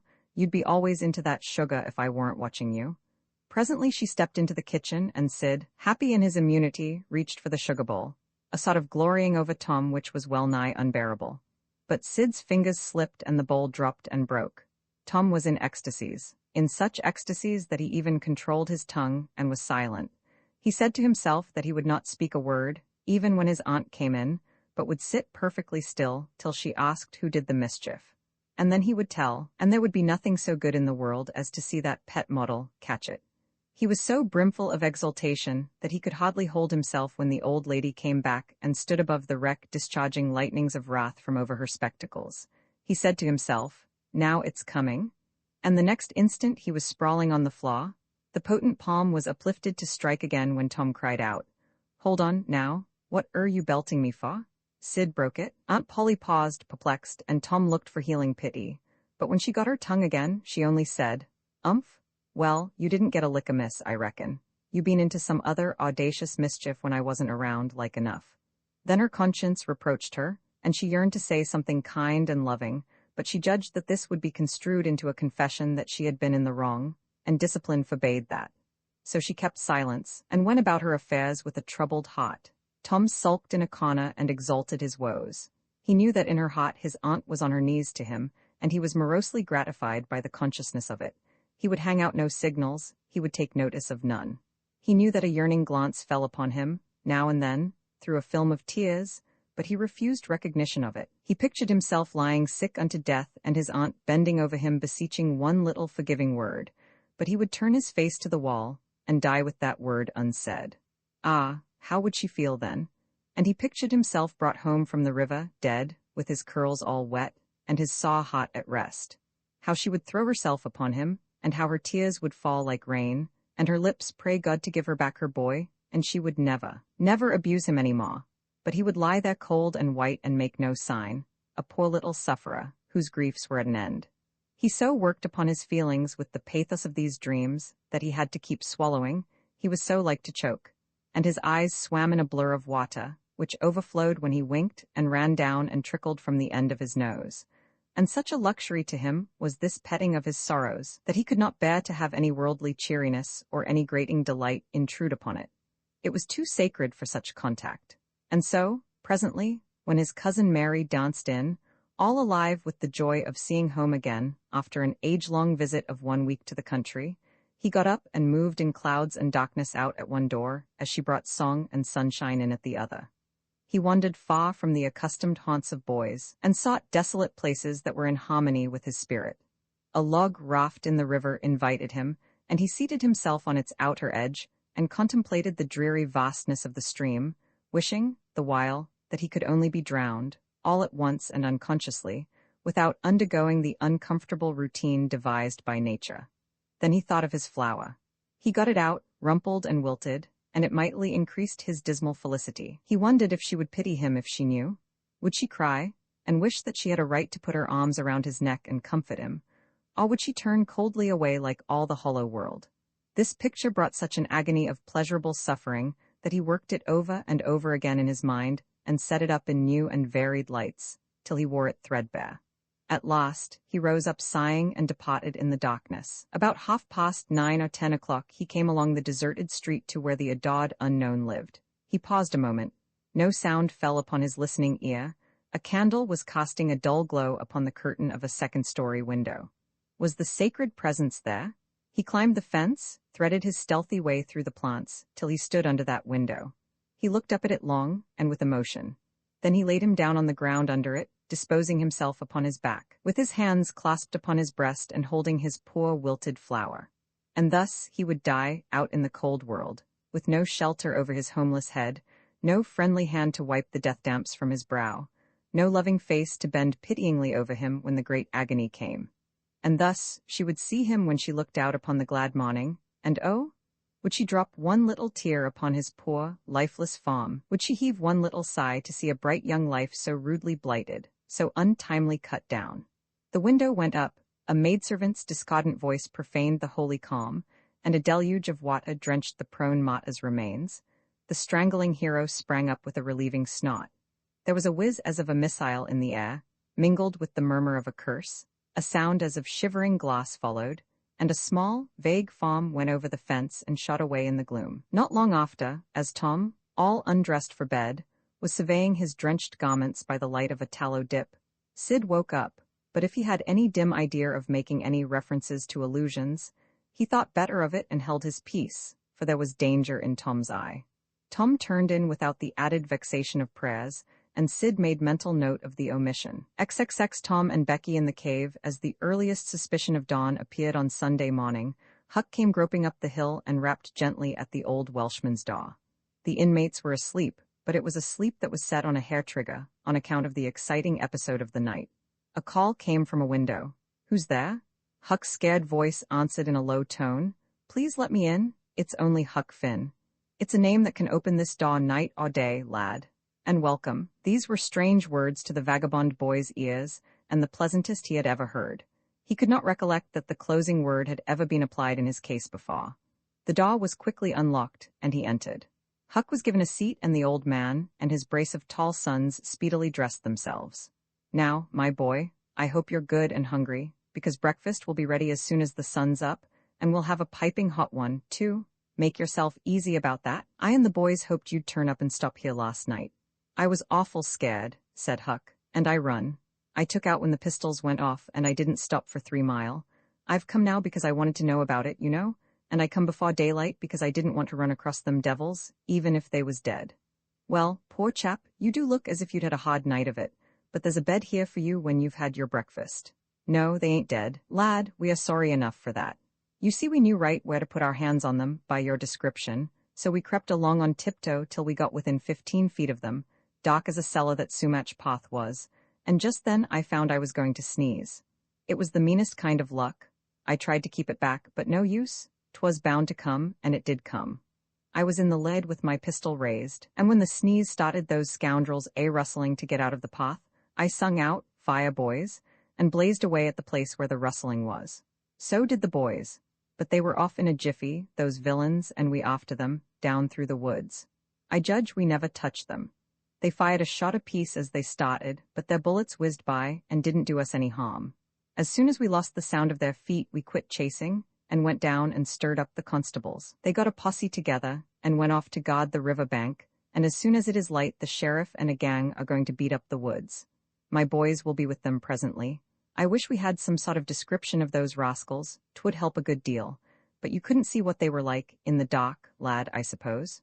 Oh yes, I saw them downtown and followed them.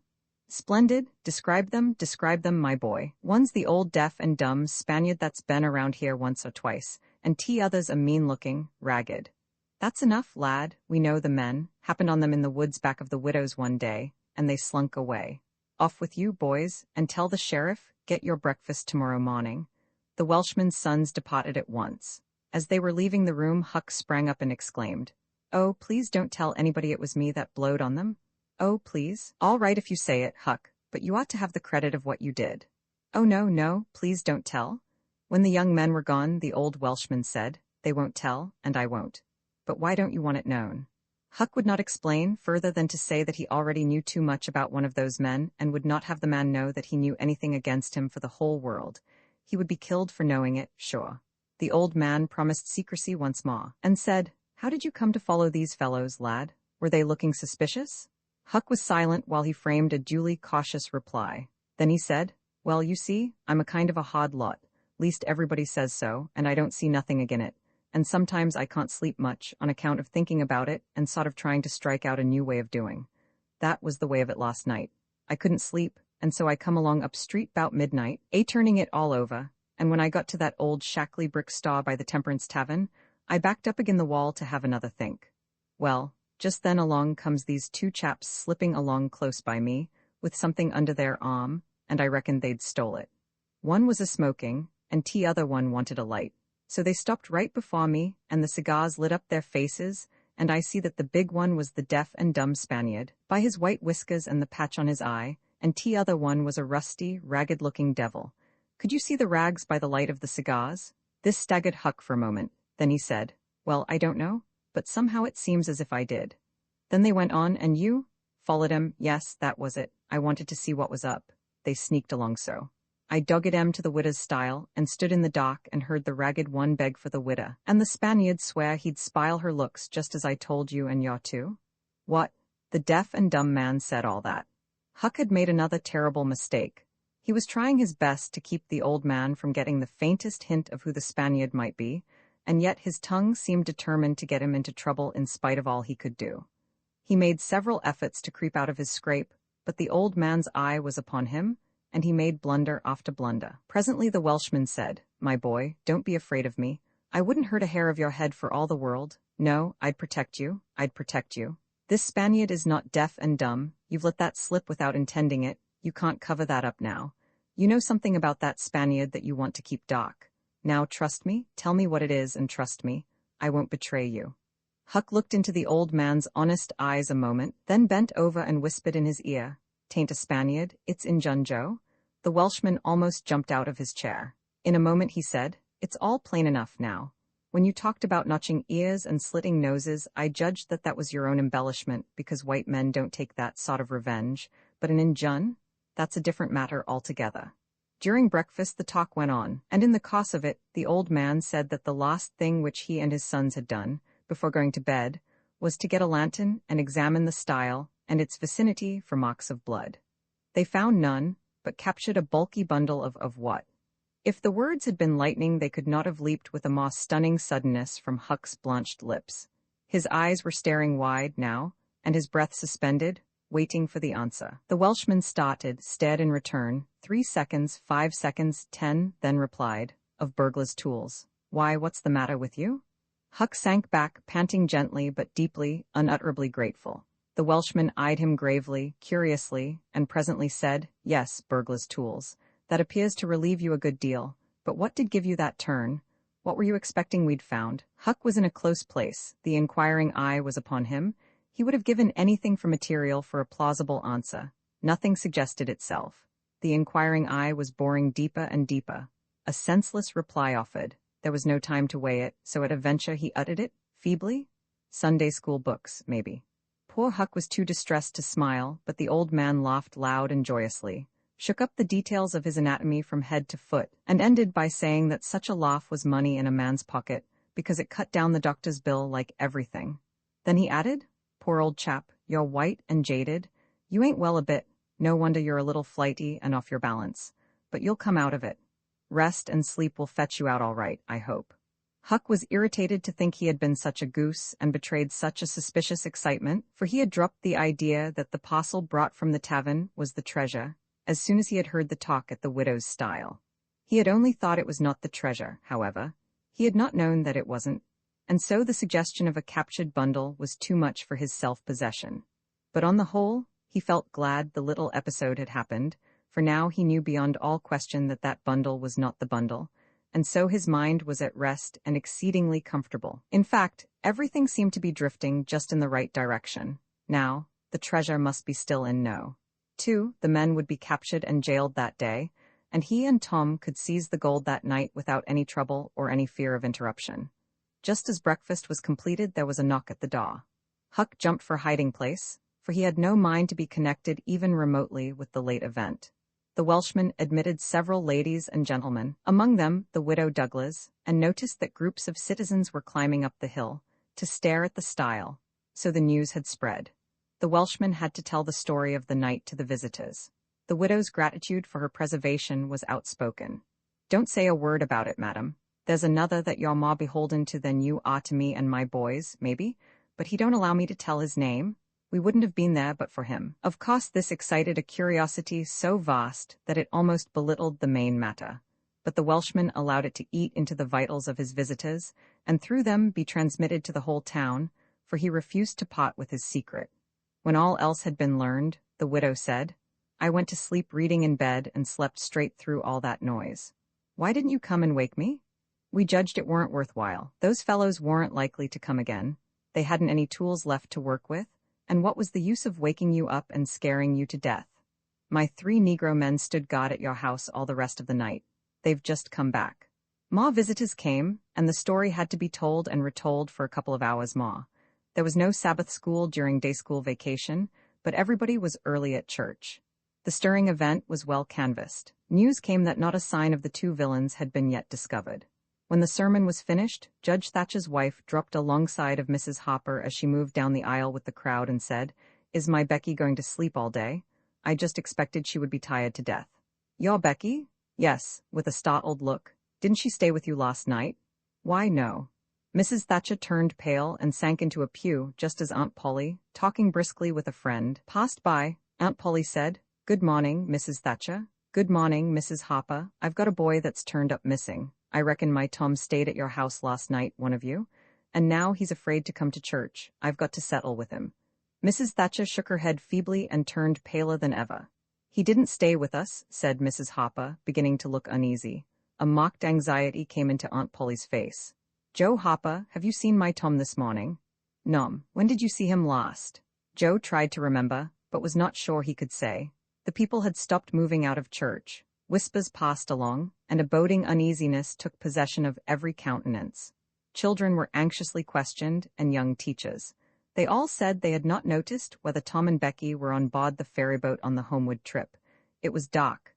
No one thought of inquiring if anyone was missing. One young man finally blurted out his fear that they were still in the cave. Mrs. Thatcher swooned away. Aunt Polly fell to crying and wringing her hands. The alarm swept from lip to lip, from group to group, from street to street, and within 5 minutes the bells were wildly clanging and the whole town was up. The Cardiff Hill episode sank into instant insignificance. The burglars were forgotten, horses were saddled, skiffs were manned, the ferryboat ordered out, and before the horror was half an hour old, 200 men were pouring down high road and river toward the cave. All the long afternoon the village seemed empty and dead. Many women visited Aunt Polly and Mrs. Thatcher and tried to comfort them. They cried with them, too, and that was still better than words.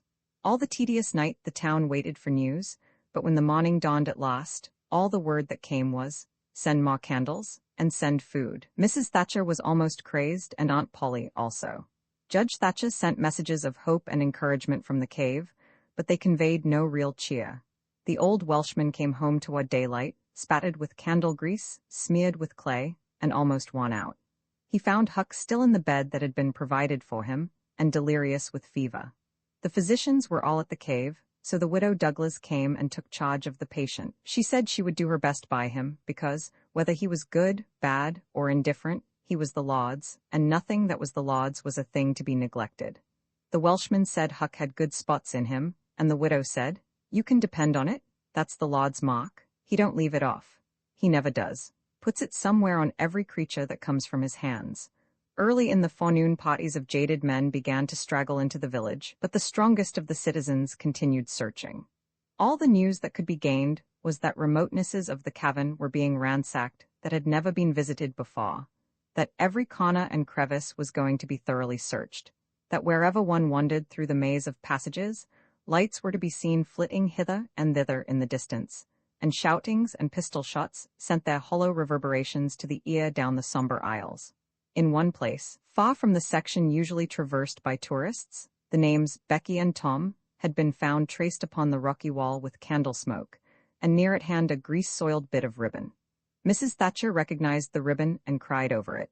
She said it was the last relic she should ever have of her child, and that no other memorial of her could ever be so precious, because this one parted latest from the living body before the awful death came. Some said that now and then, in the cave, a faraway speck of light would glimmer, and then a glorious shout would burst forth, and a score of men go trooping down the echoing aisle, and then a sickening disappointment always followed. The children were not there. It was only a searcher's light. 3 dreadful days and nights dragged their tedious hours along, and the village sank into a hopeless stupor. No one had heart for anything. The accidental discovery, just made, that the proprietor of the Temperance Tavern kept liquor on his premises, scarcely flooded the public pulse, tremendous as the fact was. In a lucid interval, Huck feebly led up to the subject of taverns and finally asked, dimly dreading the worst, if anything had been discovered at the Temperance Tavern since he had been ill. "Yes," said the widow. Huck started up in bed, wild-eyed. What was it?" "Liquor, and the place has been shut up. Lie down, child. What a turn you did give me. Only tell me just one thing, only just one, please. Was it Tom Sawyer that found it?" The widow burst into tears. "Hush, hush, child, hush. I've told you before you must not talk. You are very, very sick." Then nothing but liquor had been found. There would have been a great powwow if it had been the gold. So the treasure was gone forever, gone forever. But what could she be crying about? Curious that she should cry. These thoughts worked their dim way through Huck's mind, and under the weariness they gave him he fell asleep. The widow said to herself, "There, he's asleep, poor wreck. Tom Sawyer find it? Pity but somebody could find Tom Sawyer.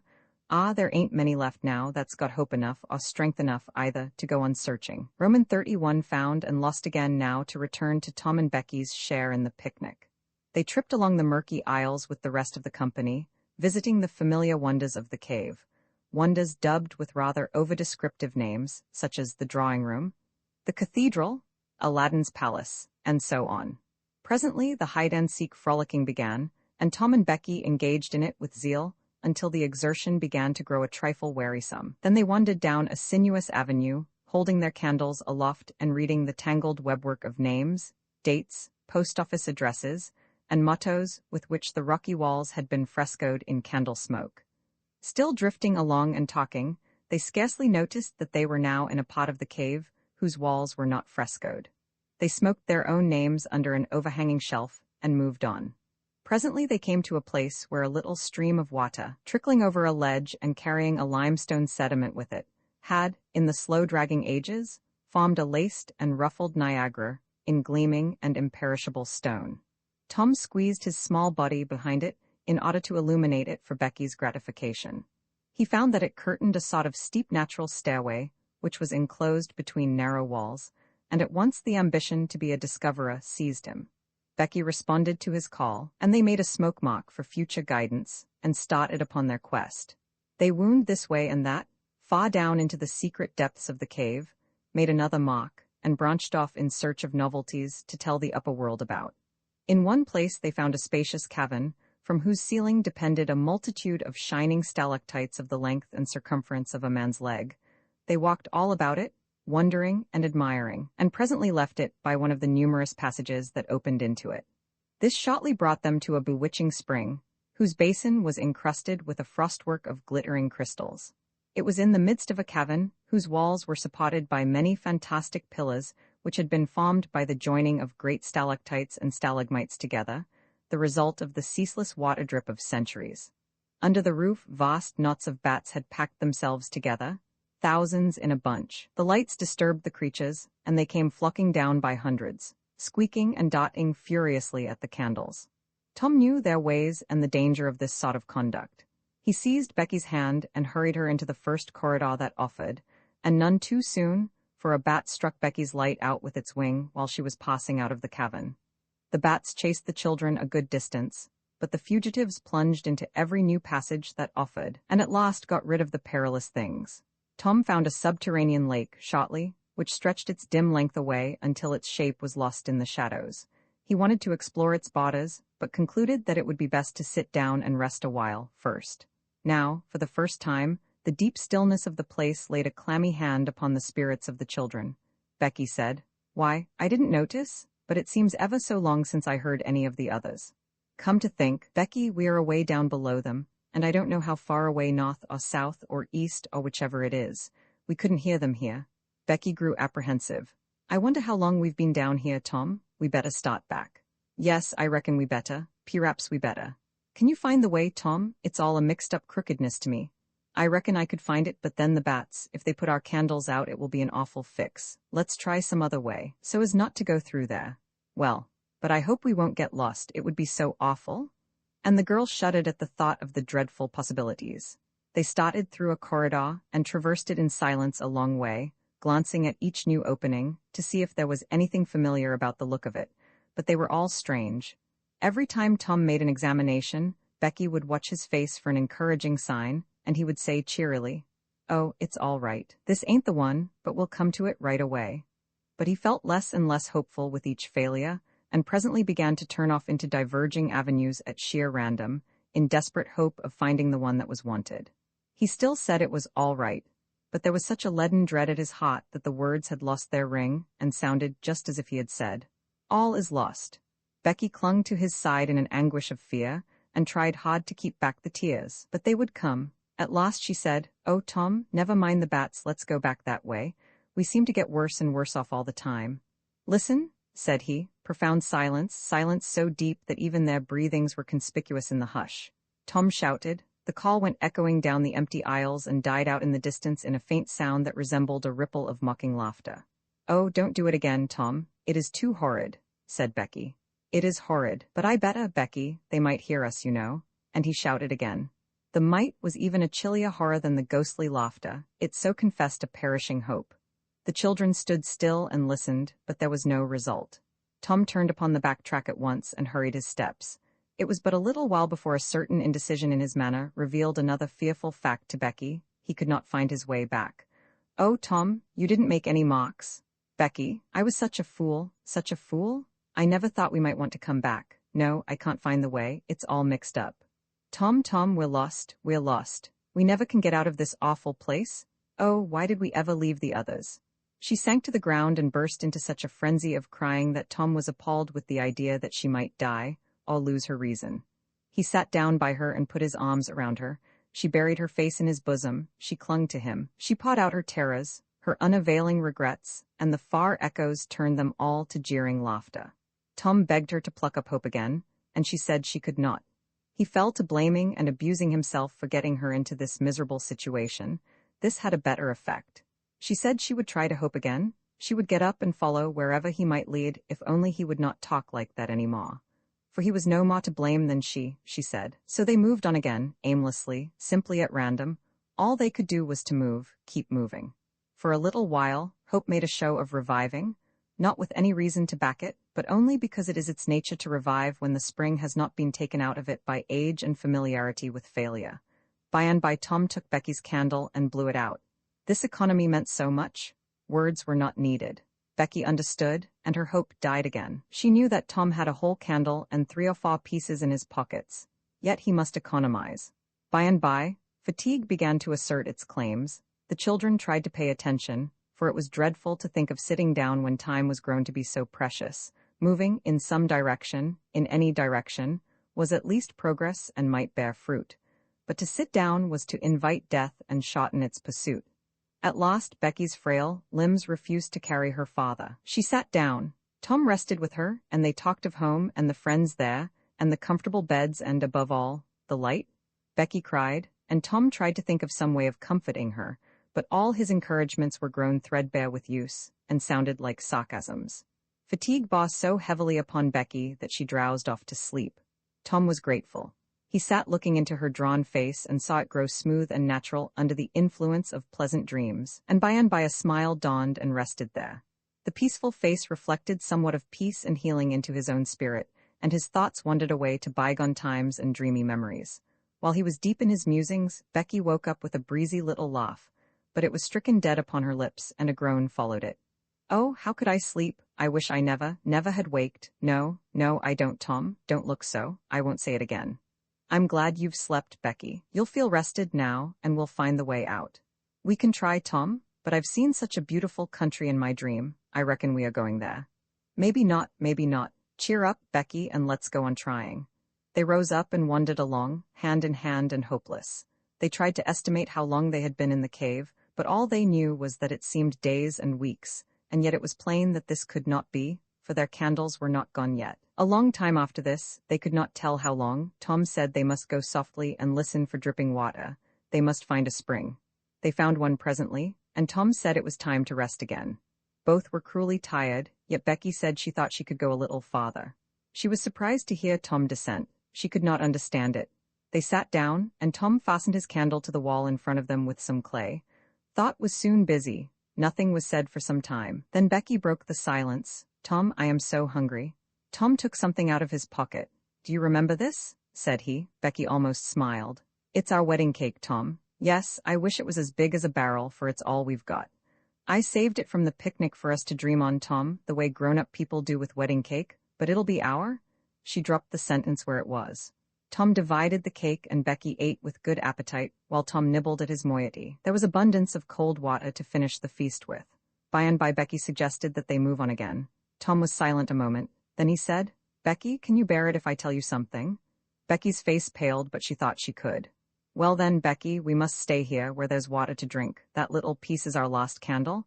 Becky gave loose to tears and wailings. Tom did what he could to comfort her, but with little effect. At length Becky said, "Tom?" "Well, Becky, they'll miss us and hunt for us." "Yes, they will, certainly they will. Maybe they are hunting for us now, Tom." "Why, I reckon maybe they are. I hope they are." "When would they miss us, Tom?" "When they get back to the boat, I reckon." "Tom, it might be dark then. Would they notice we hadn't come?" "I don't know. But anyway, your mother would miss you as soon as they got home." A frightened look in Becky's face brought Tom to his senses, and he saw that he had made a blunder. Becky was not to have gone home that night. The children became silent and thoughtful. In a moment, a new burst of grief from Becky showed Tom that the thing in his mind had struck hers also. That the Sabbath morning might be half spent before Mrs. Thatcher discovered that Becky was not at Mrs. Harper's. The children fastened their eyes upon their bit of candle and watched it melt slowly and pitilessly away. Saw the half-inch of wick stand alone at last. Saw the feeble flame rise and fall, climb the thin column of smoke, linger at its top a moment, and then the horror of utter darkness reigned. How long afterward it was that Becky came to a slow consciousness that she was crying in Tom's arms, neither could tell. All that they knew was that after what seemed a mighty stretch of time, both awoke out of a dead stupor of sleep and resumed their miseries once more. Tom said it might be Sunday, now, maybe Monday. He tried to get Becky to talk, but her sorrows were too oppressive. All her hopes were gone. Tom said that they must have been missed long ago, and no doubt the search was going on. He would shout and maybe someone would come. He tried it, but in the darkness the distant echoes sounded so hideously that he tried it no more. The hours wasted away, and hunger came to torment the captives again. A portion of Tom's half of the cake was left. They divided and ate it, but they seemed hungrier than before. The poor morsel of food only whetted desire. By and by Tom said, "S.H., did you hear that?" Both held their breath and listened. There was a sound like the faintest far-off shout. Instantly Tom answered it, and leading Becky by the hand, started groping down the corridor in its direction. Presently he listened again. Again the sound was heard, and apparently a little nearer. "It's them," said Tom. "They're coming. Come along, Becky, we're all right now." The joy of the prisoners was almost overwhelming. Their speed was slow, however, because pitfalls were somewhat common and had to be guarded against. They shortly came to one and had to stop. It might be 3 feet deep, it might be 100. There was no passing it at any rate. Tom got down on his breast and reached as far down as he could. No bottom. They must stay there and wait until the searchers came. They listened. Evidently the distant shoutings were growing more distant. A moment or two more and they had gone altogether. The heart-sinking misery of it. Tom whooped until he was hoarse, but it was of no use. He talked hopefully to Becky, but an age of anxious waiting passed and no sounds came again. The children groped their way back to the spring. The weary time dragged on, they slept again, and awoke famished and woe-stricken. Tom believed it must be Tuesday by this time. Now an idea struck him. There were some side passages near at hand. It would be better to explore some of these than bear the weight of the heavy time in idleness. He took a kite line from his pocket, tied it to a projection, and he and Becky started, Tom in the lead, unwinding the line as he groped along. At the end of 20 steps, the corridor ended in a jumping-off place. Tom got down on his knees and felt below, and then as far around the corner as he could reach with his hands conveniently. He made an effort to stretch yet a little farther to the right, and at that moment, not 20 yards away, a human hand, holding a candle, appeared from behind a rock. Tom lifted up a glorious shout, and instantly that hand was followed by the body it belonged to. Injun Joe's? Tom was paralyzed. He could not move. He was vastly gratified the next moment to see the Spaniard take to his heels and get himself out of sight. Tom wondered that Joe had not recognized his voice and come over and killed him for testifying in court. But the echoes must have disguised the voice. Without doubt, that was it. He reasoned. Tom's fright weakened every muscle in his body. He said to himself that if he had strength enough to get back to the spring he would stay there, and nothing should tempt him to run the risk of meeting Injun Joe again. He was careful to keep from Becky what it was he had seen. He told her he had only shouted, for luck. But hunger and wretchedness rise superior to fears in the long run. Another tedious wait at the spring, and another long sleep brought changes. The children awoke tortured with a raging hunger. Tom believed that it must be Wednesday or Thursday or even Friday or Saturday now, and that the search had been given over. He proposed to explore another passage. He felt willing to risk Injun Joe and all other terrors, but Becky was very weak. She had sunk into a dreary apathy and would not be roused. She said she would wait now, where she was, and die. It would not be long. She told Tom to go with the kite line and explore if he chose, but she implored him to come back every little while and speak to her, and she made him promise that when the awful time came, he would stay by her and hold her hand until all was over. Tom kissed her, with a choking sensation in his throat, and made a show of being confident of finding the searches or an escape from the cave. Then he took the kite line in his hand and went groping down one of the passages on his hands and knees, distressed with hunger and sick with bodings of coming doom. Roman 32 turn out. They're found? Tuesday afternoon came and waned to the twilight. The village of St. Petersburg still mourned. The lost children had not been found. Public prayers had been offered up for them, and many a private prayer that had the petitioner's whole heart in it, but still no good news came from the cave. The majority of the searchers had given up the quest and gone back to their daily avocations, saying that it was plain the children could never be found. Mrs. Thatcher was very ill, and a great part of the time delirious. People said it was heartbreaking to hear her call her child and raise her head and listen a whole minute at a time, then lay it wearily down again with a moan. Aunt Polly had drooped into a settled melancholy, and her gray hair had grown almost white. The village went to its rest on Tuesday night, sad and forlorn. Away in the middle of the night, a wild peal burst from the village bells, and in a moment the streets were swarming with frantic half-clad people, who shouted, "Turn out, turn out! They have found, they have found!" Tin pans and horns were added to the din. The population massed itself and moved toward the river, met the children coming in an open carriage drawn by shouting citizens, thronged around it, joined its homeward march, and swept magnificently up the main street roaring huzzah after huzzah. The village was illuminated. Nobody went to bed again. It was the greatest night the little town had ever seen. During the first half hour, a procession of villagers filed through Judge Thatcher's house, seized the saved ones and kissed them, squeezed Mrs. Thatcher's hand, tried to speak but couldn't, and drifted out raining tears all over the place. Aunt Polly's happiness was complete, and Mrs. Thatcher's nearly so. It would be complete, however, as soon as the messenger dispatched with the great news to the cave should get the word to her husband. Tom lay upon a sofa with an eager auditory about him and told the history of the wonderful adventure, putting in many striking additions to adorn it withal. and closed with a description of how he left Becky and went on an exploring expedition. How he followed 2 avenues as far as his kite line would reach. How he followed a third to the fullest stretch of the kite line, and was about to turn back when he glimpsed a far-off speck that looked like daylight. Dropped the line and groped toward it, pushed his head and shoulders through a small hole, and saw the broad Mississippi rolling by. And if it had only happened to be night, he would not have seen that speck of daylight and would not have explored that passage any more. He told how he went back for Becky and broke the good news, and she told him not to fret her with such stuff, for she was tired, and knew she was going to die, and wanted to. He described how he labored with her and convinced her, and how she almost died for joy when she had groped to where she actually saw the blue speck of daylight, how he pushed his way out at the hole and then helped her out, how they sat there and cried for gladness, how some men came along in a skiff and Tom hailed them and told them their situation and their famished condition, how the men didn't believe the wild tale at first, because, said they, "You are 5 miles down the river below the valley the cave is in," then took them aboard, rode to a house, gave them supper, made them rest till 2 or 3 hours after dark, and then brought them home. Before day dawn, Judge Thatcher and the handful of searchers with him were tracked out, in the cave, by the twine clues they had strung behind them, and informed of the great news.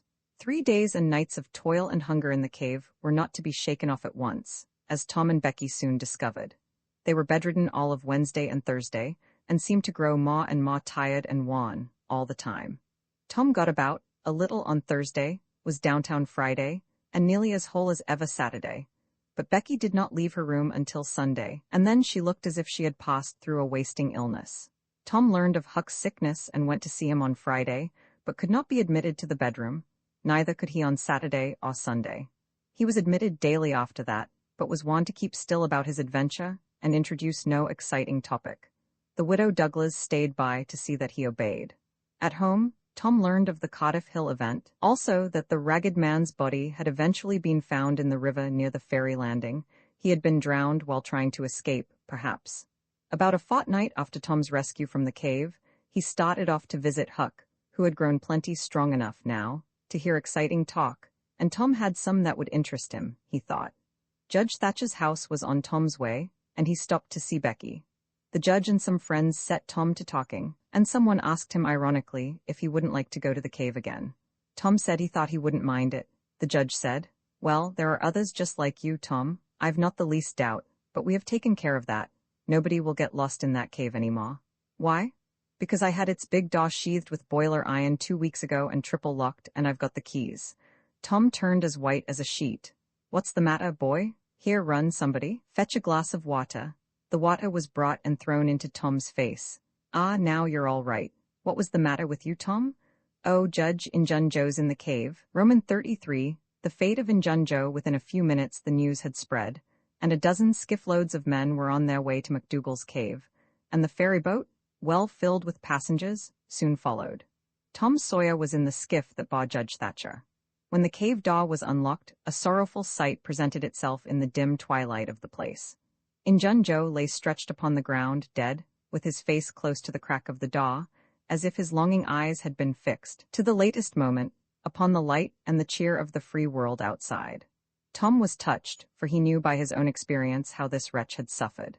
His pity was moved, but nevertheless he felt an abounding sense of relief and security, now, which revealed to him in a degree which he had not fully appreciated before how vast a weight of dread had been lying upon him since the day he lifted his voice against this bloody-minded outcast. Injun Joe's bowie knife lay close by, its blade broken in two. The great foundation beam of the door had been chipped and hacked through, with tedious labor. Useless labor, too, it was, for the native rock formed a sill outside it, and upon that stubborn material the knife had wrought no effect. The only damage done was to the knife itself. But if there had been no stony obstruction, there the labor would have been useless still, for if the beam had been wholly cut away, Injun Joe could not have squeezed his body under the door, and he knew it. So he had only hacked that place in order to be doing something, in order to pass the weary time, in order to employ his tortured faculties. Ordinarily, one could find half a dozen bits of candle stuck around in the crevices of this vestibule, left there by tourists, but there were none now. The prisoner had searched them out and eaten them. He had also contrived to catch a few bats, and these, also, he had eaten, leaving only their claws. The poor unfortunate had starved to death. In one place, near at hand, a stalagmite had been slowly growing up from the ground for ages, builded by the water drip from a stalactite overhead. The captive had broken off the stalagmite, and upon the stump had placed a stone, wherein he had scooped a shallow hollow to catch the precious drop that fell once in every 3 minutes with the dreary regularity of a clock tick, a dessert spoonful once in 24 hours. That drop was falling when the pyramids were new, when Troy fell, when the foundations of Rome were laid, when Christ was crucified, when the conqueror created the British Empire, when Columbus sailed, when the massacre at Lexington was news. It is falling now. It will still be falling when all these things shall have sunk down the afternoon of history, and the twilight of tradition, and been swallowed up in the thick night of oblivion. Has everything a purpose and a mission? Did this drop fall patiently during 5,000 years to be ready for this flitting human insect's need? And has it another important object to accomplish 10,000 years to come? No matter. It is many and many a year since the hapless half-breed scooped out the stone to catch the priceless drops. But to this day, the tourist stares longest at that pathetic stone and that slow-dropping water when he comes to see the wonders of McDougal's cave. Injun Joe's cup stands first in the list of the cavern's marvels. Even Aladdin's palace cannot rival it. Injun Joe was buried near the mouth of the cave, and people flocked there in boats and wagons from the towns, and from all the farms and hamlets for 7 miles around. They brought their children, and all sorts of provisions, and confessed that they had had almost as satisfactory a time at the funeral as they could have had at the hanging. This funeral stopped the further growth of one thing, the petition to the governor for Injun Joe's pardon. The petition had been largely signed. Many tearful and eloquent meetings had been held, and a committee of sappy women been appointed to go in deep mourning and wail around the governor, and implore him to be a merciful ass and trample his duty underfoot. Injun Joe was believed to have killed 5 citizens of the village, but what of that? If he had been Satan himself, there would have been plenty of weaklings ready to scribble their names to a pardon petition, and drip a tear on it from their permanently impaired and leaky waterworks. The morning after the funeral, Tom took Huck to a private place to have an important talk. Huck had learned all about Tom's adventure from the Welshman and the widow Douglas by this time, but Tom said he reckoned there was one thing they had not told him. That thing was what he wanted to talk about now. Huck's face saddened. He said, "I know what it is. You got into No. 2 and never found anything but whiskey. Nobody told me it was you, but I just knowed it must have been you. Soon as I heard 'bout that whiskey business, and I knowed you hadn't got the money because you'd a got at me some way or other, and told me even if you was mum to everybody else. Tom, something's always told me we'd never get holt of that swag. Why, Huck, I never told on that tavern keeper. You know his tavern was all right the Saturday I went to the picnic. Don't you remember you was to watch there that night? Oh, yes. Why, it seems 'bout a year ago. It was that very night that I followed Injun Joe to the widow's. You followed him? Yes, but you keep mum. I reckon Injun Joe's left friends behind him, and I don't want 'em souring on me and doing me mean tricks. If it hadn't been for me, he'd be down in Texas now, all right." Then Huck told his entire adventure in confidence to Tom, who had only heard of the Welshman's part of it before. "Well," said Huck presently, coming back to the main question, "whoever nipped the whiskey and No. 2 nipped the money too, I reckon. Anyways, it's a goner for us, Tom." "Huck, that money wasn't ever in No. 2. What?" Huck searched his comrade's face keenly. "Tom, have you got on the track of that money again?" "Huck, it's in the cave." Huck's eyes blazed. "Say it again, Tom. The money's in the cave?" "Tom, honest Injun, now is it fun or earnest?" "Earnest, Huck, just as earnest as ever I was in my life. Will you go in there with me and help get it out?" "I bet I will. I will if it's where we can blaze our way to it and not get lost." "Huck, we can do that without the least little bit of trouble in the world." "Good as wheat. What makes you think the money's?" "Huck, you just wait till we get in there. If we don't find it, I'll agree to give you my drum and everything I've got in the world. I will, by jings." "All right, it's a whiz. When do you say?" "Right now, if you say it." "Are you strong enough?" "Is it far in the cave?" "I been on my pins a little 3 or 4 days now, but I can't walk more'n a mile, Tom. Least I don't think I could." "It's about 5 mile into there the way anybody but me would go." "Huck, but there's a mighty shortcut that they don't anybody but me know about." "Huck, I'll take you right to it in a skiff. I'll float the skiff down there, and I'll pull it back again all by myself. You needn't ever turn your hand over. Let's start right off, Tom." "All right. We want some bread and meat and our pipes and a little bag or two, and 2 or 3 kite strings, and some of these newfangled things they call lucifer matches. I tell you, Many's the time I wished I had some when I was in there before. A trifle afternoon, the boys borrowed a small skiff from a citizen who was absent and got under way at once. When they were several miles below, Cave Hollow, Tom said, "Now you see this bluff here looks all alike all the way down from the cave hollow. No houses, no woodyards, bushes all alike. But do you see that white place up yonder where there's been a landslide? Well, that's one of my marks. We'll get ashore now." They landed. "Now, Huck, where we're standing you could touch that hole I got out of with a fishing pole. See if you can find it." Huck searched all the place about and found nothing. Tom proudly marched into a thick clump of sumac bushes and said, "Here you are. Look at it, Huck. It's the snuggest hole in this country. You just keep mum about it. All along I've been wanting to be a robber, but I knew I'd got to have a thing like this, and where to run across it was the bother. We've got it now, and we'll keep it quiet, only we'll let Joe Harper and Ben Rogers in, because of course there's got to be a gang, or else there wouldn't be any style about it." Tom Sawyer's gang. It sounds splendid, don't it, Huck? "Well, it just does, Tom, and who'll we rob?" "Oh, most anybody. Waylay people, that's mostly the way." "And kill them?" "No, not always. Hive them in the cave till they raise a ransom." "What's a ransom?" "Money. You make them raise all they can, often their friends, and after you've kept them a year, if it ain't raised then you kill them. That's the general way. Only you don't kill the women. You shut up the women, but you don't kill them. They're always beautiful and rich and awfully scared. You take their watches and things, but you always take your hat off and talk polite. They ain't anybody as polite as robbers. You'll see that in any book. Well, the women get to loving you, and after they've been in the cave a week or 2 weeks they stop crying, and after that you couldn't get them to leave. If you drove them out, they'd turn right around and come back. It's so in all the books. Why, it's real bully. Tom, I believe it's bettin' to be a pirate. Yes, it's better in some ways because it's close to home and circuses and all that." By this time, everything was ready and the boys entered the hole, Tom in the lead. They toiled their way to the farther end of the tunnel, then made their spliced kite strings fast and moved on. A few steps brought them to the spring, and Tom felt a shudder quiver all through him. He showed Huck the fragment of candlewick perched on a lump of clay against the wall, and described how he and Becky had watched the flames struggle and expire. The boys began to quiet down to whispers, now, for the stillness and gloom of the place oppressed their spirits. They went on, and presently entered and followed Tom's other corridor until they reached the jumping-off place. The candles revealed the fact that it was not really a precipice, but only a steep clay hill, 20 or 30 feet high. Tom whispered, "Now I'll show you something, Huck." He held his candle aloft and said, "Look as far around the corner as you can. Do you see that? There, on the big rock over yonder, done with candle smoke. Tom, it's a cross. Now where's your number 2, under the cross, hey? Right yonder's where I saw Injun Joe poke up his candle, Huck." Huck stared at the mystic sign a while and then said with a shaky voice, "Tom, let's get out of here." "What, and leave the treasure?" "Yes, leave it.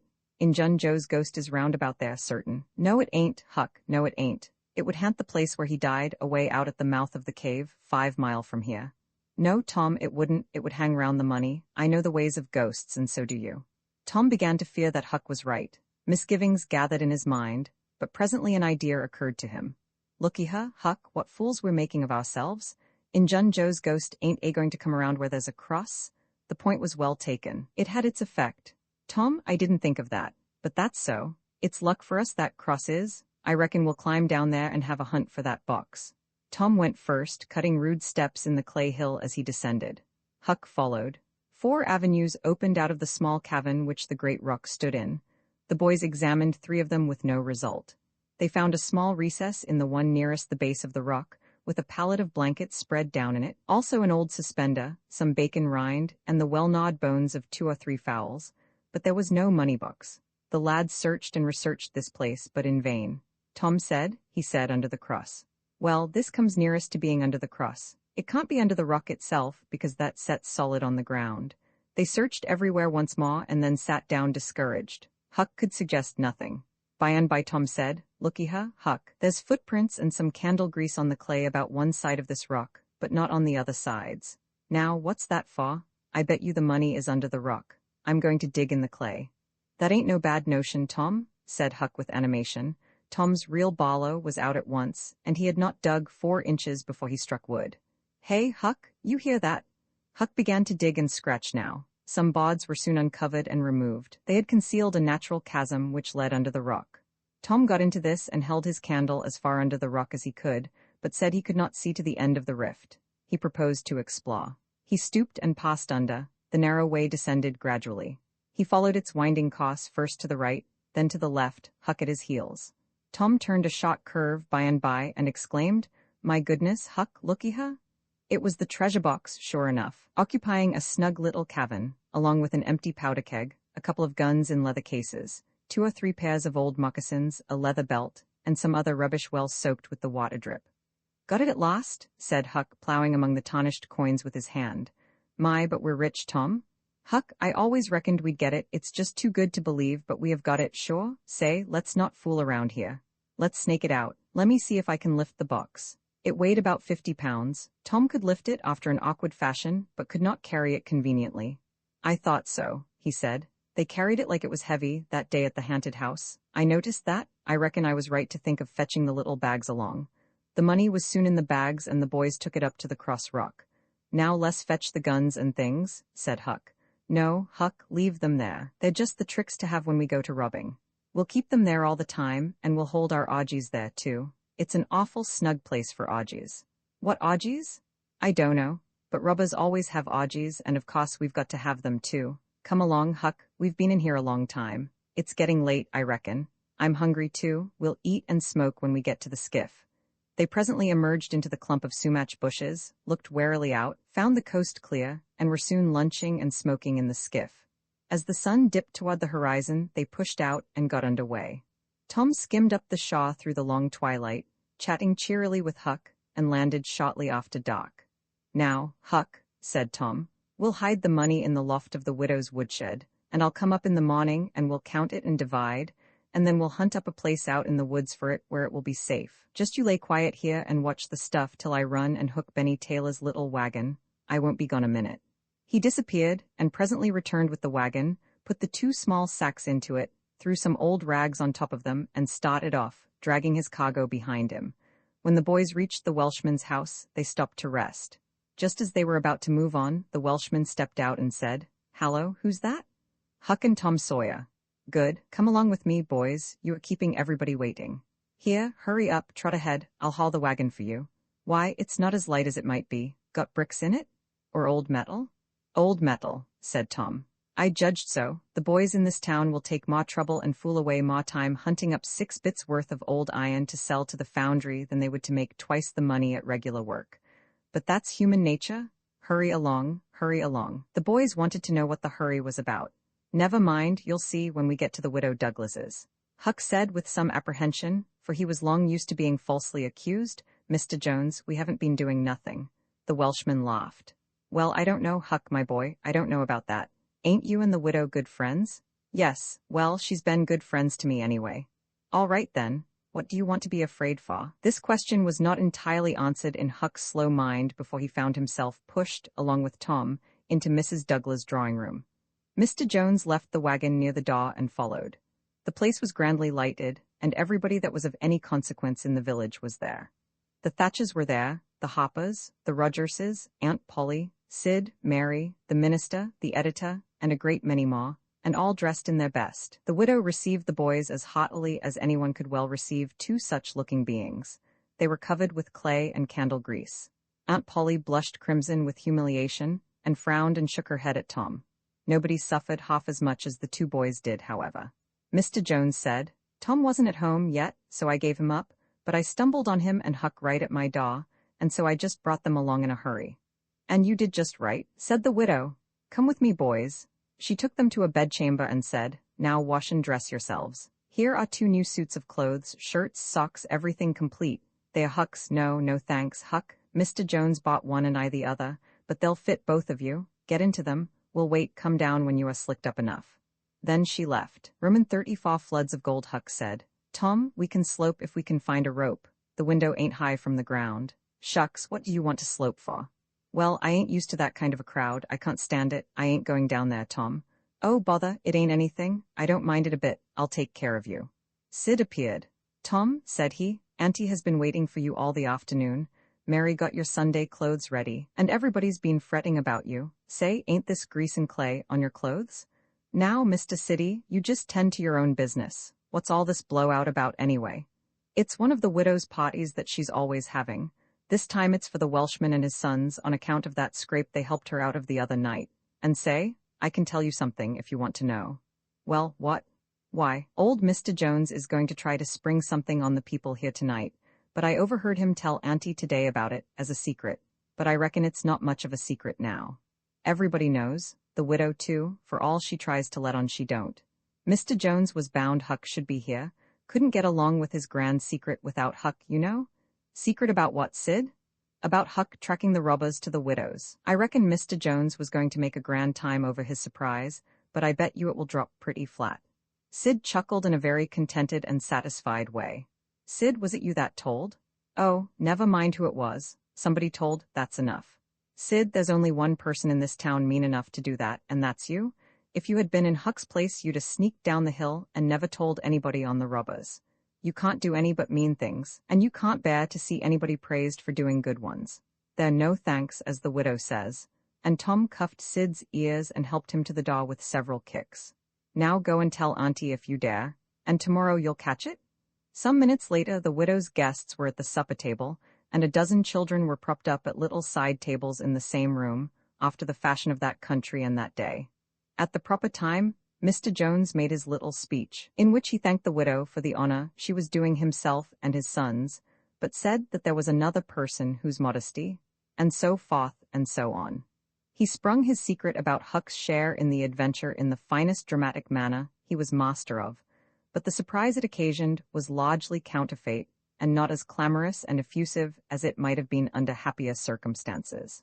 However, the widow made a pretty fair show of astonishment and heaped so many compliments and so much gratitude upon Huck that he almost forgot the nearly intolerable discomfort of his new clothes in the entirely intolerable discomfort of being set up as a target for everybody's gaze and everybody's laudations.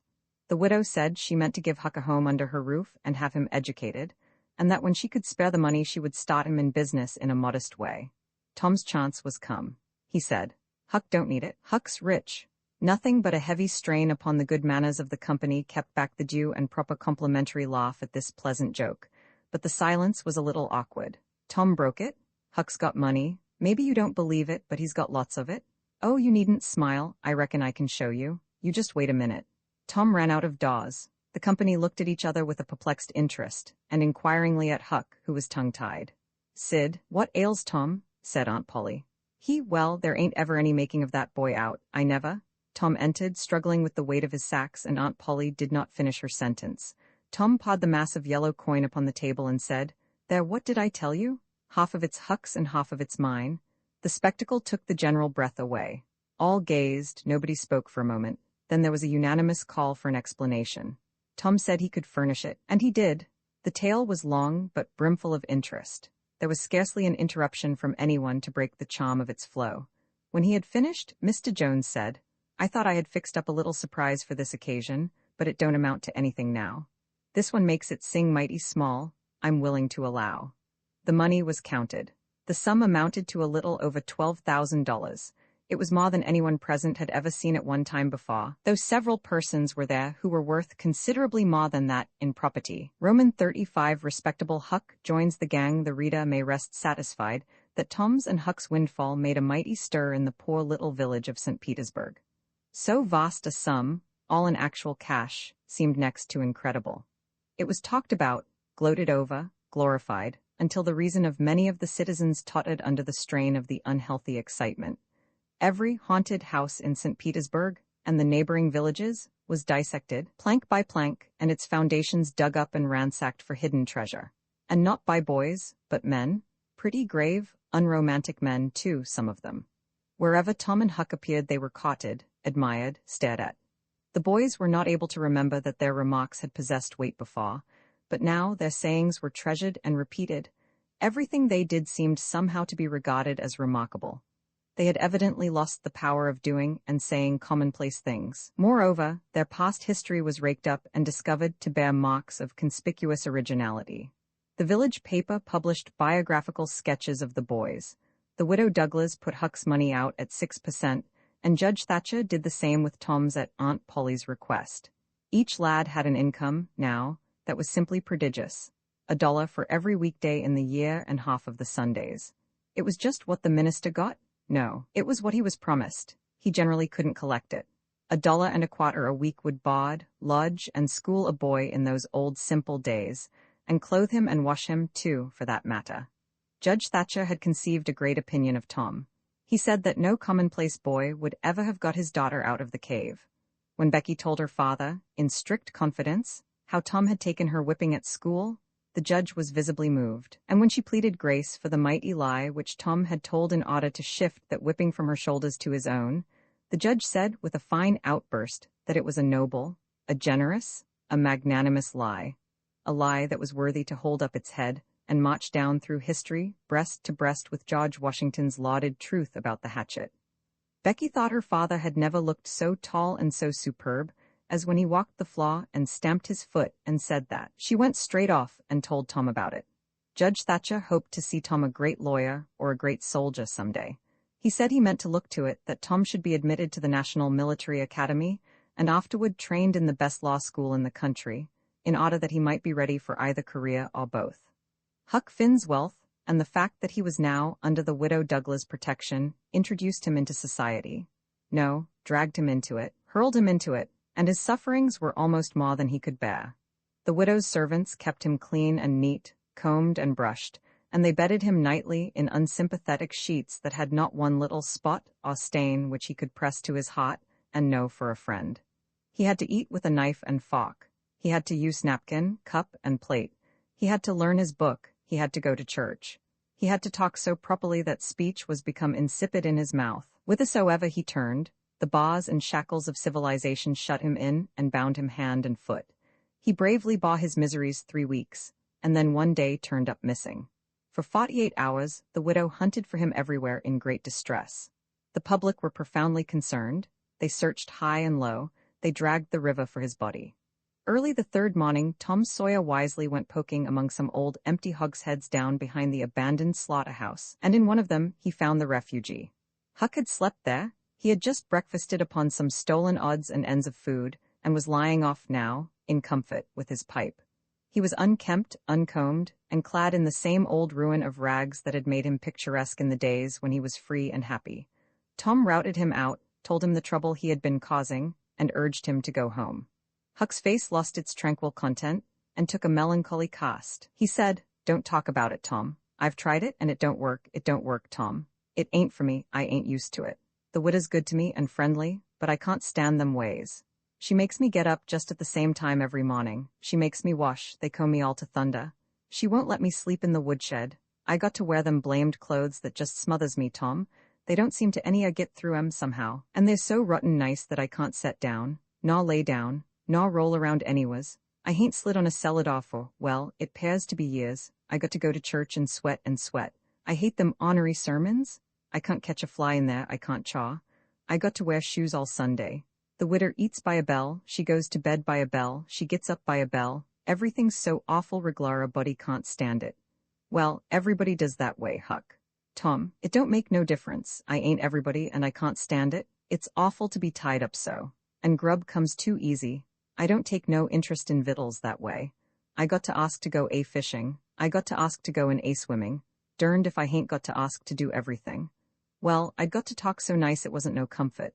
I'd got to go up in the attic and rip out a while, every day, to get a taste in my mouth, or I'd a died, Tom. The widow wouldn't let me smoke, she wouldn't let me yell, she wouldn't let me gape, nor stretch, nor scratch, before folks. Then with a spasm of special irritation and injury, "And Dad fetch it?" she prayed all the time. I never see such a woman. I had to shove, Tom, I just had to.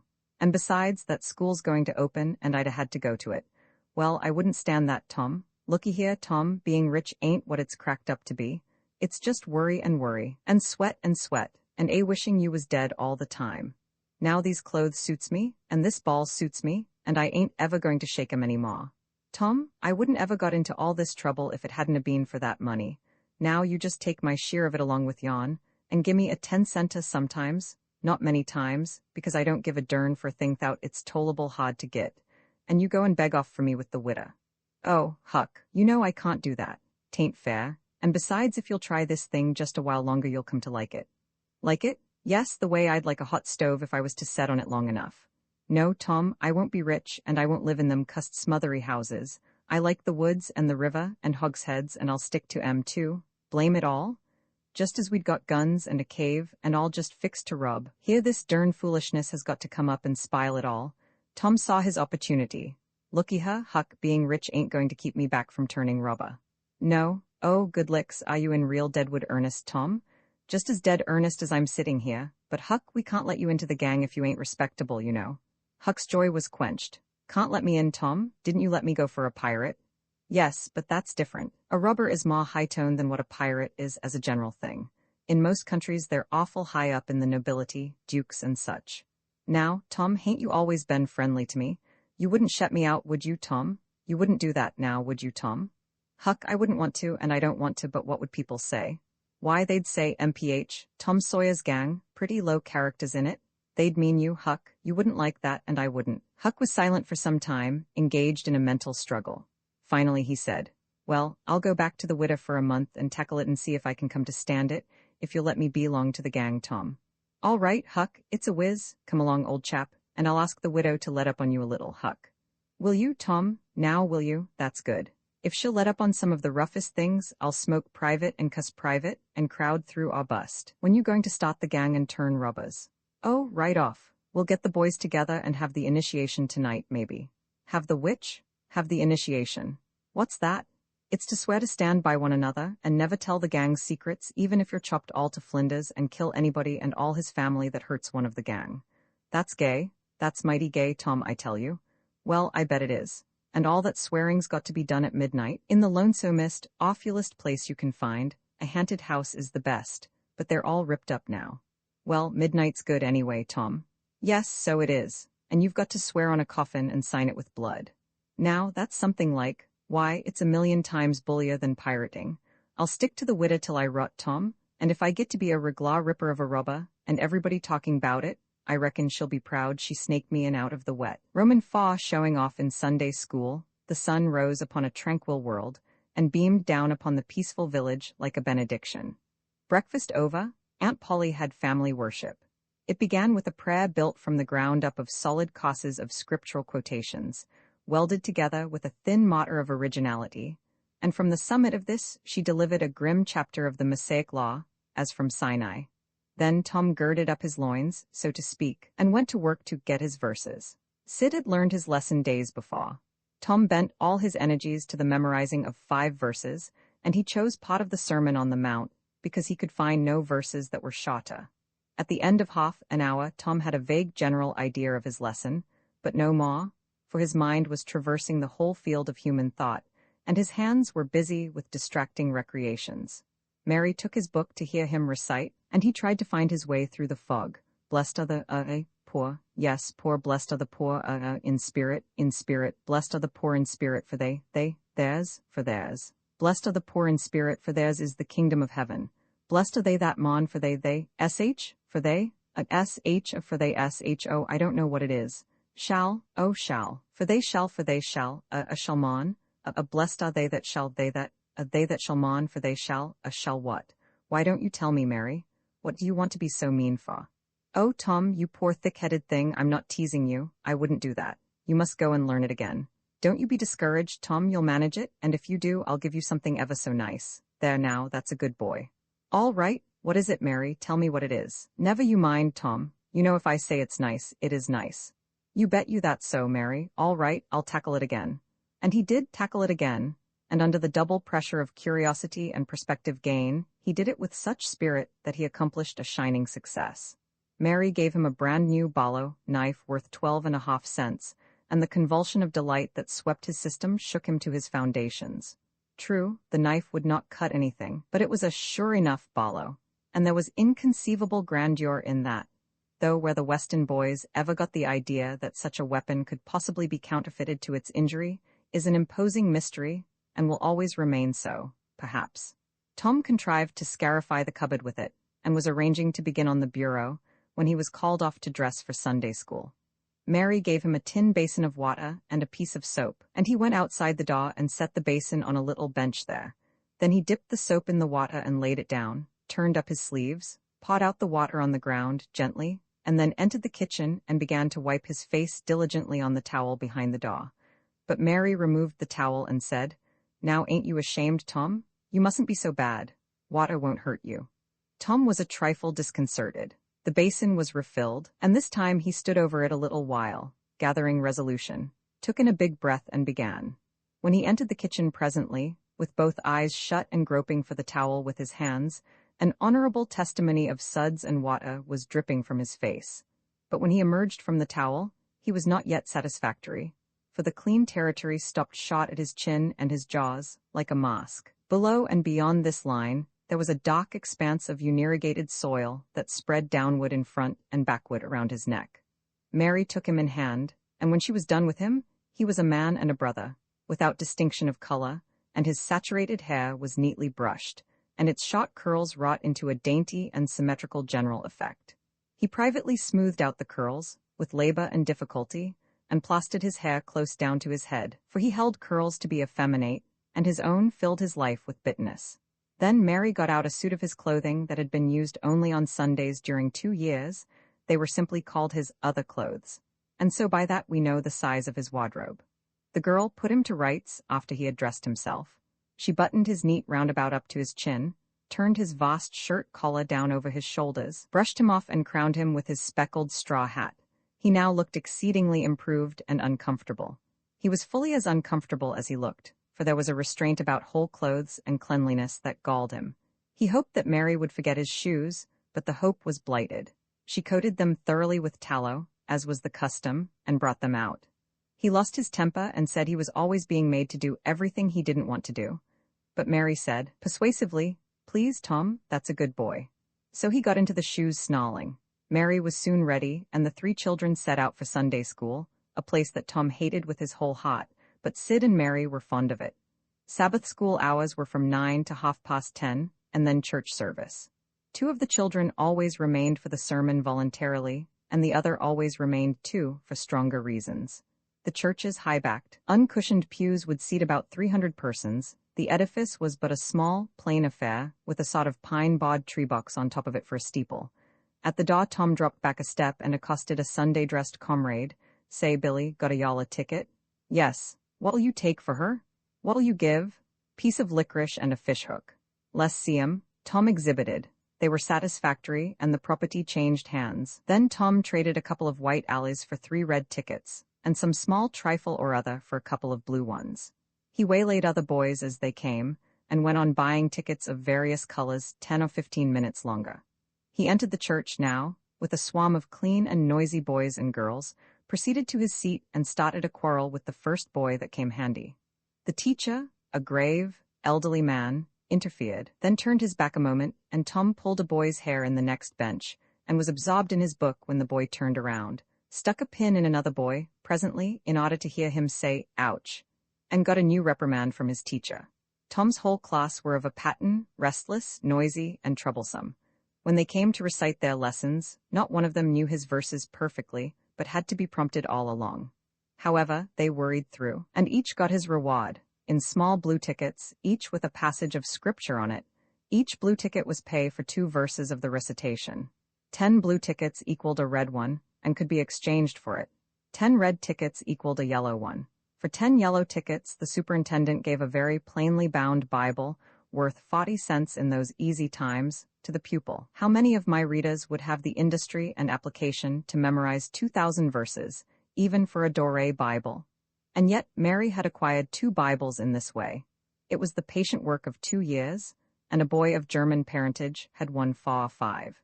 He once recited 3,000 verses without stopping, but the strain upon his mental faculties was too great, and he was little better than an idiot from that day forth.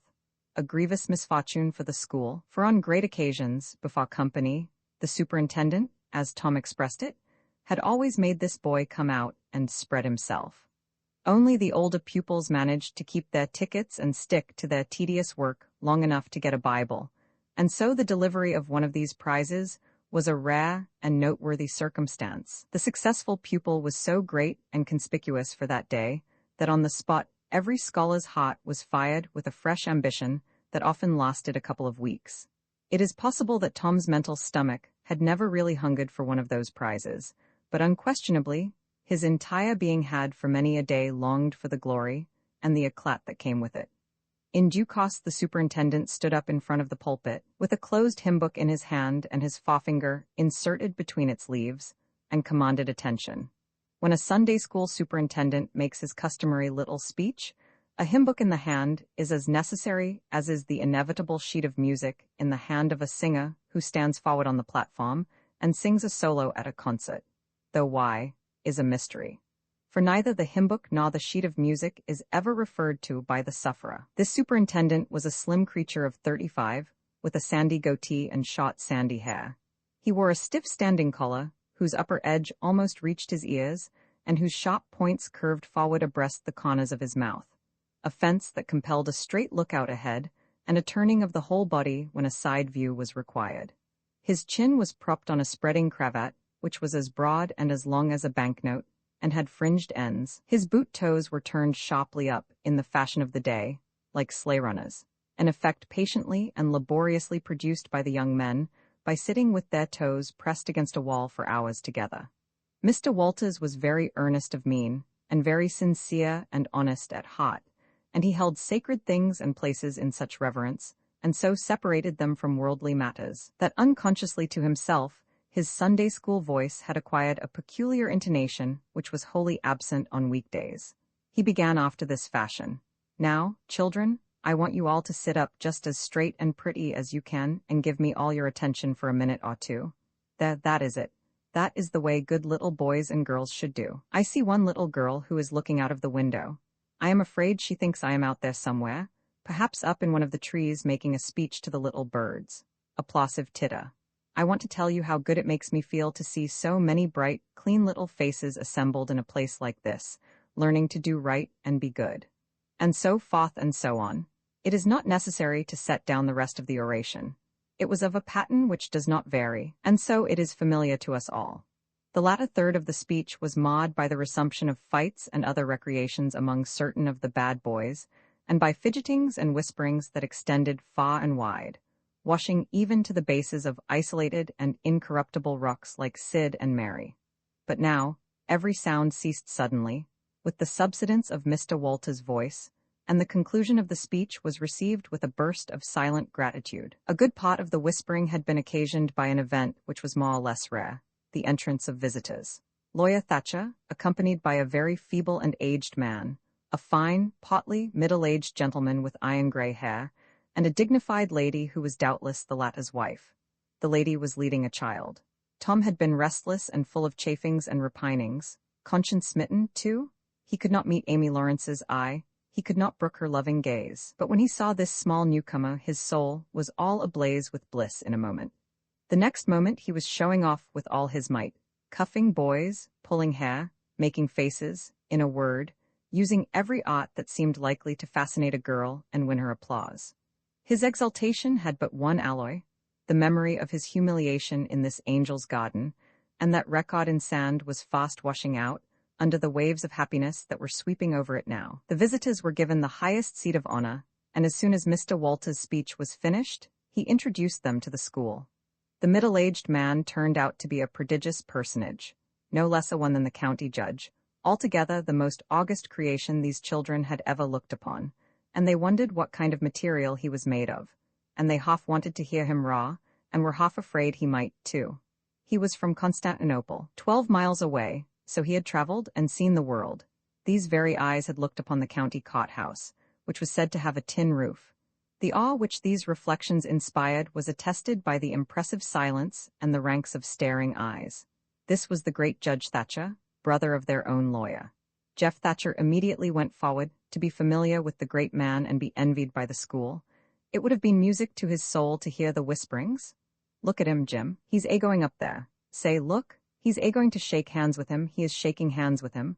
By jings, don't you wish you was Jeff?" Mr. Walters fell to showing off, with all sorts of official bustlings and activities, giving orders, delivering judgments, discharging directions here, there, everywhere that he could find a target. The librarian showed off, running hither and thither with his arms full of books, and making a deal of the splutter and fuss that insect authority delights in. The young lady teachers showed off. bending sweetly over pupils that were lately being boxed, lifting pretty warning fingers at bad little boys, and patting good ones lovingly. The young gentleman teachers showed off, with small scoldings and other little displays of authority and fine attention to discipline. And most of the teachers, of both sexes, found business up at the library, by the pulpit. And it was business that frequently had to be done over again 2 or 3 times, with much seeming vexation. The little girls showed off in various ways, and the little boys showed off with such diligence that the air was thick with paper wads and the murmur of scufflings. And above it all the great man sat and beamed a majestic judicial smile upon all the house, and warmed himself in the sun of his own grandeur, for he was showing off, too.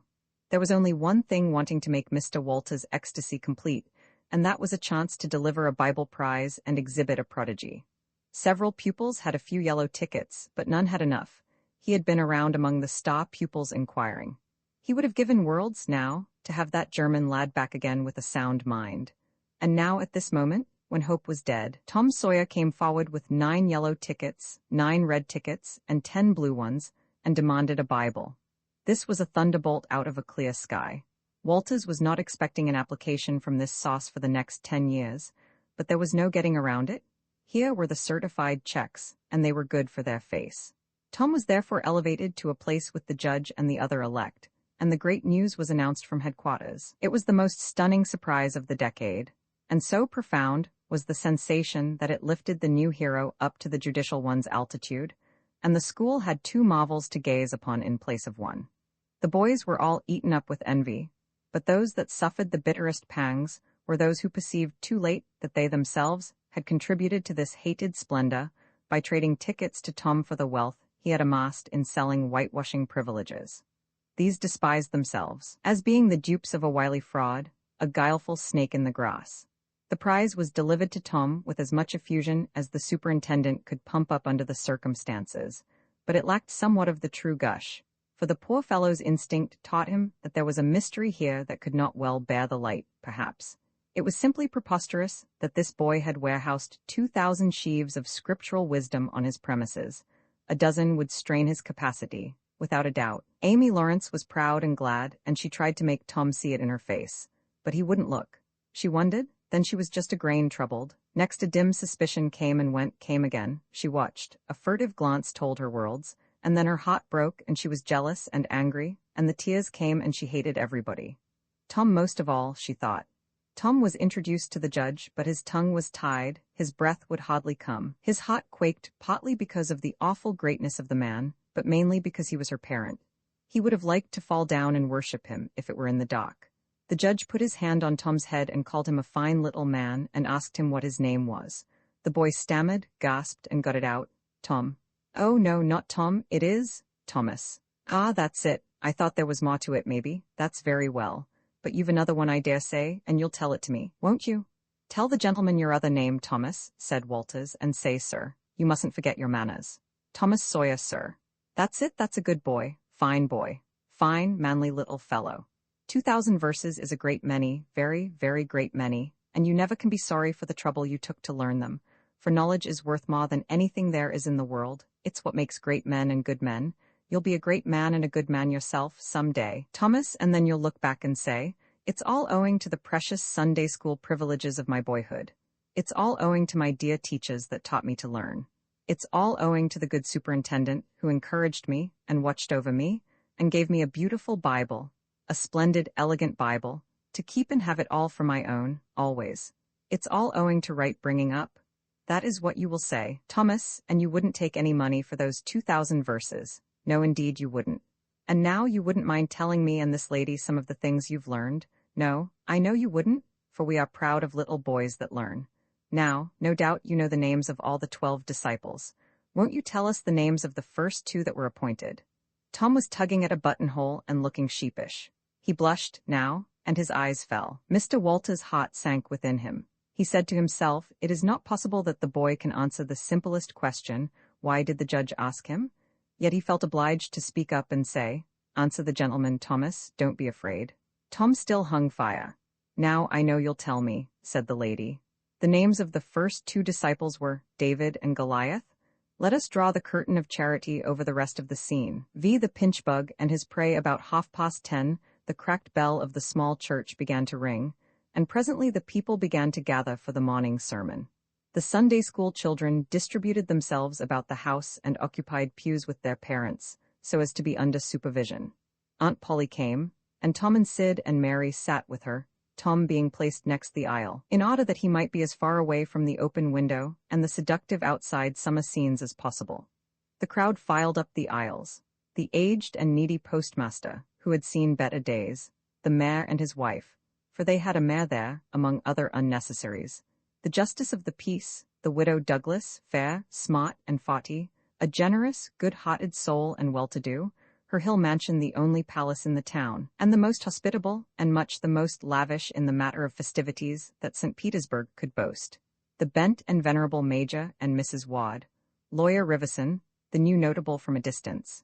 Next the belle of the village, followed by a troop of long-clad and ribbon-decked young heartbreakers, then all the young clocks in town in a body.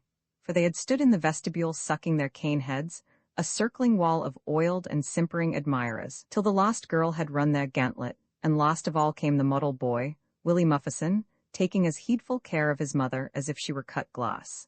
He always brought his mother to church, and was the pride of all the matrons. The boys all hated him, he was so good, and besides he had been thrown up to them so much. His white handkerchief was hanging out of his pocket behind, as usual on Sundays, accidentally. Tom had no handkerchief, and he looked upon boys who had as snubs. The congregation being fully assembled, now, the bell rang once more, to warn laggards and stragglers, and then a solemn hush fell upon the church, which was only broken by the tittering and whispering of the choir in the gallery. The choir always tittered and whispered all through service. There was once a church choir that was not ill-bred, but I have forgotten where it was now. It was a great many years ago, and I can scarcely remember anything about it, but I think it was in some foreign country. The minister gave out the hymn, and read it through with a relish, in a peculiar style which was much admired in that part of the country. His voice began on a medium key, and climbed steadily up till it reached a certain point, where it bore with strong emphasis upon the topmost word, and then plunged down as if from a springboard. Shall I be car-eyed to the skies, on flowery beds of ease, whilst others fight to win the prize, and sail thro' blood-why seas? He was regarded as a wonderful reader. At church sociables, he was always called upon to read poetry, and when he was through, the ladies would lift up their hands and let them fall helplessly in their laps, and wall their eyes and shake their heads as much as to say, "Words cannot express it. It is too beautiful for this mortal earth." After the hymn had been sung, the Rev. Mr. Sprague turned himself into a bulletin board, and read off notices of meetings and societies and things, till it seemed that the list would stretch out to the crack of doom. A queer custom which is still kept up in America, even in cities, away here in this age of abundant newspapers. Often, the less there is to justify a traditional custom, the harder it is to get rid of it. And now the minister prayed. A good, generous prayer it was, and went into details. It pleaded for the church and the little children of the church, for the other churches of the village, for the village itself, for the county, for the state offices, for the United States, for the churches of the United States, for Congress, for the President, for the offices of the government, for poor sailors tossed by stormy seas, for the oppressed millions groaning under the heel of European monarchies and Oriental despotisms, for such as have the light and the good tidings, and yet have not eyes to see nor ears to hear withal, for the heathen in the far islands of the sea, and closed with a supplication that the words he was about to speak might find grace and favor, and be as seed sown in fertile ground, yielding in time a grateful harvest of good. Amen. There was a rustling of dresses, and the standing congregation sat down. The boy whose history this book relates did not enjoy the prayer, he only endured it, if he even did that much. He was restive all through it. He kept tally of the details of the prayer, unconsciously, for he was not listening, but he knew the ground of old, and the clergyman's regular route over it. And when a little trifle of new matter was interlarded, his ear detected it and his whole nature resented it. He considered additions unfair and scoundrelly. In the midst of the prayer, a fly had lit on the back of the pew in front of him, and tortured his spirit by calmly rubbing its hands together, embracing its head with its arms, and polishing it so vigorously that it seemed to almost part company with the body, and the slender thread of a neck was exposed to view. scraping its wings with its hind legs and smoothing them to its body as if they had been coattails, going through its whole toilet as tranquilly as if it knew it was perfectly safe. As indeed it was, for as sorely as Tom's hands itched to grab for it, they did not dare. He believed his soul would be instantly destroyed if he did such a thing while the prayer was going on. But with the closing sentence, his hand began to curve and steal forward, and the instant the Amen was out the fly was a prisoner of war. His aunt detected the act and made him let it go. The minister gave out his text and droned along monotonously through an argument that was so prosy that many a head by and by began to nod.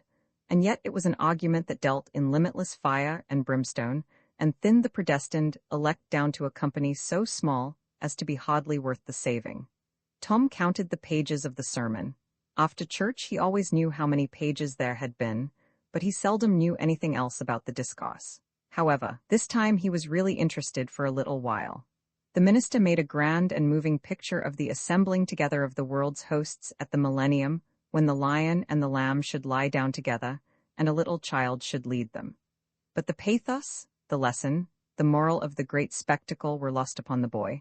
He only thought of the conspicuousness of the principal character before the onlooking nations. His face lit with the thought, and he said to himself that he wished he could be that child, if it was a tame lion. Now he lapsed into suffering again, as the dry argument was resumed. Presently he bethought him of a treasure he had and got it out. It was a large black beetle with formidable jaws, a pinchbug, he called it. It was in a percussion cap box. The first thing the beetle did was to take him by the finger. A natural fillip followed. The beetle went floundering into the aisle and lit on its back, and the hurt finger went into the boy's mouth. The beetle lay there working its helpless legs, unable to turn over. Tom eyed it and longed for it, but it was safe out of his reach. Other people uninterested in the sermon found relief in the beetle, and they eyed it too. Presently a vagrant poodle dog came idling along, sat at hot, lazy with the summer softness and the quiet, weary of captivity, sighing for change. He spied the beetle, the drooping tail lifted and wagged. He surveyed the prize, walked around it, smelt at it from a safe distance, walked around it again, grew bolder and took a closer smell, then lifted his lip and made a gingerly snatch at it, just missing it, made another and another, began to enjoy the diversion, subsided to his stomach with the beetle between his paws and continued his experiments, grew weary at last, and then indifferent and absent-minded. His head nodded, and little by little his chin descended and touched the enemy, who seized it. There was a sharp yelp, a flirt of the poodle's head, and the beetle fell a couple of yards away, and lit on its back once more. The neighboring spectators shook with a gentle inward joy. Several faces went behind fans and handkerchiefs, and Tom was entirely happy. The dog looked foolish and probably felt so, but there was resentment in his heart, too, and a craving for revenge. So he went to the beetle and began a wary attack on it again, jumping at it from every point of a circle, lighting with his forepaws within an inch of the creature, making even closer snatches at it with his teeth, and jerking his head till his ears flapped again. But he grew tired once more after a while, tried to amuse himself with a fly but found no relief, followed an aunt around with his nose close to the floor, and quickly wearied of that. Yawned, sighed, forgot the beetle entirely, and sat down on it. Then there was a wild yelp of agony, and the poodle went sailing up the aisle. The yelps continued, and so did the dog. He crossed the house in front of the altar. He flew down the other aisle. He crossed before the doors. He clambered up the homestretch. His anguish grew with his progress, till presently he was but a woolly comet moving in its orbit with the gleam and the speed of light. At last the frantic sufferer sheared from its course and sprang into its master's lap. He flung it out of the window, and the voice of distress quickly thinned away and died in the distance. By this time the whole church was red-faced and suffocating with suppressed laughter, and the sermon had come to a dead standstill.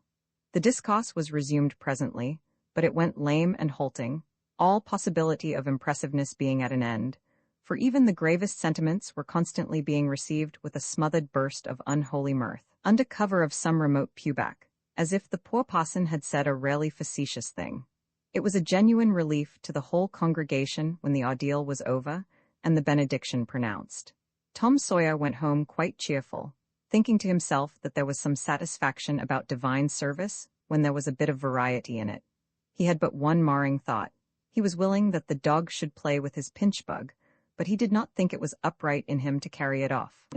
V.I. Tom Meets Becky Monday morning found Tom Sawyer miserable.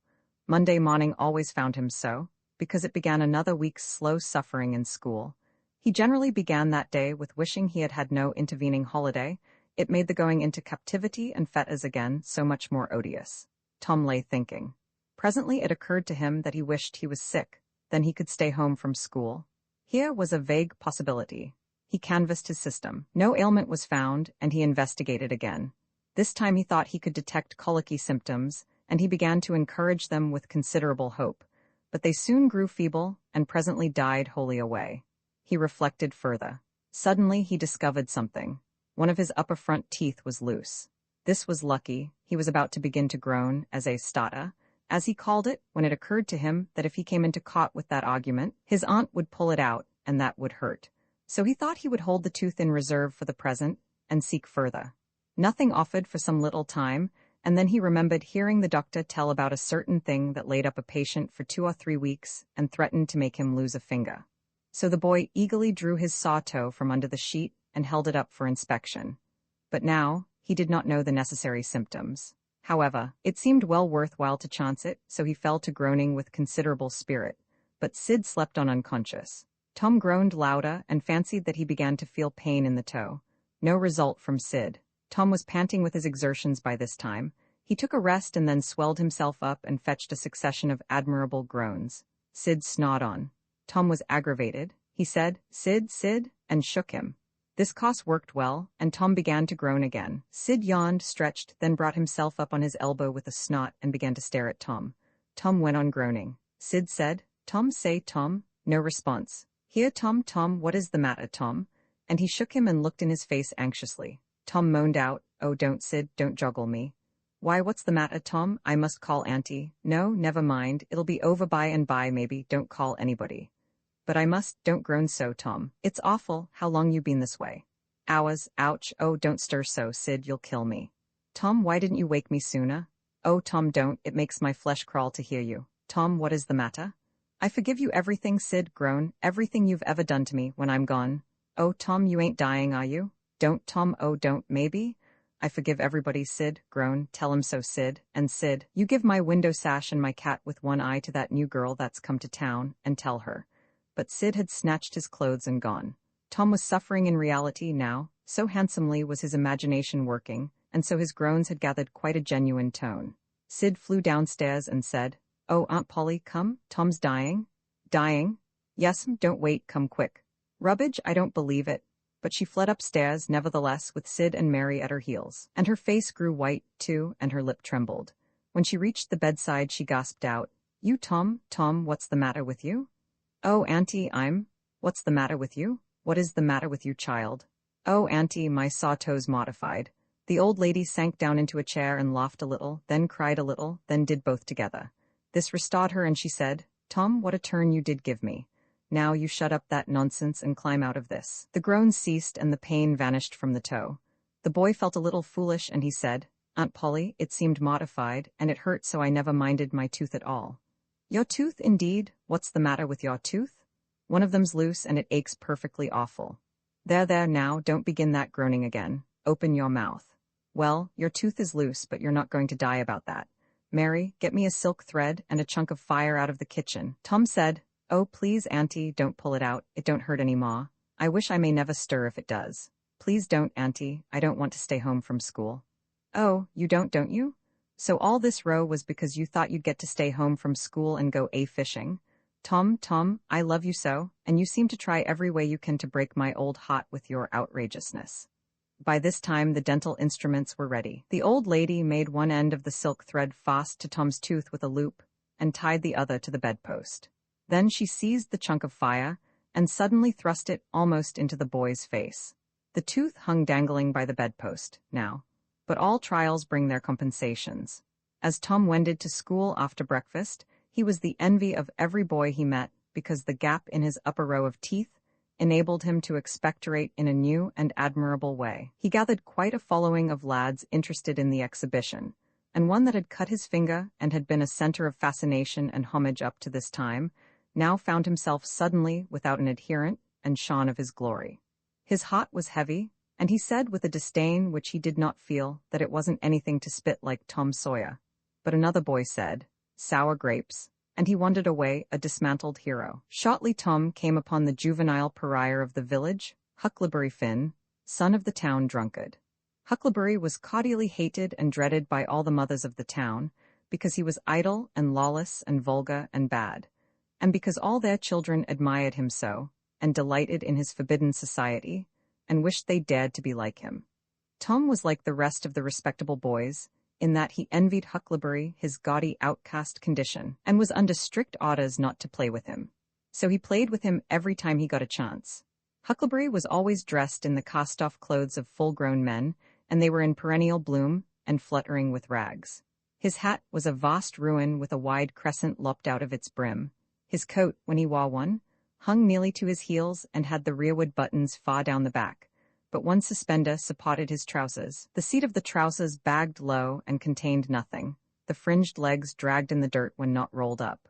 Huckleberry came and went at his own free will. He slept on doorsteps in fine weather and in empty hogsheads in wet. He did not have to go to school or to church, or call any being master or obey anybody. He could go fishing or swimming when and where he chose, and stay as long as it suited him.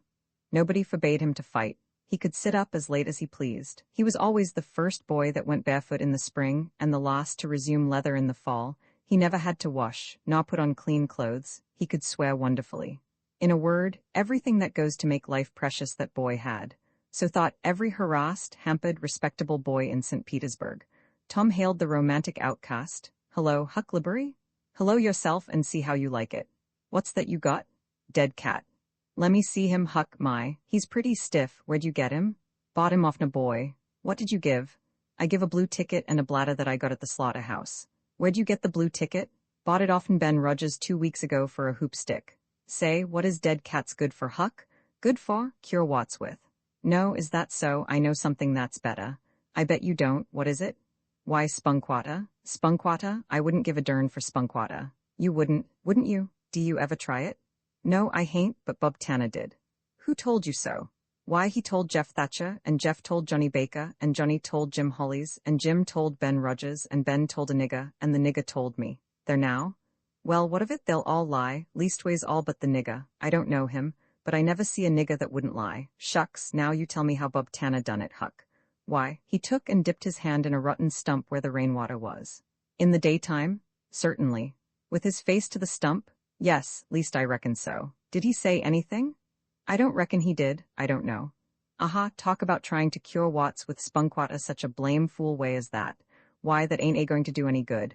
You got to go all by yourself to the middle of the woods where you know there's a spunkwater stump, and just as it's midnight you back up against the stump and jam your hand in and say, 'Balakon, Balakon, in Junmeal shots, spunkwater, spunkwater, swallow these watts,' and then walk away quick 11 steps with your eyes shut, and then turn around 3 times and walk home without speaking to anybody. Because if you speak, the charm's busted." "Well, that sounds like a good way, but that ain't the way Bob Tanner done." "No, sir, you can bet he didn't, because he's the wattiest boy in this town, and he wouldn't have a watt on him if he'd knowed how to work spunkwater. I've took off thousands of watts off of my hands that way, Huck. I play with frogs so much that I've always got considerable many watts. Sometimes I take 'em off with a bean." "Yes, bean's good, I've done that." "Have you? What's your way?" "You take and split the bean and cut the watt so as to get some blood, and then you put the blood on one piece of the bean and take and dig a hole and bury it 'bout midnight at the crossroads in the dark of the moon, and then you burn up the rest of the bean. You see that piece that's got the blood on it will keep drawing and drawing, trying to fetch the other piece to it, and so that helps the blood to draw the watt, and pretty soon off she comes." "Yes, that's it, Huck, that's it, though when you're burying it if you say down bean, off watt, come no more to bother me, it's better." That's the way Joe Hopper does, and he's been nearly to Coonville and most everywheres. But say, how do you cure 'em with dead cats? Why, you take your cat and go and get in the graveyard long about midnight when somebody that was wicked has been buried. And when it's midnight a devil will come, or maybe 2 or 3, but you can't see 'em. You can only hear something like the wind, or maybe hear 'em talk. And when they're taking that feller away, you heave your cat off to 'em and say, 'Devil follow cops, cat follow devil, watts follow cat, I'm done with ye. That'll fetch any watt.' Sounds right. Do you ever try it, Huck?" "No, but old Mother Hopkins told me." "Well, I reckon it's so then, because they say she's a witch." "Say, why, Tom, I know she is. She witched Pap. Pap says so his own self. He come along one day, and he see she was a-witching him, so he took up a rock, and if she hadn't dodged, he'd a got her. Well, that very night he rolled off in a shed where he was a-layin' drunk and broke his arm. Why, that's awful. How did he know she was a-witching him? Lord, Pap can tell, easy. Pap says when they keep looking at you right stiddy, they're a-witching you, specially if they mumble. Because when they mumble, they're saying the Lord's Prayer backwards. Say, Hucky, when you going to try the cat? Tonight. I reckon they'll come after old Huss Williams tonight, but they buried him Saturday. Didn't they get him Saturday night? Why, how you talk, how could their charms work till midnight? And then it's Sunday. Devils don't slosh around much of a Sunday, I don't reckon. I never thought of that, that's so, lemme go with you? Of course, if you ain't afeard. Afeard, tain't likely, will you meow? Yes, and you meow back if you get a chance. Last time, you kept me meowing around till old Hayes went to throwing rocks at me and says durn that cat, and so I hove a brick through his window. But don't you tell. I won't. I couldn't meow that night because Auntie was watching me, but I'll meow this time. Say, what's that? Nothing but a tick. Where'd you get him? Out in the woods. What'll you take for him? I don't know, I don't want to sell him. All right, it's a mighty small tick anyway. Oh, anybody can run a tick down that don't belong to them. I'm satisfied with it, it's a good enough tick for me. Sho, there's ticks a-plenty. I could have 1,000 of 'em if I wanted to. Well, why don't you? Because you know mighty well you can't. This is a pretty early tick, I reckon. It's the first one I've seen this year. Say, Huck, I'll give you my tooth for him. Let's see it. Tom got out a bit of paper and carefully unrolled it. Huckleberry viewed it wistfully. The temptation was very strong. At last he said, Is it genuine? Tom lifted his lip and showed the vacancy. Well, all right, said Huckleberry. It's a trade. Tom enclosed the tick in the percussion cap box that had lately been the pinchbug's prison, and the boys separated, each feeling wealthier than before. When Tom reached the little isolated frame schoolhouse, he strode in briskly, with the manner of one who had come with all honest speed. He hung his hat on a peg and flung himself into his seat with business-like alacrity. The master, throned on high in his great splint-bottom armchair, was dozing, lulled by the drowsy hum of study. The interruption roused him. Thomas Sawyer. Tom knew that when his name was pronounced in full, it meant trouble. Sir, come up here. Now, sir, why are you late again, as usual? Tom was about to take refuge in a lie, when he saw 2 long tails of yellow hair hanging down a back that he recognized by the electric sympathy of love, and by that form was the only vacant place on the girl's side of the schoolhouse. He instantly said, I stopped to talk with Huckleberry Finn. The master's pulse stood still, and he stared helplessly. The buzz of study ceased. The pupils wondered if this foolhardy boy had lost his mind. The master said, You did what? Stopped to talk with Huckleberry Finn. There was no mistaking the words. Thomas Sawyer, this is the most astounding confession I have ever listened to. No mere ferule will answer for this offense. Take off your jacket. The master's arm performed until it was tired and the stock of switches notably diminished. Then the order followed. Now, sir, go and sit with the girls, and let this be a warning to you. The titter that rippled around the room appeared to abash the boy, but in reality that result was caused rather more by his worshipful awe of his unknown idol and the dread pleasure that lay in his high good fortune. He sat down upon the end of the pine bench, and the girl hitched herself away from him with a toss of her head. Nudges and winks and whispers traversed the room, but Tom sat still, with his arms upon the long, low desk before him, and seemed to study his book. By and by attention ceased from him, and the accustomed school murmur rose upon the dull air once more. Presently the boy began to steal furtive glances at the girl. She observed it, made a mouth at him, and gave him the back of her head for the space of a minute. When she cautiously faced around again, a peach lay before her. She thrust it away. Tom gently put it back. She thrust it away again, but with less animosity. Tom patiently returned it to its place. Then she let it remain. Tom scrawled on his slate, Please take it, I got ma. The girl glanced at the words, but made no sign. Now the boy began to draw something on the slate, hiding his work with his left hand. For a time the girl refused to notice, but her human curiosity presently began to manifest itself by hardly perceptible signs. The boy worked on, apparently unconscious. The girl made a sort of non-committal attempt to see, but the boy did not betray that he was aware of it. At last she gave in and hesitatingly whispered, Let me see it. Tom partly uncovered a dismal caricature of a house with 2 gable ends to it and a corkscrew of smoke issuing from the chimney. Then the girl's interest began to fasten itself upon the work, and she forgot everything else. When it was finished, she gazed a moment, then whispered, It's nice, make a man. The artist erected a man in the front yard that resembled a derrick.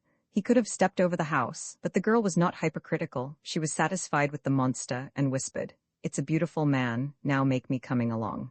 Tom drew an hourglass with a full moon and straw limbs to it and armed the spreading fingers with a portentous fan. The girl said, "It's ever so nice, I wish I could draw." "It's easy," whispered Tom, "I'll learn you." "Oh, will you? When?" "At noon. Do you go home to dinner?" "I'll stay if you will." "Good, that's a whack. What's your name?"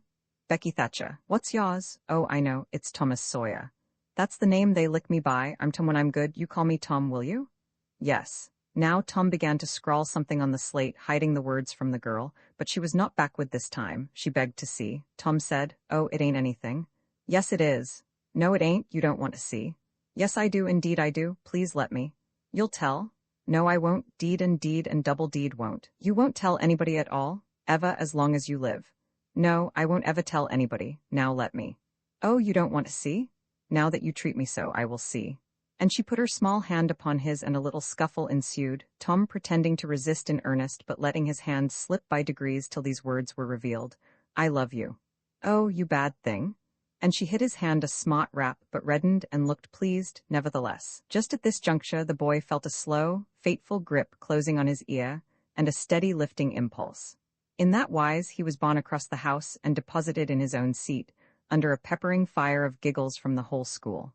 Then the master stood over him during a few awful moments, and finally moved away to his throne without saying a word. But although Tom's ear tingled, his heart was jubilant. As the school quieted down, Tom made an honest effort to study, but the turmoil within him was too great. In turn he took his place in the reading class and made a botch of it, then in the geography class and turned lakes into mountains, mountains into rivers, and rivers into continents, till chaos was come again. Then in the spelling class, and got turned down by a succession of mere baby words, till he brought up at the foot and yielded up the pewter medal which he had won with ostentation for months. Roman 7 tick running, and a heartbreak the harder Tom tried to fasten his mind on his book, the more his ideas wandered. So at last, with a sigh and a yawn, he gave it up. It seemed to him that the noon recess would never come. The air was utterly dead. There was not a breath stirring. It was the sleepiest of sleepy days. The drowsing murmur of the 25 studying scholars soothed the soul like the spell that is in the murmur of bees. Away off in the flaming sunshine, Cardiff Hill lifted its soft green sides through a shimmering veil of heat, tinted with the purple of distance. A few birds floated on lazy wing high in the air. No other living thing was visible but some cows, and they were asleep. Tom's heart ached to be free, or else to have something of interest to do to pass the dreary time. His hand wandered into his pocket, and his face lit up with a glow of gratitude that was prayer, though he did not know it. Then furtively, the percussion cap box came out. He released the tick and put him on the long, flat desk. The creature probably glowed with a gratitude that amounted to prayer, too, at this moment, but it was premature. For when he started thankfully to travel off, Tom turned him aside with a pin and made him take a new direction. Tom's bosom friend sat next him, suffering just as Tom had been, and now he was deeply and gratefully interested in this entertainment in an instant. This bosom friend was Joe Harper. The two boys were sworn friends all the week, and embattled enemies on Saturdays. Joe took a pin out of his lapel and began to assist in exercising the prisoner. The spot grew in interest momently. Soon Tom said that they were interfering with each other, and neither getting the fullest benefit of the tick. So he put Joe's slate on the desk and drew a line down the middle of it from top to bottom. "Now," said he, "as long as he is on your side, you can stir him up and I'll let him alone. But if you let him get away and get on my side, you're to leave him alone as long as I can keep him from crossing over." "All right, go ahead, start him up." The tick escaped from Tom presently and crossed the equator. Joe harassed him a while, and then he got away and crossed back again. This change of base occurred often. While one boy was worrying the tick with absorbing interest, the other would look on with interest as strong. The two heads bowed together over the slate, and the two souls dead to all things else. At last, luck seemed to settle and abide with Joe. The tick tried this, that, and the other course, and got as excited and as anxious as the boys themselves, but time and again, just as he would have victory in his very grasp, so to speak, and Tom's fingers would be twitching to begin, Joe's pin would deftly head him off and keep possession. At last Tom could stand it no longer. The temptation was too strong, so he reached out and lent a hand with his pin. Joe was angry in a moment. Said he, "Tom, you let him alone." "I only just want to stir him up a little, Joe." No, sir, it ain't fair, you just let him alone. Blame it, I ain't going to stir him much. Let him alone, I tell you. I won't? You shall, he's on my side of the line. Look here, Joe Hopper, whose is that tick? I don't care whose tick he is, he's on my side of the line, and you shan't touch him. Well, I'll just bet I will, though. He's my tick, and I'll do what I blame please with him, or die. A tremendous whack came down on Tom's shoulders, and its duplicate on Joe's, and for the space of 2 minutes the dust continued to fly from the two jackets and the whole school to enjoy it. The boys had been too absorbed to notice the hush that had stolen upon the school a while before when the master came tiptoeing down the room and stood over them. He had contemplated a good part of the performance before he contributed his bit of variety to it. When school broke up at noon, Tom flew to Becky Thatcher and whispered in her ear, "Put on your bonnet and let on you're going home. And when you get to the corner, give the rest of 'em the slip, and turn down through the lane and come back. I'll go the other way and come it over 'em the same way." So the one went off with one group of scholars, and the other with another. In a little while the two met at the bottom of the lane, and when they reached the school, they had it all to themselves. Then they sat together, with a slate before them, and Tom gave Becky the pencil and held her hand in his, guiding it, and so created another surprising house. When the interest in art began to wane, the two fell to talking. Tom was swimming in bliss. He said, "Do you love rats?" "No, I hate them." "Well, I do too, live ones, but I mean dead ones to swing round your head with a string." "No, I don't care for rats much anyway. What I like is chewing gum." "Oh, I should say so. I wish I had some now." "Do you? I've got some. I'll let you chew it a while, but you must give it back to me." That was agreeable, so they chewed it turnabout, and dangled their legs against the bench in excess of contentment. "Was you ever at a circus?" said Tom. "Yes, and my pa's going to take me again sometime if I'm good. I been to the circus 3 or 4 times, lots of times. Church ain't shucks to a circus. There's things going on at a circus all the time. I'm going to be a clown in a circus when I grow up." "Oh, are you? That will be nice. They're so lovely, all spotted up." "Yes, that's so. And they get slathers of money, most $1 a day, Ben Rogers says. Say, Becky, was you ever engaged?" "What's that?" "Why, engaged to be married." "No. Would you like to?" "I reckon so. I don't know. What is it like?" "Like, why, it ain't like anything. You only just tell a boy you won't ever have anybody but him, ever, ever, ever, and then you kiss and that's all. Anybody can do it." "Kiss? What do you kiss for?" "Why, that, you know, is to, well, they always do that. Everybody." "Why, yes, everybody that's in love with each other. Do you remember what I wrote on the slate?" Yes. What was it?" "I shan't tell you. Shall I tell you?" Yes, but some other time." "No, now." "No, not now, tomorrow." "Oh, no, now, please, Becky, I'll whisper it ever so easy." Becky hesitating, Tom took silence for consent and passed his arm about her waist and whispered the tale ever so softly, with his mouth close to her ear. And then he added, "Now you whisper it to me, just the same." She resisted for a while and then said, "You turn your face away so you can't see and then I will. But you mustn't ever tell anybody. Will you, Tom? Now you won't, will you?" "No, indeed, indeed I won't, now, Becky." He turned his face away. She bent timidly around till her breath stirred his curls and whispered, "I love you." Then she sprang away and ran around and around the desks and benches, with Tom after her, and took refuge in a corner at last, with her little white apron to her face. Tom clasped her about her neck and pleaded, "Now, Becky, it's all done, all over but the kiss. Don't you be afraid of that. It ain't anything at all. Please, Becky." And he tugged at her apron and the hands. By and by she gave up and let her hands drop. Her face, all glowing with the struggle, came up and submitted. Tom kissed the red lips and said, "Now it's all done, Becky. And always after this, you know, you ain't ever to love anybody but me, and you ain't ever to marry anybody but me, ever, never, and forever. Will you?" "No, I'll never love anybody but you, Tom, and I'll never marry anybody but you, and you ain't to ever marry anybody but me, either." "Certainly, of course, that's part of it. And always coming to school or when we're going home, you're to walk with me when there ain't anybody looking. And you choose me and I choose you at parties, because that's the way you do when you're engaged. It's so nice, I never heard of it before." "Oh, it's ever so gay. Why, me and Amy Lawrence," the big eyes told Tom his blunder, and he stopped, confused. "Oh, Tom, then I ain't the first you've ever been engaged to?" The child began to cry. Tom said, "Oh, don't cry, Becky, I don't care for her any more." "Yes, you do, Tom, you know you do." Tom tried to put his arm about her neck, but she pushed him away and turned her face to the wall, and went on crying. Tom tried again, with soothing words in his mouth, and was repulsed again. Then his pride was up, and he strode away and went outside. He stood about, restless and uneasy, for a while, glancing at the door, every now and then, hoping she would repent and come to find him. But she did not. Then he began to feel badly and fear that he was in the wrong. It was a hard struggle with him to make new advances, now, but he nerved himself to it and entered. She was still standing back there in the corner, sobbing with her face to the wall. Tom's heart smote him. He went to her and stood a moment, not knowing exactly how to proceed. Then he said hesitatingly, "Becky, I don't care for anybody but you." No reply, but sobs. Becky, pleadingly. "Becky, won't you say something?" More sobs. Tom got out his chiefest jewel, a brass knob from the top of an andiron, and passed it around her so that she could see it, and said, "Please, Becky, won't you take it?" She struck it to the floor. Then Tom marched out of the house and over the hills and far away, to return to school no more that day. Presently Becky began to suspect. She ran to the door. He was not in sight. She flew around to the play yard. He was not there. Then she called, "Tom, come back, Tom." She listened intently, but there was no answer. She had no companions but silence and loneliness. So she sat down to cry again and upbraid herself.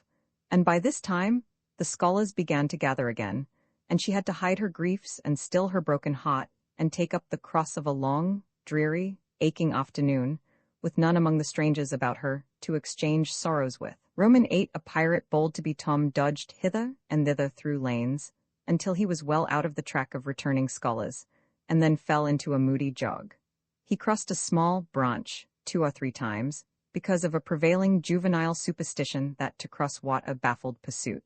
Half an hour later, he was disappearing behind the Douglas mansion on the summit of Cardiff Hill, and the schoolhouse was hardly distinguishable away off in the valley behind him. He entered a dense wood, picked his pathless way to the center of it, and sat down on a mossy spot under a spreading oak. There was not even a zephyr stirring. The dead noonday heat had even stilled the songs of the birds. Nature lay in a trance that was broken by no sound but the occasional far-off hammering of a woodpecker, and this seemed to render the pervading silence and sense of loneliness the more profound. The boy's soul was steeped in melancholy. His feelings were in happy accord with his surroundings. He sat long with his elbows on his knees and his chin in his hands, meditating. It seemed to him that life was but a trouble at best, and he more than half envied Jimmy Hodges, so lately released. It must be very peaceful, he thought, to lie and slumber and dream forever and ever, with the wind whispering through the trees and caressing the grass and the flowers over the grave, and nothing to bother and grieve about, ever any more. If he only had a clean Sunday school record, he could be willing to go and be done with it all. Now as to this girl. What had he done? Nothing. He had meant the best in the world and been treated like a dog, like a very dog. She would be sorry some day, maybe when it was too late. Ah, if he could only die temporarily. But the elastic heart of youth cannot be compressed into one constrained shape long at a time. Tom presently began to drift insensibly back into the concerns of this life again. What if he turned his back now and disappeared mysteriously? What if he went away, ever so far away, into unknown countries beyond the seas, and never came back any more? How would she feel then? The idea of being a clown recurred to him now, only to fill him with disgust. For frivolity and jokes and spotted tights were an offense when they intruded themselves upon a spirit that was exalted into the vague August realm of the romantic. No, he would be a soldier, and return after long years, all wawan and illustrious. No, better still, he would join the Indians and hunt buffaloes and go on the warpath in the mountain ranges and the trackless great plains of the far west, and away in the future come back a great chief, bristling with feathers, hideous with paint, and prance into Sunday school, some drowsy summer morning, with a blood-curdling wah-whoop, and sear the eyeballs of all his companions with unappeasable envy. But no, there was something gaudier even than this. He would be a pirate? That was it? Now his future lay plain before him, and glowing with unimaginable splendor. How his name would fill the world and make people shudder. How gloriously he would go plowing the dancing seas in his long, low, black-hulled racer, the spirit of the storm, with his grisly flag flying at the fore, and at the zenith of his fame, how he would suddenly appear at the old village and stalk into church, brown and weather-beaten, in his black velvet doublet and trunks, his great jack boots, his crimson sash, his belt bristling with hoss pistols, his crime-rusted cutlass at his side, his slouch hat with waving plumes, his black flag unfurled, with the skull and crossbones on it, and hear with swelling ecstasy the whisperings, "It's Tom Sawyer the pirate, the black avenger of the Spanish Main." Yes, it was settled. His career was determined. He would run away from home and enter upon it. He would start the very next morning. Therefore he must now begin to get ready. He would collect his resources together. He went to a rotten log near at hand and began to dig under one end of it with his ballow knife. He soon struck wood that sounded hollow. He put his hand there and uttered this incantation impressively. What hasn't come here, come. What's here, stay here. Then he scraped away the dirt and exposed a pine shingle. He took it up and disclosed a shapely little treasure house whose bottom and sides were of shingles. In it lay a marble. Tom's astonishment was boundless. He scratched his head with a perplexed air and said, "Well, that beats anything." Then he tossed the marble away pettishly and stood cogitating. The truth was that a superstition of his had failed here, which he and all his comrades had always looked upon as infallible. If you buried a marble with certain necessary incantations, and left it alone a fortnight, and then opened the place with the incantation he had just used, you would find that all the marbles you had ever lost had gathered themselves together there, meantime, no matter how widely they had been separated. But now, this thing had actually and unquestionably failed. Tom's whole structure of faith was shaken to its foundations. He had many a time heard of this thing succeeding, but never of its failing before. It did not occur to him that he had tried it several times before, himself, but could never find the hiding places afterward. He puzzled over the matter some time, and finally decided that some witch had interfered and broken the charm. He thought he would satisfy himself on that point, so he searched around till he found a small sandy spot with a little funnel-shaped depression in it. He laid himself down and put his mouth close to this depression and called, "Doodlebug, Doodlebug, tell me what I want to know. Doodlebug, Doodlebug, tell me what I want to know." The sand began to work, and presently a small black bug appeared for a second and then darted under again in a fright. He dasn't tell, so it was a witch that done it. I just knowed it. He well knew the futility of trying to contend against witches, so he gave up discouraged. But it occurred to him that he might as well have the marble he had just thrown away, and therefore he went and made a patient search for it. But he could not find it.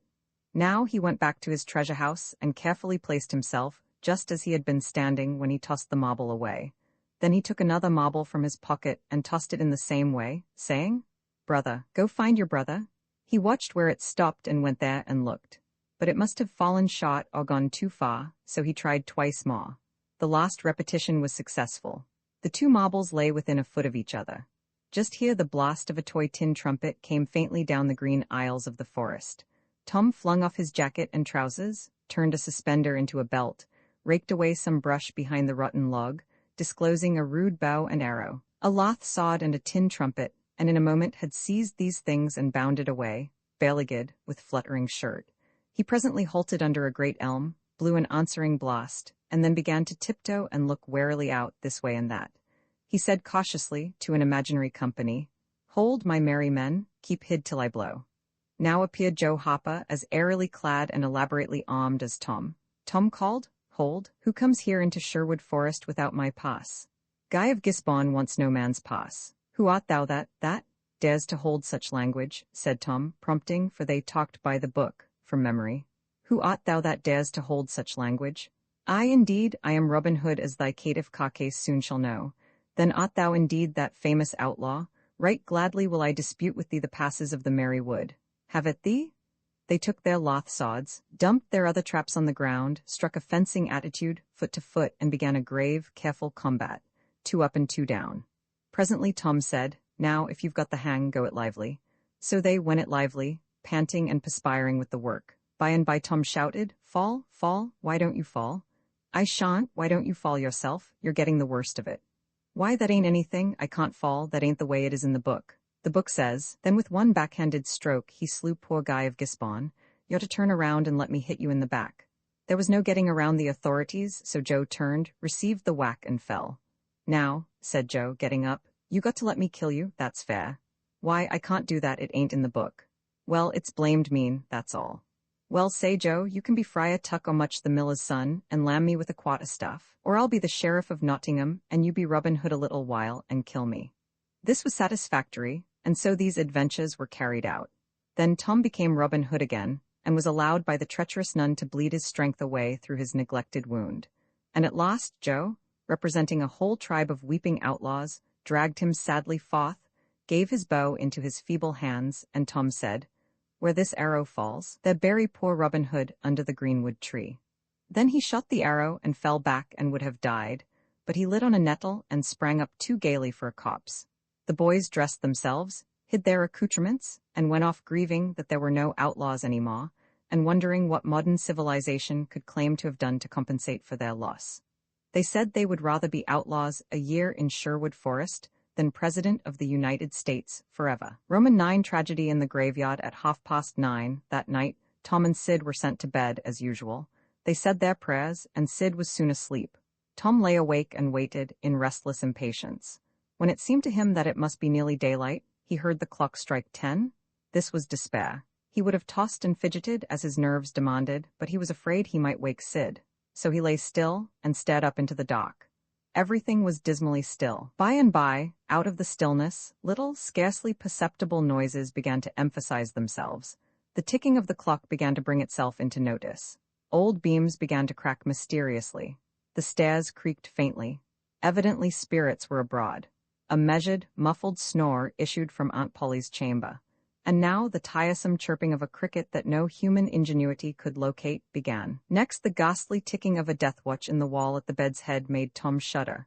It meant that somebody's days were numbered.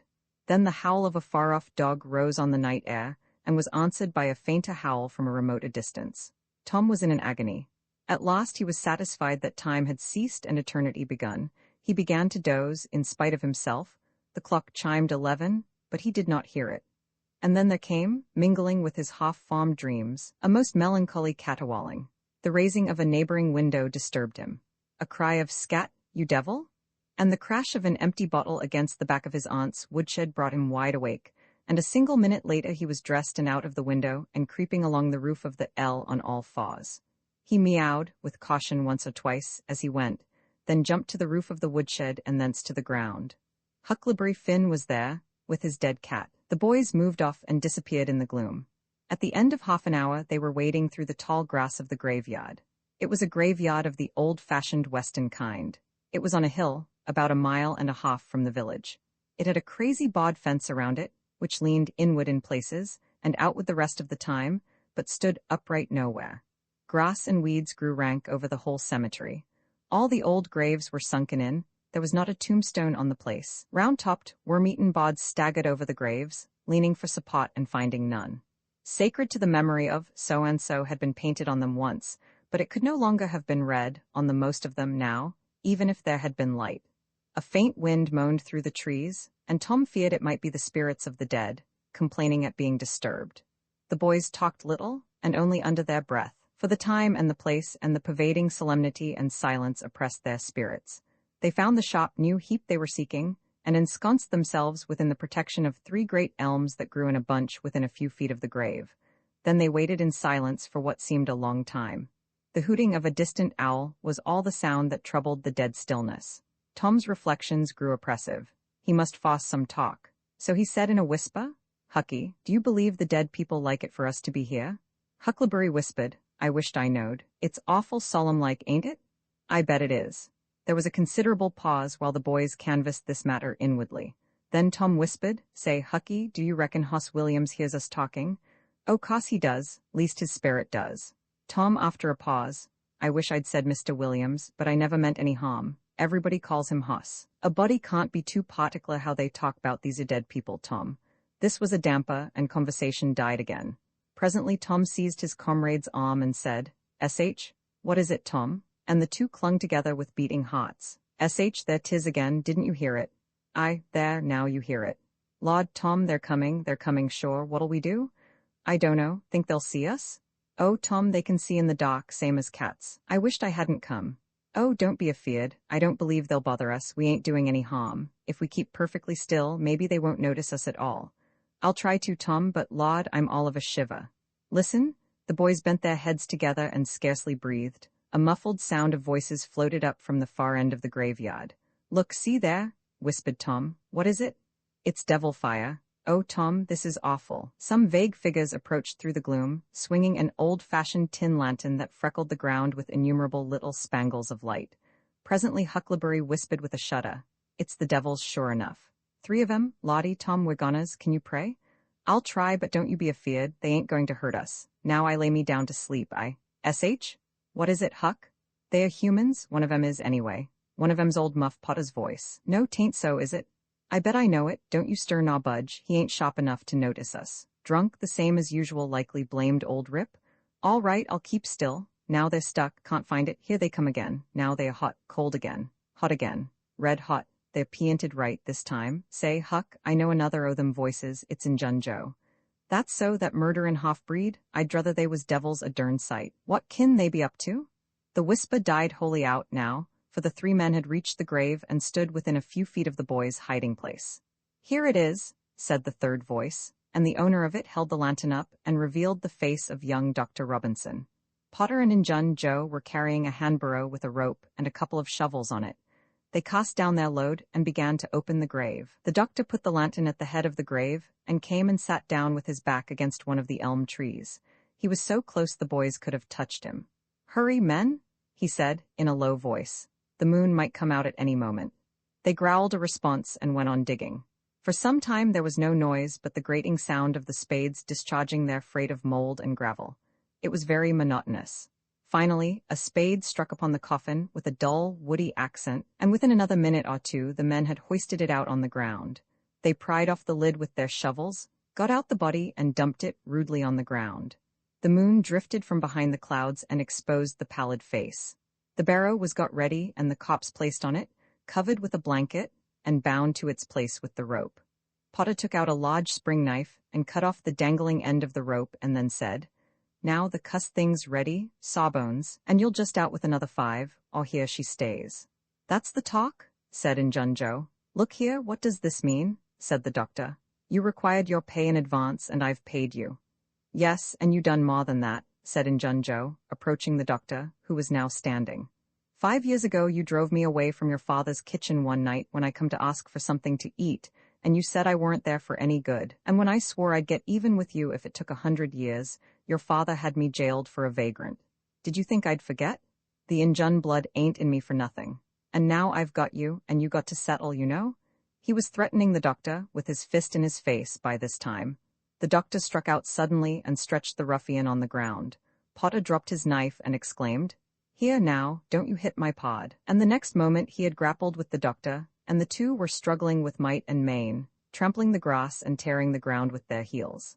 Injun Joe sprang to his feet, his eyes flaming with passion, snatched up Potter's knife, and went creeping, cat-like and stooping, round and round about the combatants, seeking an opportunity. All at once the doctor flung himself free, seized the heavy head-bod of William's grave, and felled Potter to the earth with it. And in the same instant the half-breed saw his chance and drove the knife to the hilt in the young man's breast. He reeled and fell partly upon Potter, flooding him with his blood, and in the same moment the clouds blotted out the dreadful spectacle, and the two frightened boys went speeding away in the dark. Presently, when the moon emerged again, Injun Joe was standing over the two forms, contemplating them. The doctor murmured inarticulately, gave a long gasp or two, and was still. The half-breed muttered, "That score is settled, damn you." Then he rubbed the body, after which he put the fatal knife in Potter's open right hand and sat down on the dismantled coffin. 3, 4, 5 minutes passed, and then Potter began to stir and moan. His hand closed upon the knife, he raised it, glanced at it, and let it fall, with a shudder. Then he sat up, pushing the body from him, and gazed at it, and then around him, confusedly. His eyes met Joe's. "Lord, how is this, Joe?" he said. "It's a dirty business," said Joe, without moving. "What did you do it for?" I never done it." "Look here, that kind of talk won't wash." Potter trembled and grew white. "I thought I'd got sober. I'd no business to drink tonight, but it's in my head yet, worse'n when we started here. I'm all in a muddle, can't recollect anything of it, hardly.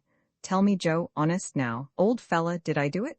"Joe, I never meant to, pun my soul and honor, I never meant to, Joe." "Tell me how it was, Joe." "Oh, it's awful, and him so young and promising." "Why, you two was scuffling, and he fetched you one with the head-bod and you fell flat. And then up you come, all reeling and staggering like, and snatched the knife and jammed it into him, just as he fetched you another awful clip. And here you've laid, as dead as a wedge till now." "Oh, I didn't know what I was a-doing. I wish I may die this minute if I did. It was all on account of the whiskey and the excitement, I reckon. I never used a weapon in my life before, Joe. I've fought, but never with weapons. They'll all say that." "Joe, don't tell, say you won't tell, Joe. That's a good fella. I always liked you, Joe, and stood up for you, too. Don't you remember? You won't tell, will you, Joe?" And the poor creature dropped on his knees before the stolid murderer, and clasped his appealing hands. "No, you've always been fair and square with me, Muff Potter, and I won't go back on you. There now, that's as fair as a man can say. Oh, Joe, you're an angel. I'll bless you for this the longest day I live. And Potter began to cry. Come now, that's enough of that. This ain't any time for blubbering. You be off yonder way and I'll go this. Move now, and don't leave any tracks behind you. Potter started on a trot that quickly increased to a run. The half-breed stood looking after him. He muttered, if he's as much stunned with the lick and fuddled with the rum as he had the look of being, he won't think of the knife till he's gone so far. He'll be afraid to come back after it to such a place by himself. Chicken hot. 2 or 3 minutes later, the murdered man, the blanketed corpse, the lidless coffin, and the open grave were under no inspection but the moon's. The stillness was complete again, too.